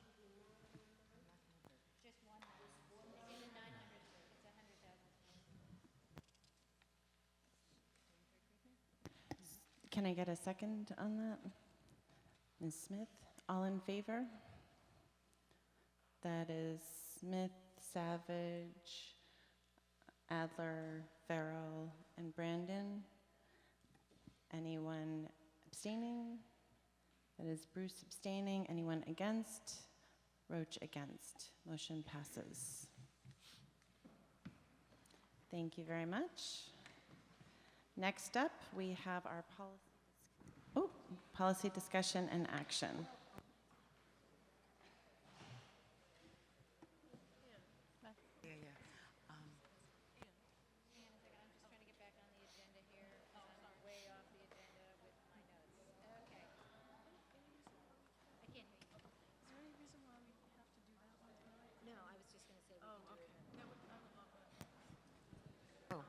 Madam President, as the time is ticking along and it's 10:15 at night, there is no reason these policies cannot be handled in our next board meeting when you will not be there. But besides that, we can still handle them. So I would like to move to amend the agenda as long as I get commitment from the officers to please put this. Well, there's 6 people here, so I suspect I can get 5 votes to move the policy conversation to next time so we can go home sooner.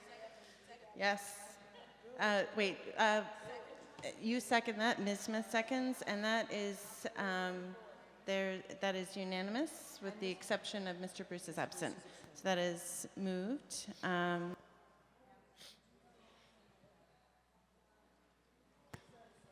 Ginny, do you want me to go to the board discussion goals right now?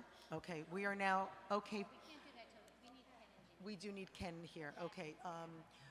Well, we're going to wait for that. Okay, if I had to guess, the first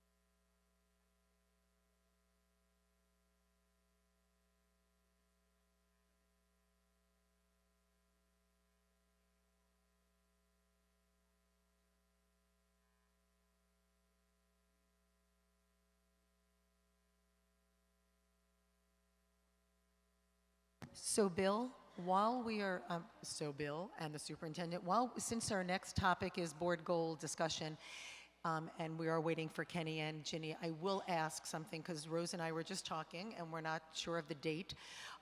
We had a list of information that we wanted program assessments on in order for us to do our work. We did get a delivery at home of hard copies, which I thought somebody must have forgotten. We are board docs people, except Dr. Brandon does like them in hard copy.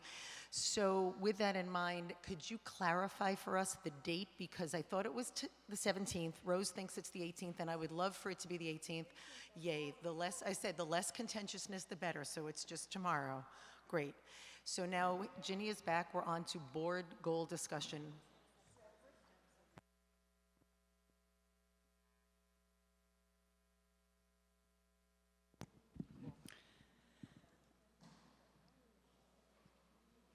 So for our board goal discussion, I think that it's something that this would really be kind of starting it briefly to give the next board, when the new board member is here, more input. So what would be great is if maybe we could all go around and talk about a goal that we would like to have. Can it just have to be one? No, you could have more than one. More than one. But Vicki, you want to say something? I know you do. Go for it. So I actually wanted to really propose that we talk about, and it doesn't have to be tonight, but how we want to proceed. I'm really not at a point where I feel like I can talk about like goals without going through some of this process. And I also have 2 books that I want to recommend, and I can name them later, in email, that have to do with this exact thing, the goal setting. It just doesn't feel right to me to just go right to a goal setting. So, do you want to do it as your, okay. So, not to like shove her out the door, but, so I definitely understand your response. And so I'm going to put it in some context. This is actually budget. This is for the budget process. What I mean by that is, for example, if I were to go, I would say, and I'm sure not the only one, reading by 3rd grade.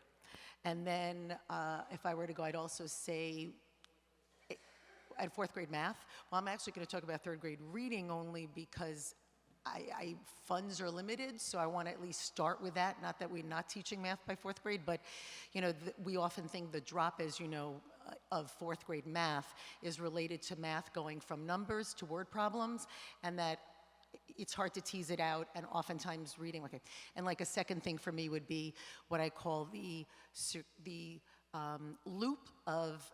I'd like ALC. For me, ALC is another one because that loop impacts the way ALC goes, is my phrase, is the way our middle schools and our high school go. So those would be the 2 that I'd come up with now if I only had 2.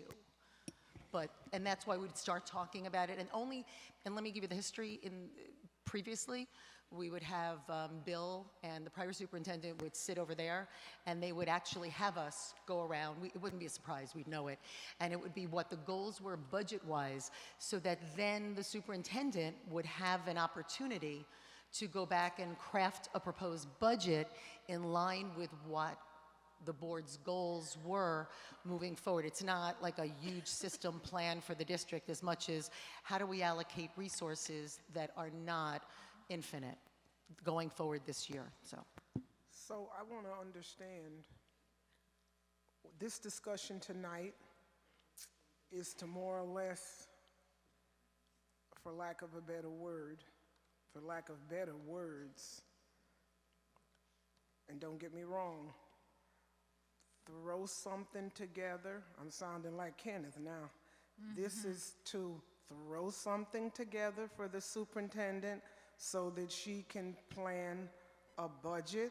We went to a workshop at BOCES where they laid the foundation very eloquently of what we are going to have to do to get real goals in place. Am I correct?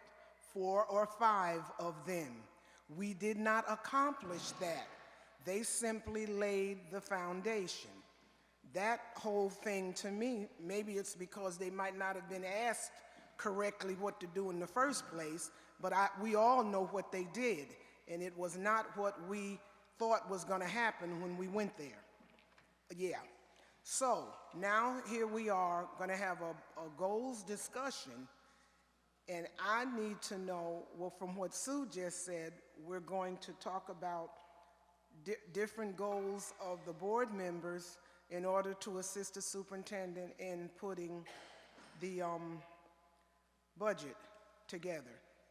Is that correct? That's what I'm just asking. Is that I'd rather have the president do it if you don't mind, because you've been with us from, I don't care, but she's put what's in place, she put it in place, so she really needs to be able to explain this to me. And I have to say, this is what I was interested in, was us to learn the process, because this is something that should actually happen in September. And as that's I what said, they started to do. that right. That's So what BOCE started. as I said, that the real, that's something that as a district we haven't been doing for the past several years. It was something that was superintendent-led before, and now it's something clearly as a board we should be doing it, and we should make sure it's happening every year. So what I was very interested in was that the board begin to really delve into the process. I wasn't exactly thinking specifically of budget, but the district goals should be driving the budget. I mean, it's all part of one package. So it's something that, I'm not sure if that answers your question, Rose. But Well, I'm not sure that you really, I'm not sure that even you really understand what you're trying to explain to us. But what I need to know right now is, what are we going to give the superintendent for what she needs? Or can you even help us to let us know what you are looking for from us? Are we going to, and are we going to expand on the beginning of what BOCES gave us? I personally would like to see 2 or 3, 4 more meetings with BOCES, since they laid the groundwork. If whoever is leading this board in January could get that process started, so that we can really, for once in at least 7 years, get some formal goals, 4 or 5 of them together for this board. But we can't do that in 1 night, 2 hours. But now what we need tonight for the superintendent, Madam President, we need to get straight on that, and maybe you can help us with what you're looking for, because right now I'm not sure we even know what we're looking for, okay? Ann, you wanted to say something, I think, hon. I just wanted to say that is an excellent question, Dr. Brandon, and exactly the one I would have liked to have asked myself, but you got to it. Well done. I'm sorry, but it was pressing on me right then. Yeah, so now we need to find out what so, and that's, Dr. V, if you could weigh in on that, that would be great, and that might solve some of our What we've done in Cabinet is take the list of program reviews that you've asked for, and obviously we're using the template, and so you're going to get all of those program reviews. As we've looked at those reviews and looked at student data, is the work that we're doing right now and part of our next step. We already heard from you that you want to invest in early childhood, so we're already thinking about what does that look like, sound like, feel like in order to meet that goal so your 3rd graders can read. And so you've already given us some information and indications through conversations, but we're backward mapping that against student data as well as anticipated resources or lack of resources in order for us to fulfill those goals. So we recognize that you may not have gone through a formal process, but I do know that we're looking at student level data as it relates to especially the program reviews that you've asked us for. Maybe we just need each person to have 3 minutes or something to say what they want. Is that, do people have an interest in that? Go for it. Okay. Before Ken starts, I just want to say, is this what we're going to do with our time? We're going to, each person's going to take 2 or 3 minutes, say what we have to say, and then not have a further conversation? Are we going to have a board, like what is our plan around a process here? I'd like to know where we're going before we start. I mean, real, what I would say the best steps are, what I would actually love is if the superintendent, you articulated that well, if you could give that to us in writing. I think ideally, I mean, is this something where people feel prepared to weigh in right now? I would say anybody that is able to weigh in should weigh in, because we need to get the ball rolling. But I think that this isn't part of an overall process. Hearing from the superintendent, I think we can certainly schedule more sessions with BOCES. They were more than happy to do that, and there's no reason why we have to wait until January. I can reach out to them for that. But I think a lot of it depends on what we want as a board. So if people have things to weigh on now and want to bring that in to weigh in now, then that's what we should do. But the process of board goals is and it should be, it's very board-led, and it's very much a discussion. So it's exactly what we want it to be. And so the structure is the structure that we decide on. And that's an important concept, because the way that you really get the goals is by working together as a board. And so the process of that goal setting is an important discussion to create the goals. So that's why it's not an I mean, it was somewhat cheesy, but when he was like, there is no checklist, and of course I was like, I really love checklists. But we need to kind of clarify that ourselves. So is there an interest, and we can do, just, if there's an interest to go around this evening, then let's go around. And then is there an interest because I would say my own thought process is, let's go around, let's get some ideas out in there. I don't know that we need to discuss them tonight. I mean, I think it would make more sense to discuss them when the new board member is here and is able to weigh in more. So let me make a suggestion then and see if this flows out of my head as good as it is inside my head. That we not think about this as board goals, because I think that it is really, it's an impossible thing for us to have a board goals conversation in 15 minutes. I agree with what Dr. Brandon said, that the work we did with BOCES is absolutely important and needs to be built on. The timing of it was awkward and unfortunate, because we do have a budget to put together, and the foundational work that they were trying to do with us, the timing was just off with what we need to accomplish, so that was difficult.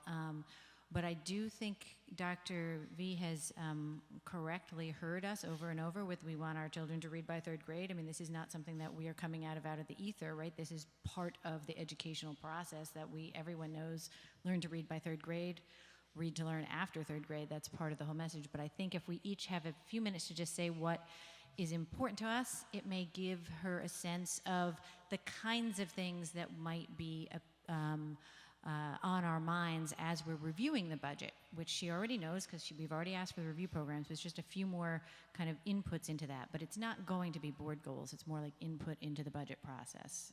Does that feel more like it? You new board members, and Jen, you've been here for a while. You've come to meetings. So I apologize if this you already know, but if you were not here during last budget season or the budget season before, the reason for this and the reason it's tailored for budget is because there are very few things that we actually as a board are supposed to do, that are ours to do. Policy is one of them, and the other is the budget. It is crafted by the people with the skill set who have the degrees. They do it, but we're supposed to inform them of what we would like the focus to be on.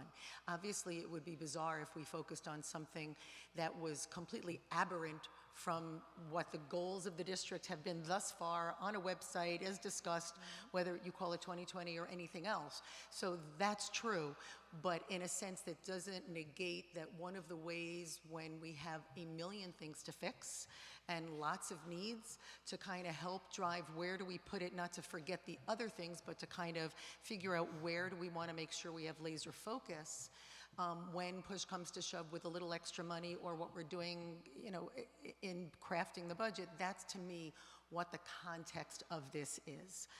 So that's all I wanted to say.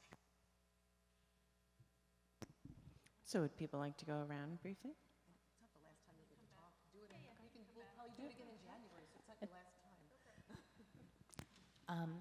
I wanted to talk about a couple of goals, and in the budget context, I guess I'll tie them to certain programs.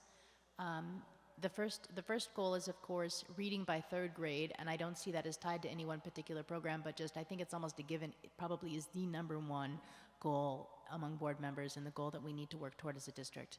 The second thing that's important to me right now is a more robust and appropriate ENL system, and the program that I associate that with is establishing the newcomer program. I think that the newcomer program for English as a new language student, to get them together in a safe place where we can also use our teachers that are certified in ENL more effectively.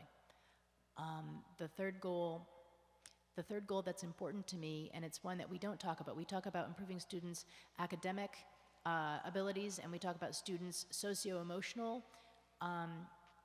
wellness, but one thing we've never really talked about is students' executive functioning.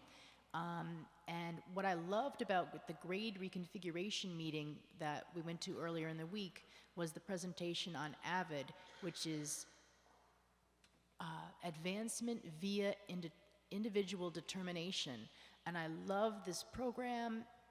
It is at elementary, middle school, and high school levels, and it teaches good study skills and helps build executive function in students that may not know how to take notes, how to keep things organized in their binder. And I think that's a key to success in life, no matter where you go. So anything we can do with regards to expanding that program further at the other middle schools or at the high school, I would definitely be in support of.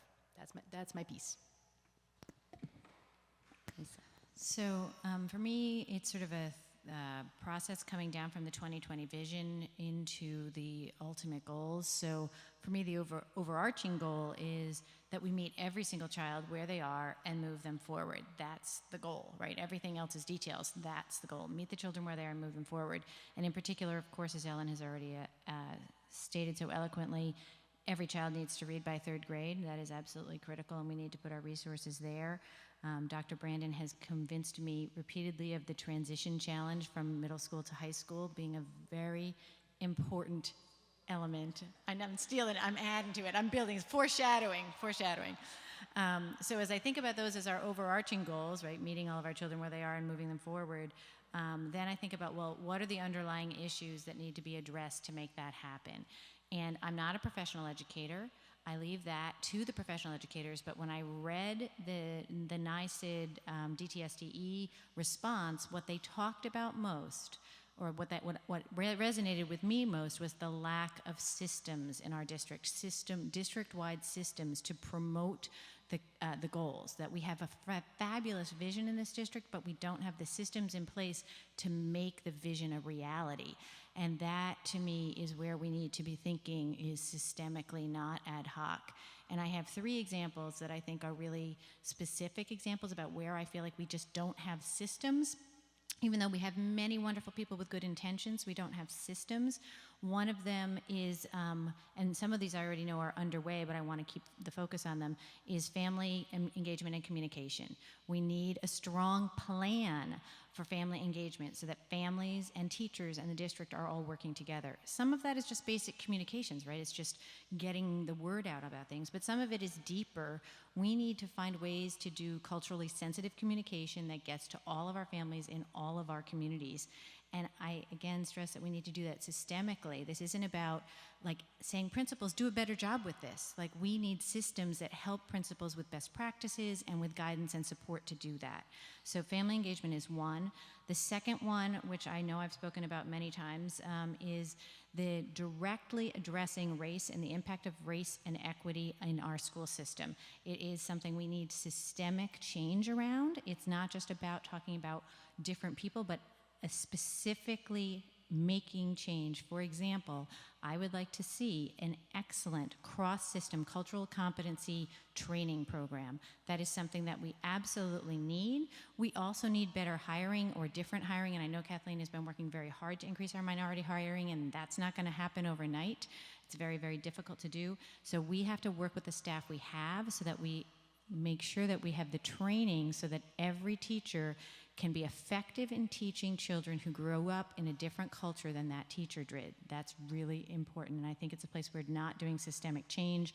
And as part of that, as we all know from the Attorney General's office, we need an improved code of conduct. And I know there's a plan started on that, but we really need to work on that because every child should have the chance to succeed regardless of race or gender. And then another system I'm looking forward to, and I'm looking towards Bill because I know he's going to be an important part of this, is using real data to align our resources, both academic resources and social emotional supports, with where the real need is. I really do not want another budget where, Arbor Hill is asking for a .2 music teacher and Montessori is getting, was it Giffen? 0.4, and Montessori gets a half-time homeschool coordinator. Like, it made no sense. I want more resources where the need is. And so that is a system I know that's already intended, and hopefully soon, I know January is like right around the corner, but that is something that's a systemic change, not an ad hoc change, that I'd like to see.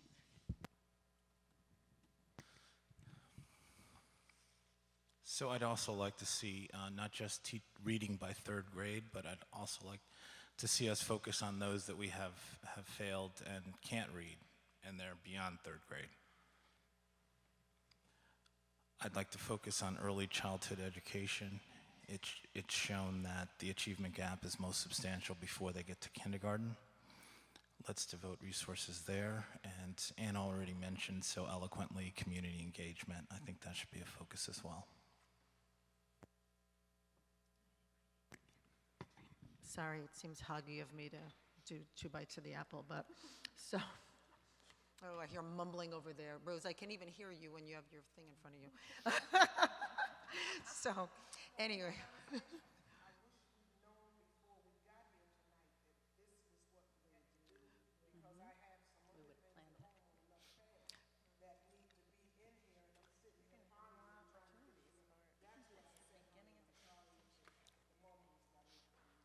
No, that's right. You can have more opportunity. I was going to say we'll do this again in January, and now I forgot what I was going to say, so I'll just pass it over to Ginny.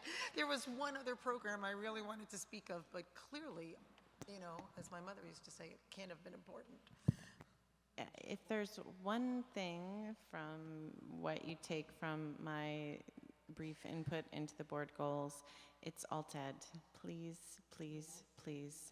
That is so important, and we've talked about it for years and years and years, and we've not done anything to fix it, and it's so essential. And it's essential on many levels because it serves so many different children, but it clumps them all together. We know that's not supposed to happen. It really needs attention and resources. So that's my most important thing.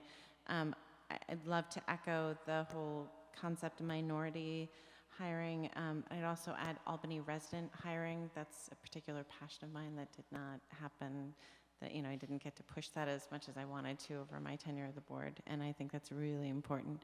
And then I'm not really sure how one addresses this, but it's thinking of things in a common sense way. And I will just use briefly the modified sports, which actually Anne Marie Lippett sent that email out, and it's something I've talked about a lot, about the modified soccer team. And I don't want you to use this as like, oh, she's talking about athletics, she's talking about soccer. I'm not, I'm talking about so my middle child played soccer on the soccer team. My oldest child went out for soccer and didn't make the team, and then just didn't try out for it anymore. If there's an opportunity for us to engage our kids, especially at that level, we should take it. And sometimes that's in athletics, sometimes it's somewhere else.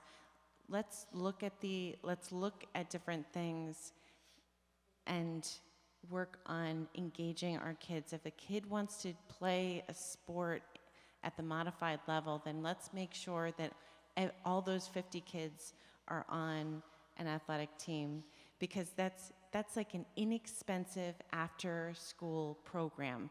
It's dirt cheap to run that compared to so many other after-school programs. Let's take advantage of that.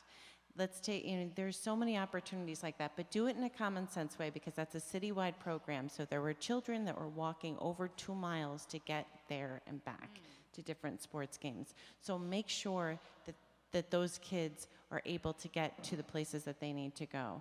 And so I'm sorry, that's wishy-washy, but you guys get to work with that.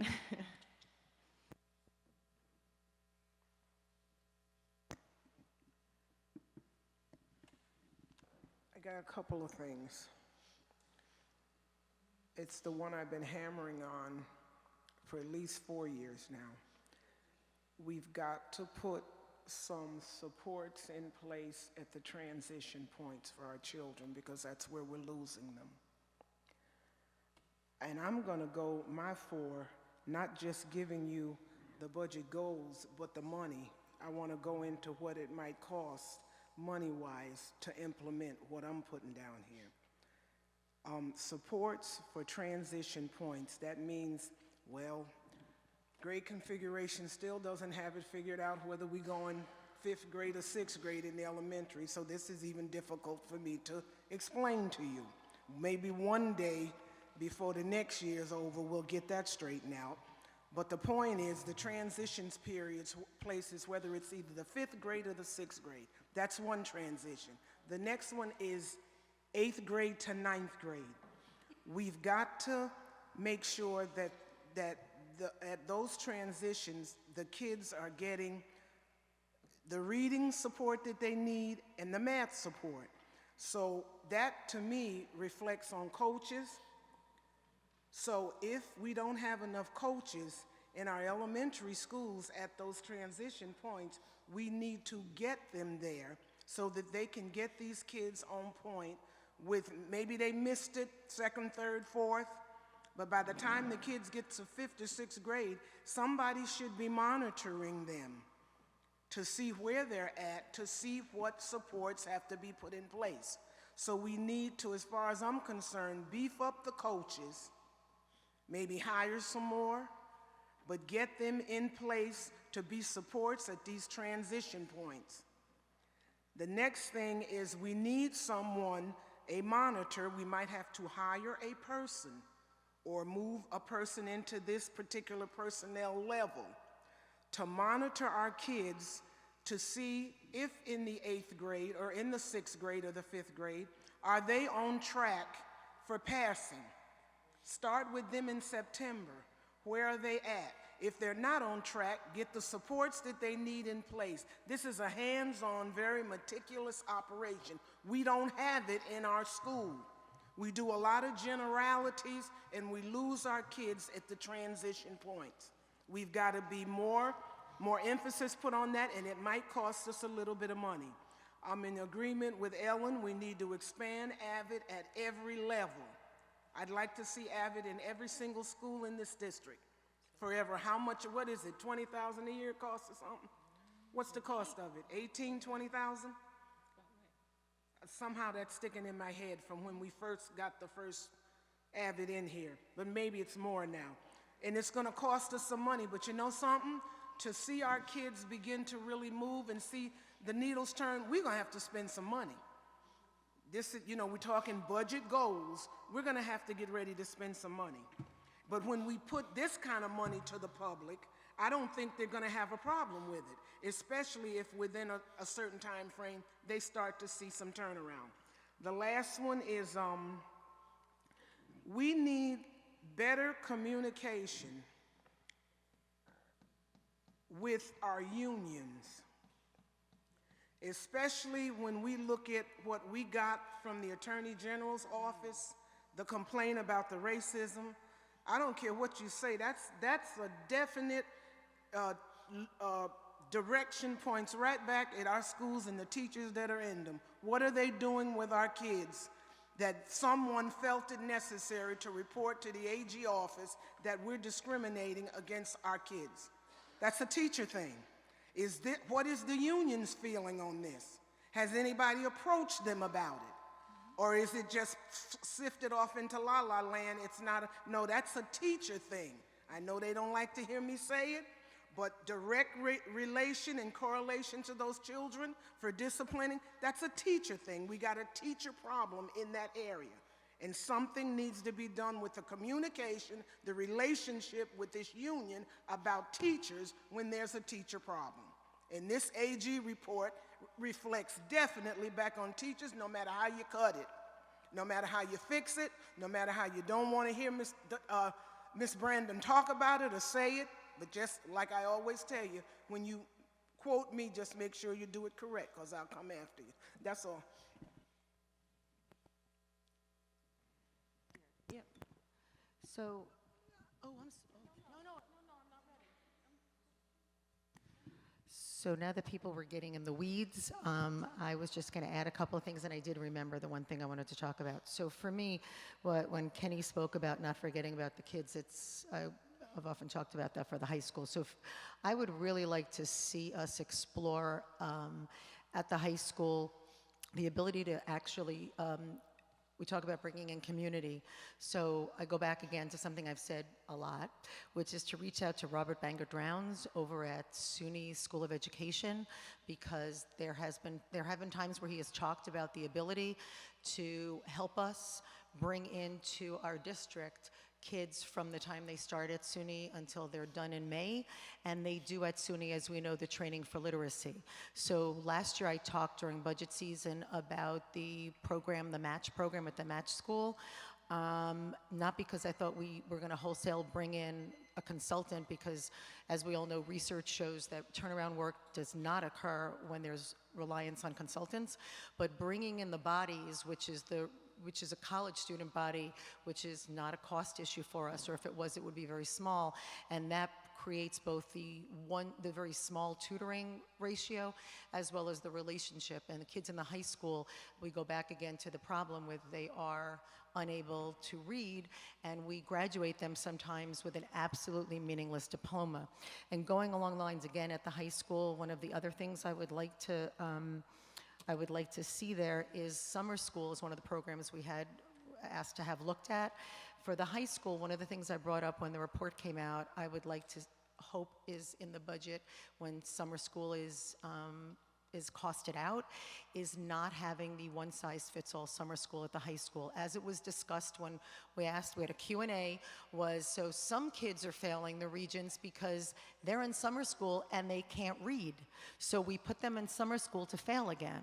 So there are kids who are going into summer school who just need a handful of points and can then pass the Regents in August. But there are kids who go to that exact same summer school classes, but they're not able to read the living environment book. So I don't have to get excited about it. I always like to match Rose. But that just is something that, again, when we talk about the high school, again, we can't spend all our dollars one place, but how do we tweak it? What can we do to maximize it?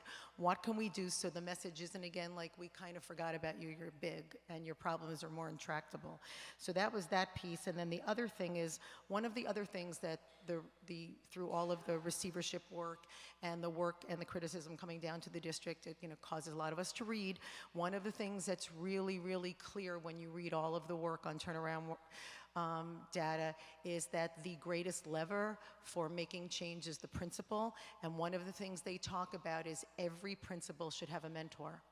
So instead of waiting for problems to occur, instead of just saying, well, we think there may be issues at that school, we really should see what the cost is for if it's something that assistant superintendents can't do, but we really need to make sure that our principals, who are the levers of real change, have that mentorship. And there's, like I said, I have the articles on my computer, but it is abundantly clear that the research supports that they need it no matter how many years they've been out, no matter how, whether they're young or whether they're old, especially as education shifts and the work with data. And the very last thing was,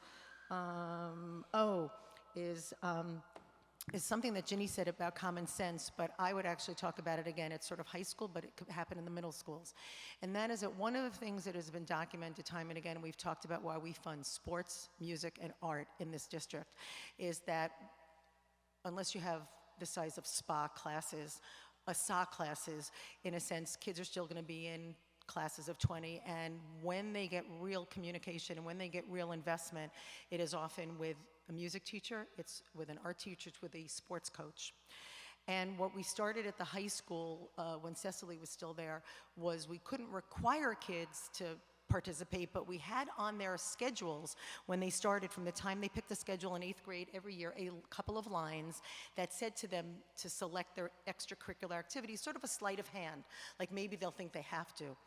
But I actually believe that if we start that in middle school, so that we have the expectation that our children are going to have an extracurricular activity, we in a sense helping in the transition, what Dr. Brandon said, we then, I believe if you were to track, because I've seen my kids group, I've seen the kids, my son, when my kids go through the school, I've seen their cohort, and I've seen the kids of all shapes and sizes and colors and what they've been attached to, and what you see is that when they have been involved in a sport, I think about a kid in your program, Rose, who was over at SAGE, the Scholars Institute.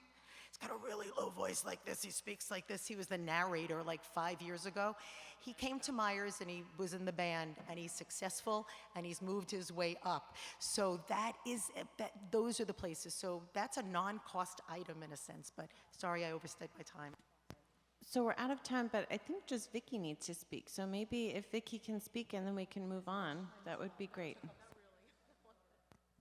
No, I don't disagree with anything anyone said. I'm more about, and it's really needs to be left to the superintendent, it's about the how. But let me try to get focused. I think I would like to see some real more emphasis on PD, because the way that we help change a culture, the way that we get those study skills in, the way that we change the mindsets of teachers to expect more of all children, I think in part is from the PD. So I really would like to see a very rich, robust, rigorous, PD thing, and that's up to the superintendent to decide. But that it addresses some of those equity issues. It really gets at the will, skill, and capacity of teachers to give all their best, to give more than 100% for every child. I also, and I don't think it's necessary for this budget discussion, but I'm also very interested in trying to find ways to eliminate sort of the punitive nature sometimes in education. So, for instance, you can't go to a basketball game if you haven't met X, Y, and Z requirement. Nothing gets my ire more than that kind of nonsense. And by the way, it's not going to necessarily help a student study more if they're not at that game. It's about the supports and the encouragement and the, helping to lift that child up. I also somehow want to see more of, again, applied learning, applied teaching. I work with kids all the time, and I look at my teenager, and I tell you, from middle school on, it has been the most boring. I can't even help her through that. It's so boring. I sit in some classes, I'm like, okay, well, that's lovely and nice, and it's all orderly, but, really? So I think it's about the rigor, the engagement, and again, maybe I'm tying all that back to PD, really saying to our teachers and our staff, let's invest in our kids. And maybe now that there's some relief from Common Core, this will, I hope, alleviate some of the tensions and angst. And just a couple, I support the notion of really trying to look at the systemic problems that we have, including our school calendar. Like, I think there's so much wasted time. And mind you, we don't give homework on the weekends. We really don't, I'm just talking about my child. I don't really get a sense that she has much homework, or the extent that she does since middle school, she's able to get it done, and then there's a couch potato like the rest of the evening. And so maybe that's just my child. But I think that, again, that's what I'm saying about the rigor, the excitement. The kids are tasked with, I'm just going to get this done and be done with it. But I couldn't tell you the next day what I really learned, okay? And that's not what we want. So the critical thinking, all those skills they need. So I'll just stop there. But I also want to add, like at some point, I hope we can also talk about, again, not wasting time. Like some of these breaks, you know, I think those are, it's lovely to have breaks, but we lose a lot around breaks. You know, so, okay, so you've been there.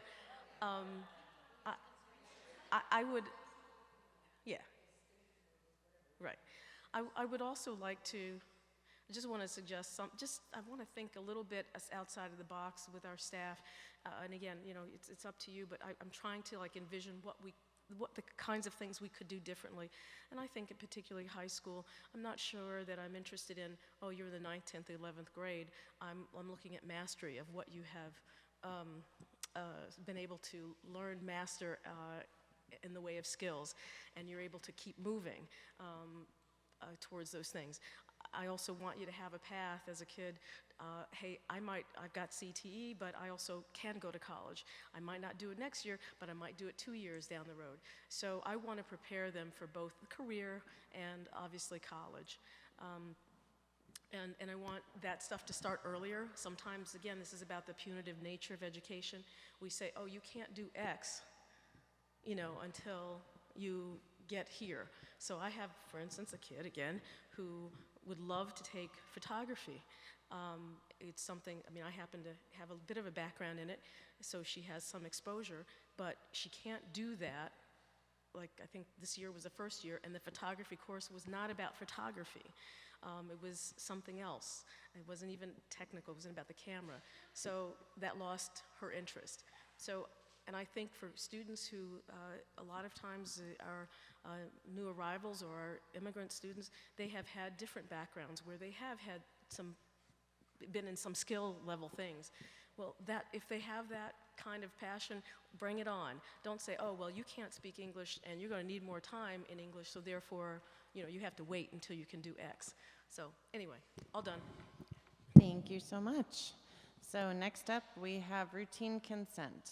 Can I get a motion for routine consent? Before you make your motion, may yes. I remind the board that a personnel item that we discussed in executive session will be added to consent agenda. I believe Jen has the resolution. It's accepting a resignation and approving an agreement. Thank you very much. I believe Mr. Bruce was interested in moving. He put his hand up. Can I get someone seconding? Ms. Roach, thank you so much. Are there any set-asides? Mr. Bruce. Center for Applied Linguistics. Are there any other set-asides?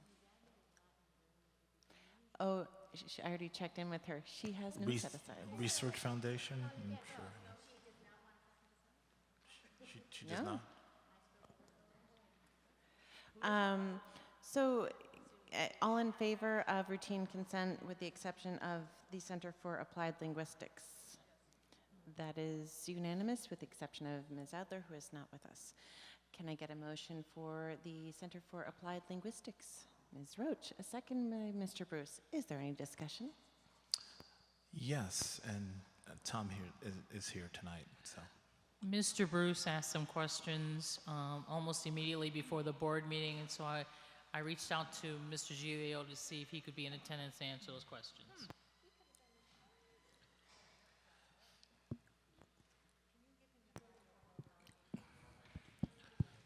Yeah, Tom, we appreciate your presence, and so sorry that it's so late in the evening. You can have extra cookies if you want. for staying late. If I could still fit in my suit, I would eat them. But thanks anyway.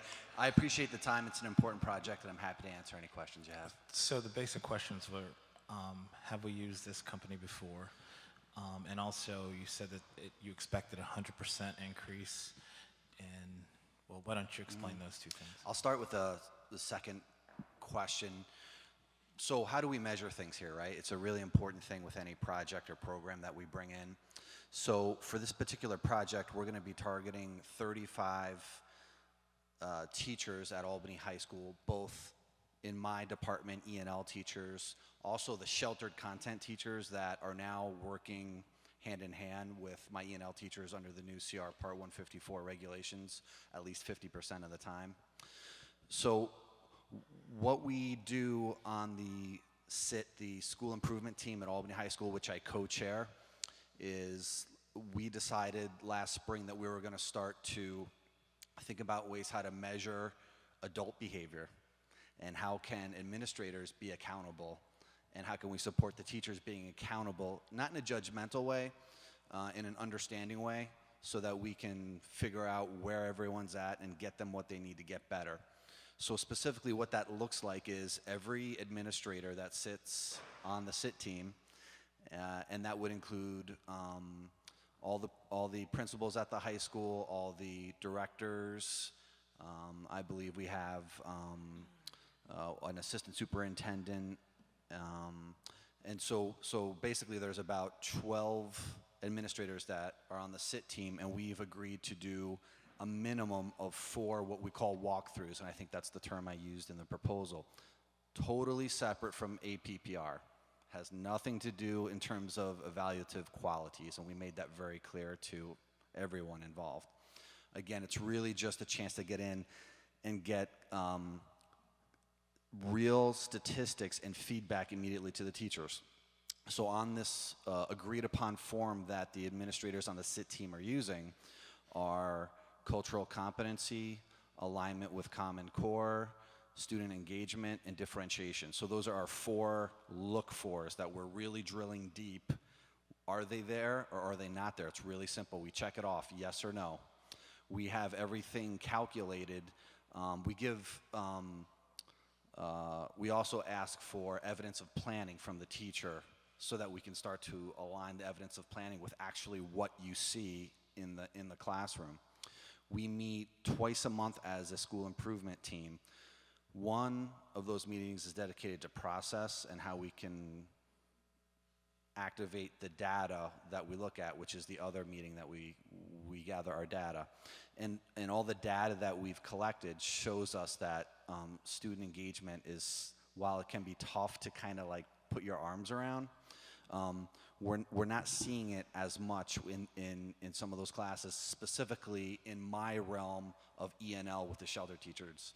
And so what the Cal PD is going to give us is they are the absolute single source gurus for ENL, what used to be ESL programming. They're recognized by the state for designing programs, for giving professional development to the state.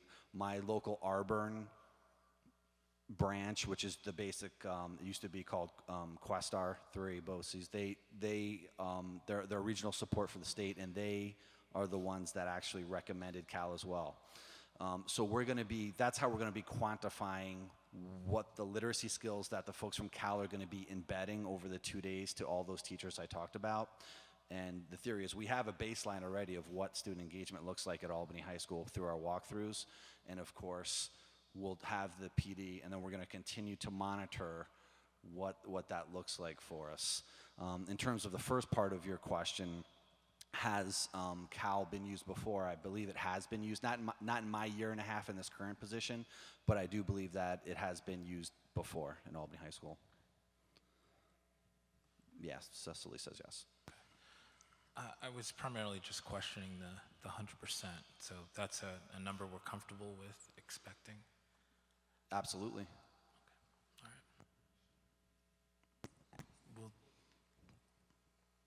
Okay. All right, we'll check back. Sure. All in favor? That is unanimous, with the exception of Ms. Adler, who's not here. Thank you very much for staying. Thank you. Next up, we have board committee reports. I know I am giving I'm not giving a government relations committee report because I was not there, but I am giving a grade configuration report as I was there, as were several other board members who can weigh in. And there's actually something that will be put up on the web, but we got it kind of last minute. So the recommendations of the steering committee, so we met Tuesday? Yes. Tuesday, yes. The primary desire on everybody's part is to ensure that there's minimal transitions for both students and families next year, and to continue to promote a thoughtful process that includes ongoing community involvement. And with that concept, the current enrollment zones will primarily remain intact for September 2016. One of the big issues that we kind of discussed that was brought up briefly here was that students currently at West Hill are going to move to 50 North Lark Street. There's a lot of reasons behind that, but one of the major reasons is in September, yes. So one of the major reasons for that is the actual classroom spaces are almost half the size as a regular classroom space. And it's just that facilities issue is causing problems for those students. So with that in mind, they're going to be moving to a larger space where they'll actually be able to have regular sized classrooms. There's also a plan to put AVID into 50 North Lark, West Hill. And there's actually going to be a planning committee that's going to look at that and actually create a short video with students to kind of highlight it, to communicate not just the exciting things about that middle school, but the exciting things about that program that can be shared. Hold on. There is a possibility to combine North Albany Middle School with West Hill in the move to 50 North Lark Street. During the course of the planning process, as a committee, we uncovered many inequities on how the middle school program is offered in K-8 as opposed to our regular middle schools. And it was decided to move away from K-8 because of these inequities. However, the committee was not totally comfortable with saying to a school with such short time period that something was going to happen without that community input. However, the committee was interested in, the school board, of course, needs to be involved in that decision. So one of the questions that the committee had to the school board is they really wanted permission from the school board, like a directive from the school board, to allow staff to reach out to the community to get that community input, to see where, so Leslie Buff can reach out to her community and engage them and see if they are in fact interested in moving from, moving away from K-8 to, pre-K-8 to pre-K-5. And then getting that community input, the school board could then use that to make the decision.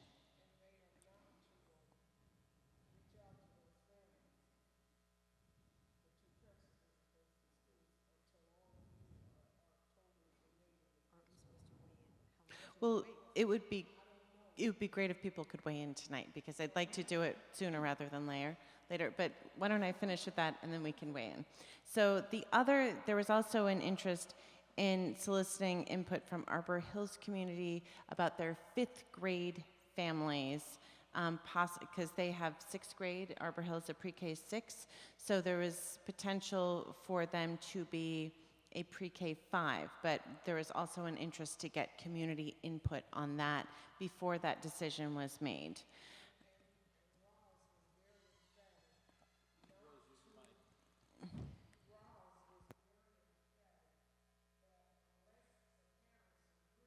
Because the suggestion was made at that meeting that not only do we take the children from North Albany and put them in 50 North Lark, but to take that 6th grade class out of Arbor Hill and put them at 50 North Lark. And Roz was adamant that we don't do that, or we don't even start talking about it until we consult with the parents. Some of them might not want it, and it needs to be something that the parents are in agreement with. And if we don't, so we don't want people to be thinking, oh, your kids are going to be moved, none of that. So this is kind of at a standstill. And the main thing we wanted was to make sure all the board members that didn't attend grade configuration won't be able to say later, this is being done and the board members don't know. That's the reason why we brought that camel to a streaking halt and I even said to the superintendent, don't let your principals go talking to any parents until every board member is aware of what's going on, because the superintendent is the one that's going to be held on the firing line if that happens. And So then, we have to and be if I could say, it actually, Arbor Hills feeder is not changing for next year. That was something that was really important to the committee as well. Arbor Hill is going to continue to feed into Hackett. But there is potential for Arbor Hill to go down, to move from a pre-K to 6 to a pre-K 5. One of the things that would happen for every school in the district is that every middle school level would be given the option of going to West Hill or 50 North Lark. So the AVID video would be something that could be shown to every school in the district that has middle school students, and they would be given the option of attending that. Part of the decision is then, I think, should there be a lottery system, which that's the way Myers was initially, that's what initially happened with Myers. It was a lottery system. But you need to bring out the significance of the fact that we really need to take our time and get a feeder system in place before we start making a lot of radical changes and having kids transit twice. We need to decide what the feeders are going to be, and that has to be diverse, because we can't have the north end of the city black and the south side white. That's absolutely cannot happen. And so we there's precedence for that. So this is actually very similar to what happened when Myers opened. Myers was a lottery system initially until there was a very well thought through feeder system that was put in place. The committee really felt strongly about wanting to do that again, that there was not a tremendous number of transitions, and that what happened was a thoughtful process so that each of the schools reflected our city as a whole. And so that's this plan, to kind of come together to solve some issues that we see there, but also to engage the greater community in this third middle school. So I just want to, let's see, there were other things to think about. Because of the many transitions affecting West Hill students, there's a desire and need to give them confirmed information as soon as possible. Just remember that these students were given, when they were in Brighter Choice, they were given very little time to know where they can go, and those families deserve to have as much time as possible. So that's a really important thing. The other important thing to keep in mind is the ALC program, our Alt-Ed program, will likely be moved from 50 North Lark Street, and that's the same concept, that we need to make sure that we get some consistency and planning with that, because they're moved often. And I am fully behind West Hill moving to this, but that's something that we need to really think about. And then there was an agreement from the committee that there would be a concerted effort from the whole committee to find a long-term solution of a middle school on the north side of town with a well-balanced feeder system. So what would be, and I just wanted to quickly, at Gibbons, most likely Gibbons, across from, so,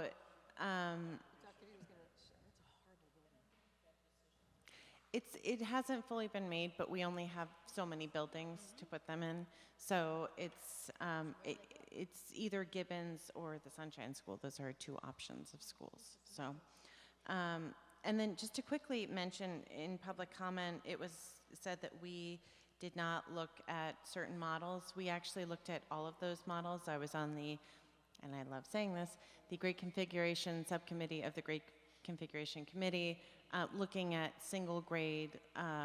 Edith mentioned several models. We looked at all of those models, and they were rejected by the committee.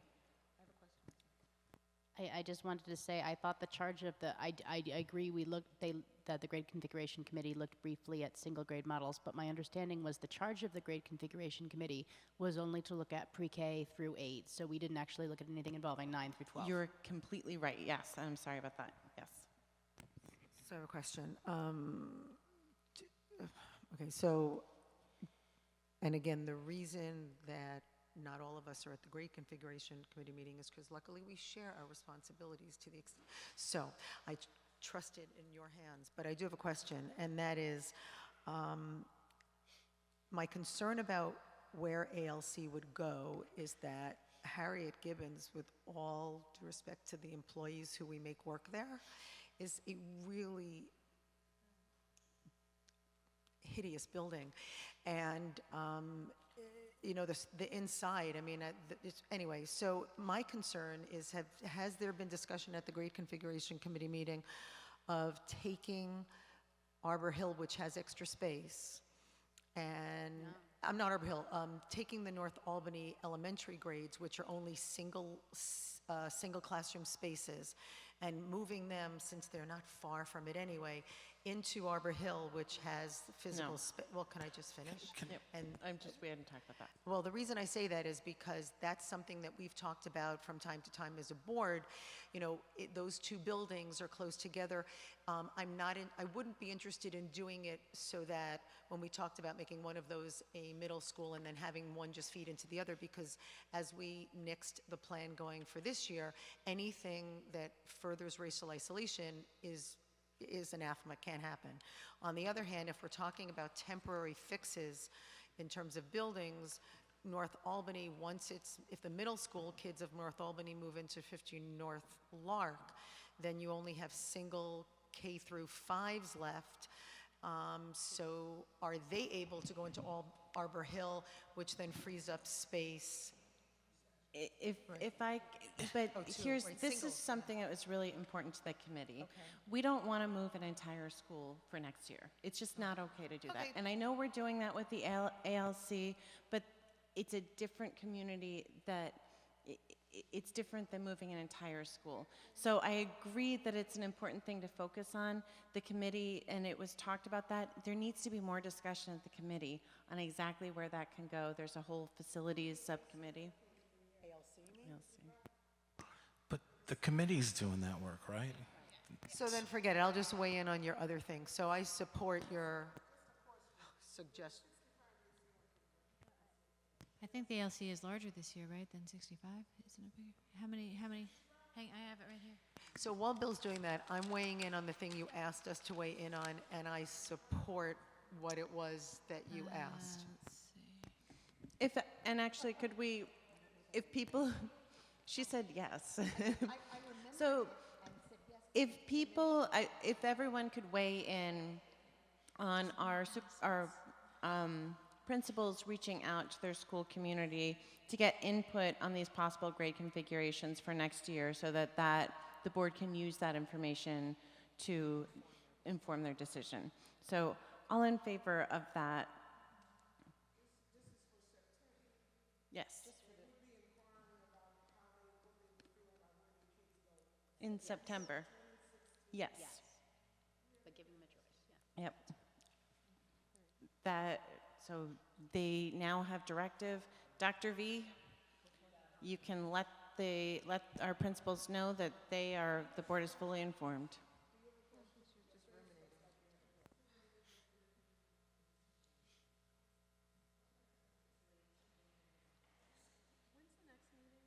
January 4th. We didn't establish one yet. Oh, you didn't establish that? 20th? No. We did not establish a grade. We haven't established it because we wanted the potential of that input to work from. So it's going to be sometime in mid-January. Those meetings are they qualify for the open meetings law, so you're good to go. You could have every board member there if you want.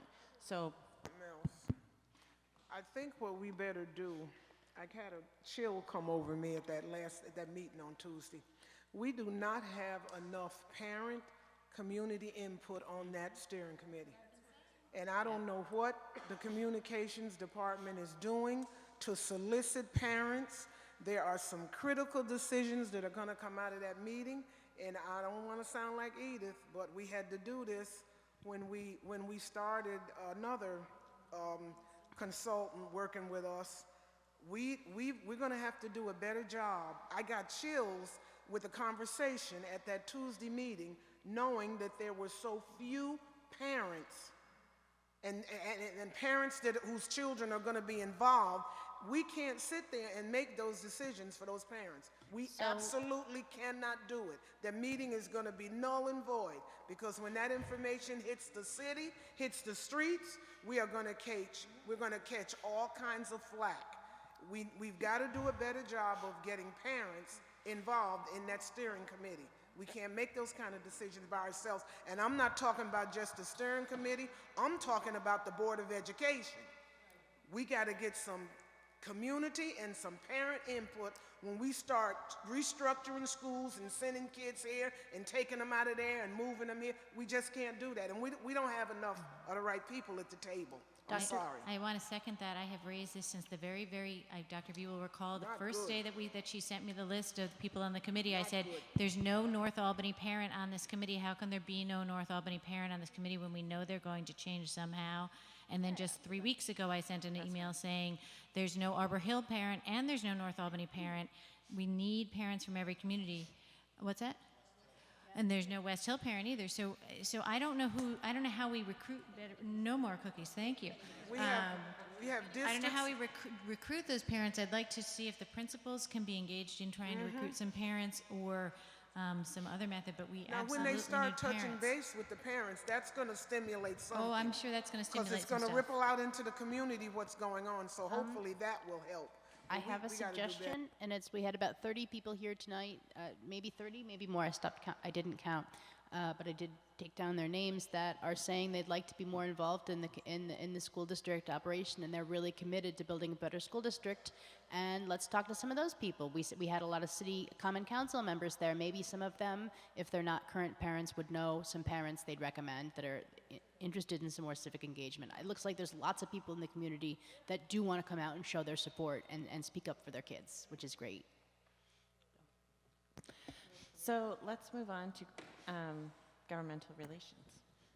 So due to the hour, I'm going to be really brief. I could just say we met and leave it at that. But we did meet, and if you want to know who's on it, it is Kenny and me and Jen Lang, who we are really grateful to have with her legislative and lobbying background.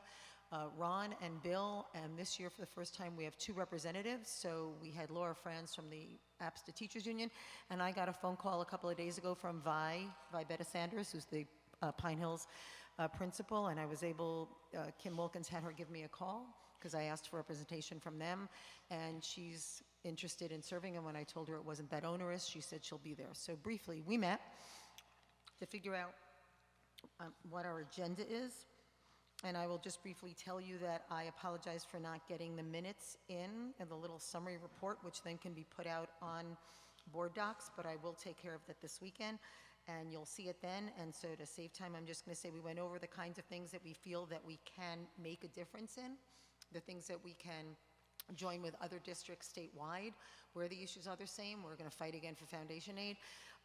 We decided that there are things that we can also ask for. Thankfully, thanks, Jen was able to check for us, and there's no more not board member items, legislative member items, but there are things that we've been able to get, like bullet aid, or I don't know if not well, topics.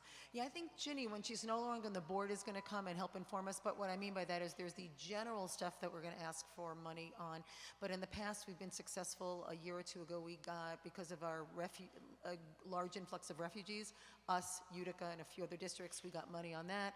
One of the things that we thought that we might talk about again is ENL. And we also talked about some issues that while we put them out this year, we don't know that we'll get traction on, but we do believe that we need to start talking about them. One of them, just to give you an example, transportation, which is in our district, in a poor district, 1.5 miles is a very long distance to make kids walk when they do not have the equipment that keep them warm and dry, and when some of them, as we know, who unfortunately got suspended, and it's another whole topic, because some of them feel they have to carry protection with them, because that is a long way to walk, and they walk in areas where they wind up at the high school then, and it is a problem. So we don't think we're going to get anything about that right now on the large amount of money, but those are the kinds of things we've been talking about. We keep our meetings to an hour, and we'll stay with that, and I will have the minutes up this weekend so that if you're interested, you could see all the stuff that we talked about and weigh in. Can I add one thing? We did, as Sue mentioned, invite an APSA rep and an APSA rep, and I just was wondering if everyone's good with that.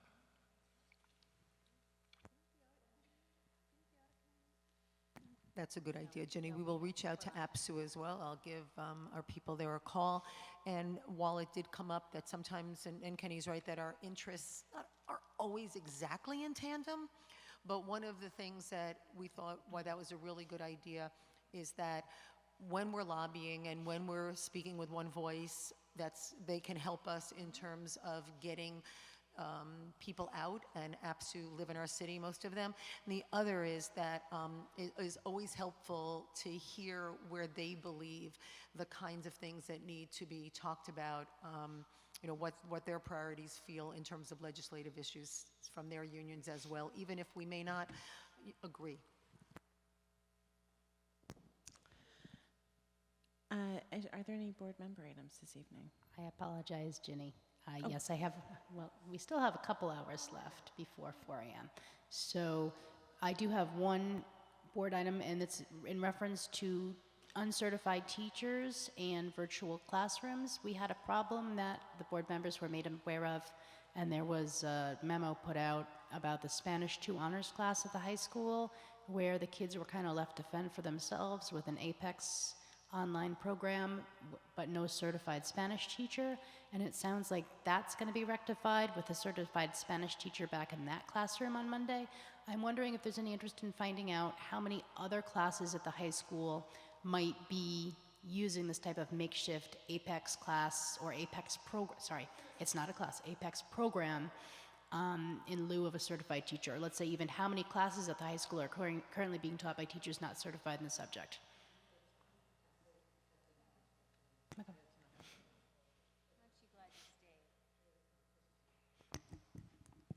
No, we've had a very difficult time this year finding Spanish teachers, so it was only being utilized at the high school with a Spanish teacher. Now, I know at West Hill, we do have a couple of part-time uncertified teachers. For example, I think the technology teacher is certified in social studies. She's teaching social studies classes, but she's also teaching some technology classes, because that's also been a very difficult certification area to fill. But those are the only 2 schools that I can think of that had to do something like that. But I think this teacher coming back on Monday will resolve most, if not all, of our issues. So were there was more than the one section of Spanish 2 honors that was being affected by this?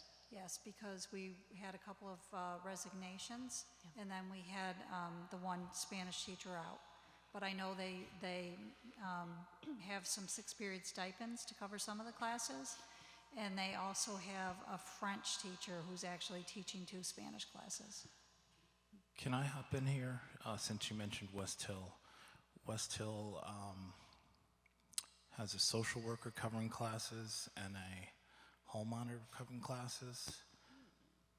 She can't have a hall monitor covering class. I'm not aware of that if she is. Now, she could have, you said a social worker. That would probably only be because of absences. Okay. Oh, both were covering classes when I was there last Friday. Okay, I'll talk to Ms. Antonetti about that.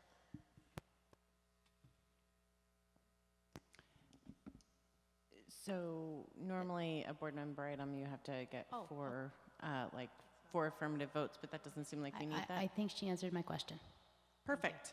Are there any other board member items? Well, I would like an answer to my question at some point. West Hill, teachers.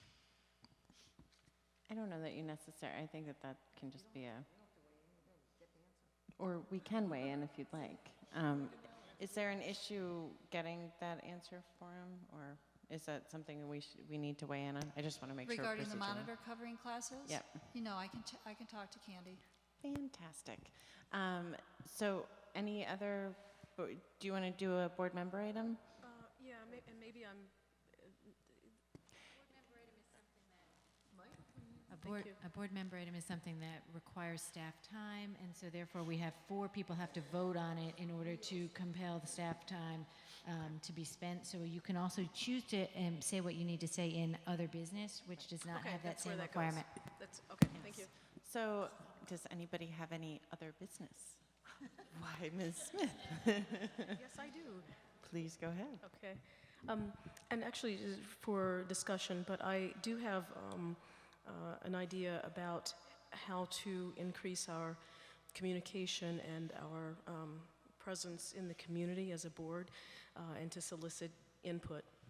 And so I would like to bring that to the agenda in January. And it's just it would be a standing committee. I don't have a name. You can call it whatever we want, but really want to suggest that it be sort of a forum where we're listening and getting feedback from community, and we're going to where community is. And that might be in each ward, you know, it might be, you know, I'm sorry? So, that would be something we actually should weigh in on. Okay, now, as opposed before you have a more just, detail or suggested? You would need to weigh in on it to get more detail. So if it's something that's going to be on a future agenda, then you need 4 board members to weigh in on that. And, well, I think that it's something where, from what it sounds like, and you please correct me if I'm wrong, but you have a concept of this that you'd like to have, you want to have more discussion to flesh it out more. Absolutely. Yeah, so I don't know that she knows yet, but is interested in some sort of community engagement within the community, and it might look, who knows what it will look like. And it might be something where it's a topic, it's a discussion about X, you know, and, you know, we want to make sure we're getting feedback on from people. So are there 4 members that are interested in putting that on a future agenda as a discussion piece to talk about, you know, possibly a committee like this? That is, we have 4 members, so that will be placed on the future. Dr. Brandon? I just want to refer back to something earlier. I think we might have misstated during public comment. Matter of fact, I know we did. When Ms. Pope asked if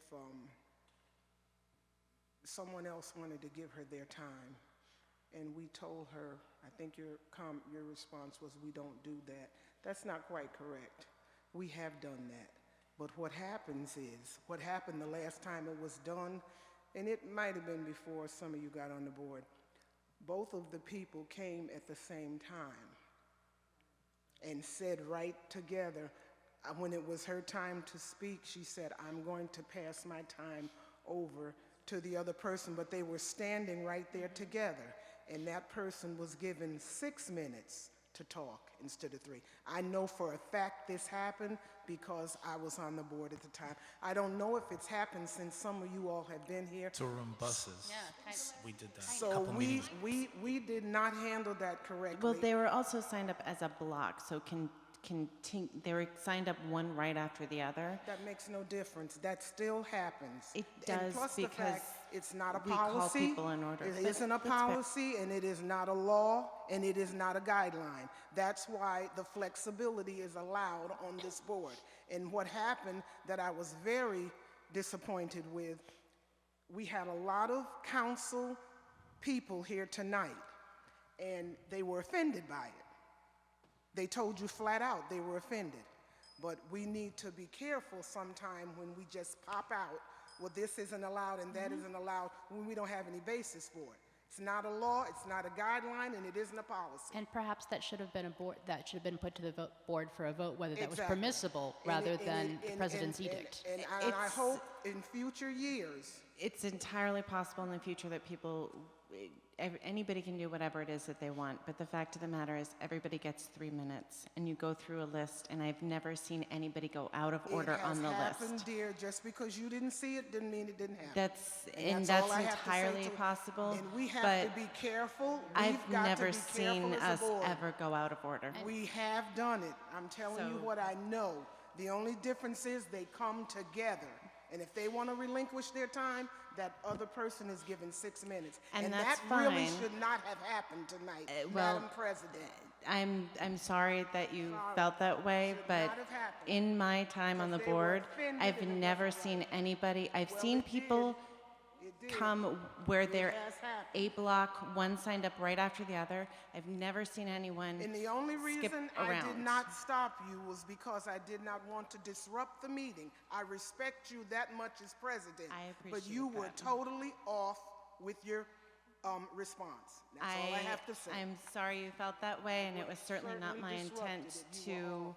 have should not have anybody take offense, but I also believe that we have a rule, everybody gets 3 minutes, and that's what they got. So, motion to adjourn. If people would, like, I usually don't move, but can I move to adjourn on my last meeting? Yes, you can. Woohoo. So I move to adjourn, and a second, anyone? Ms. Adler, you second? All in favor? That is, that is Smith, Roach, Savage, Bruce, Farrell, Brandon in favor, against, Adler. I'm against. I want to stay. Motion carries.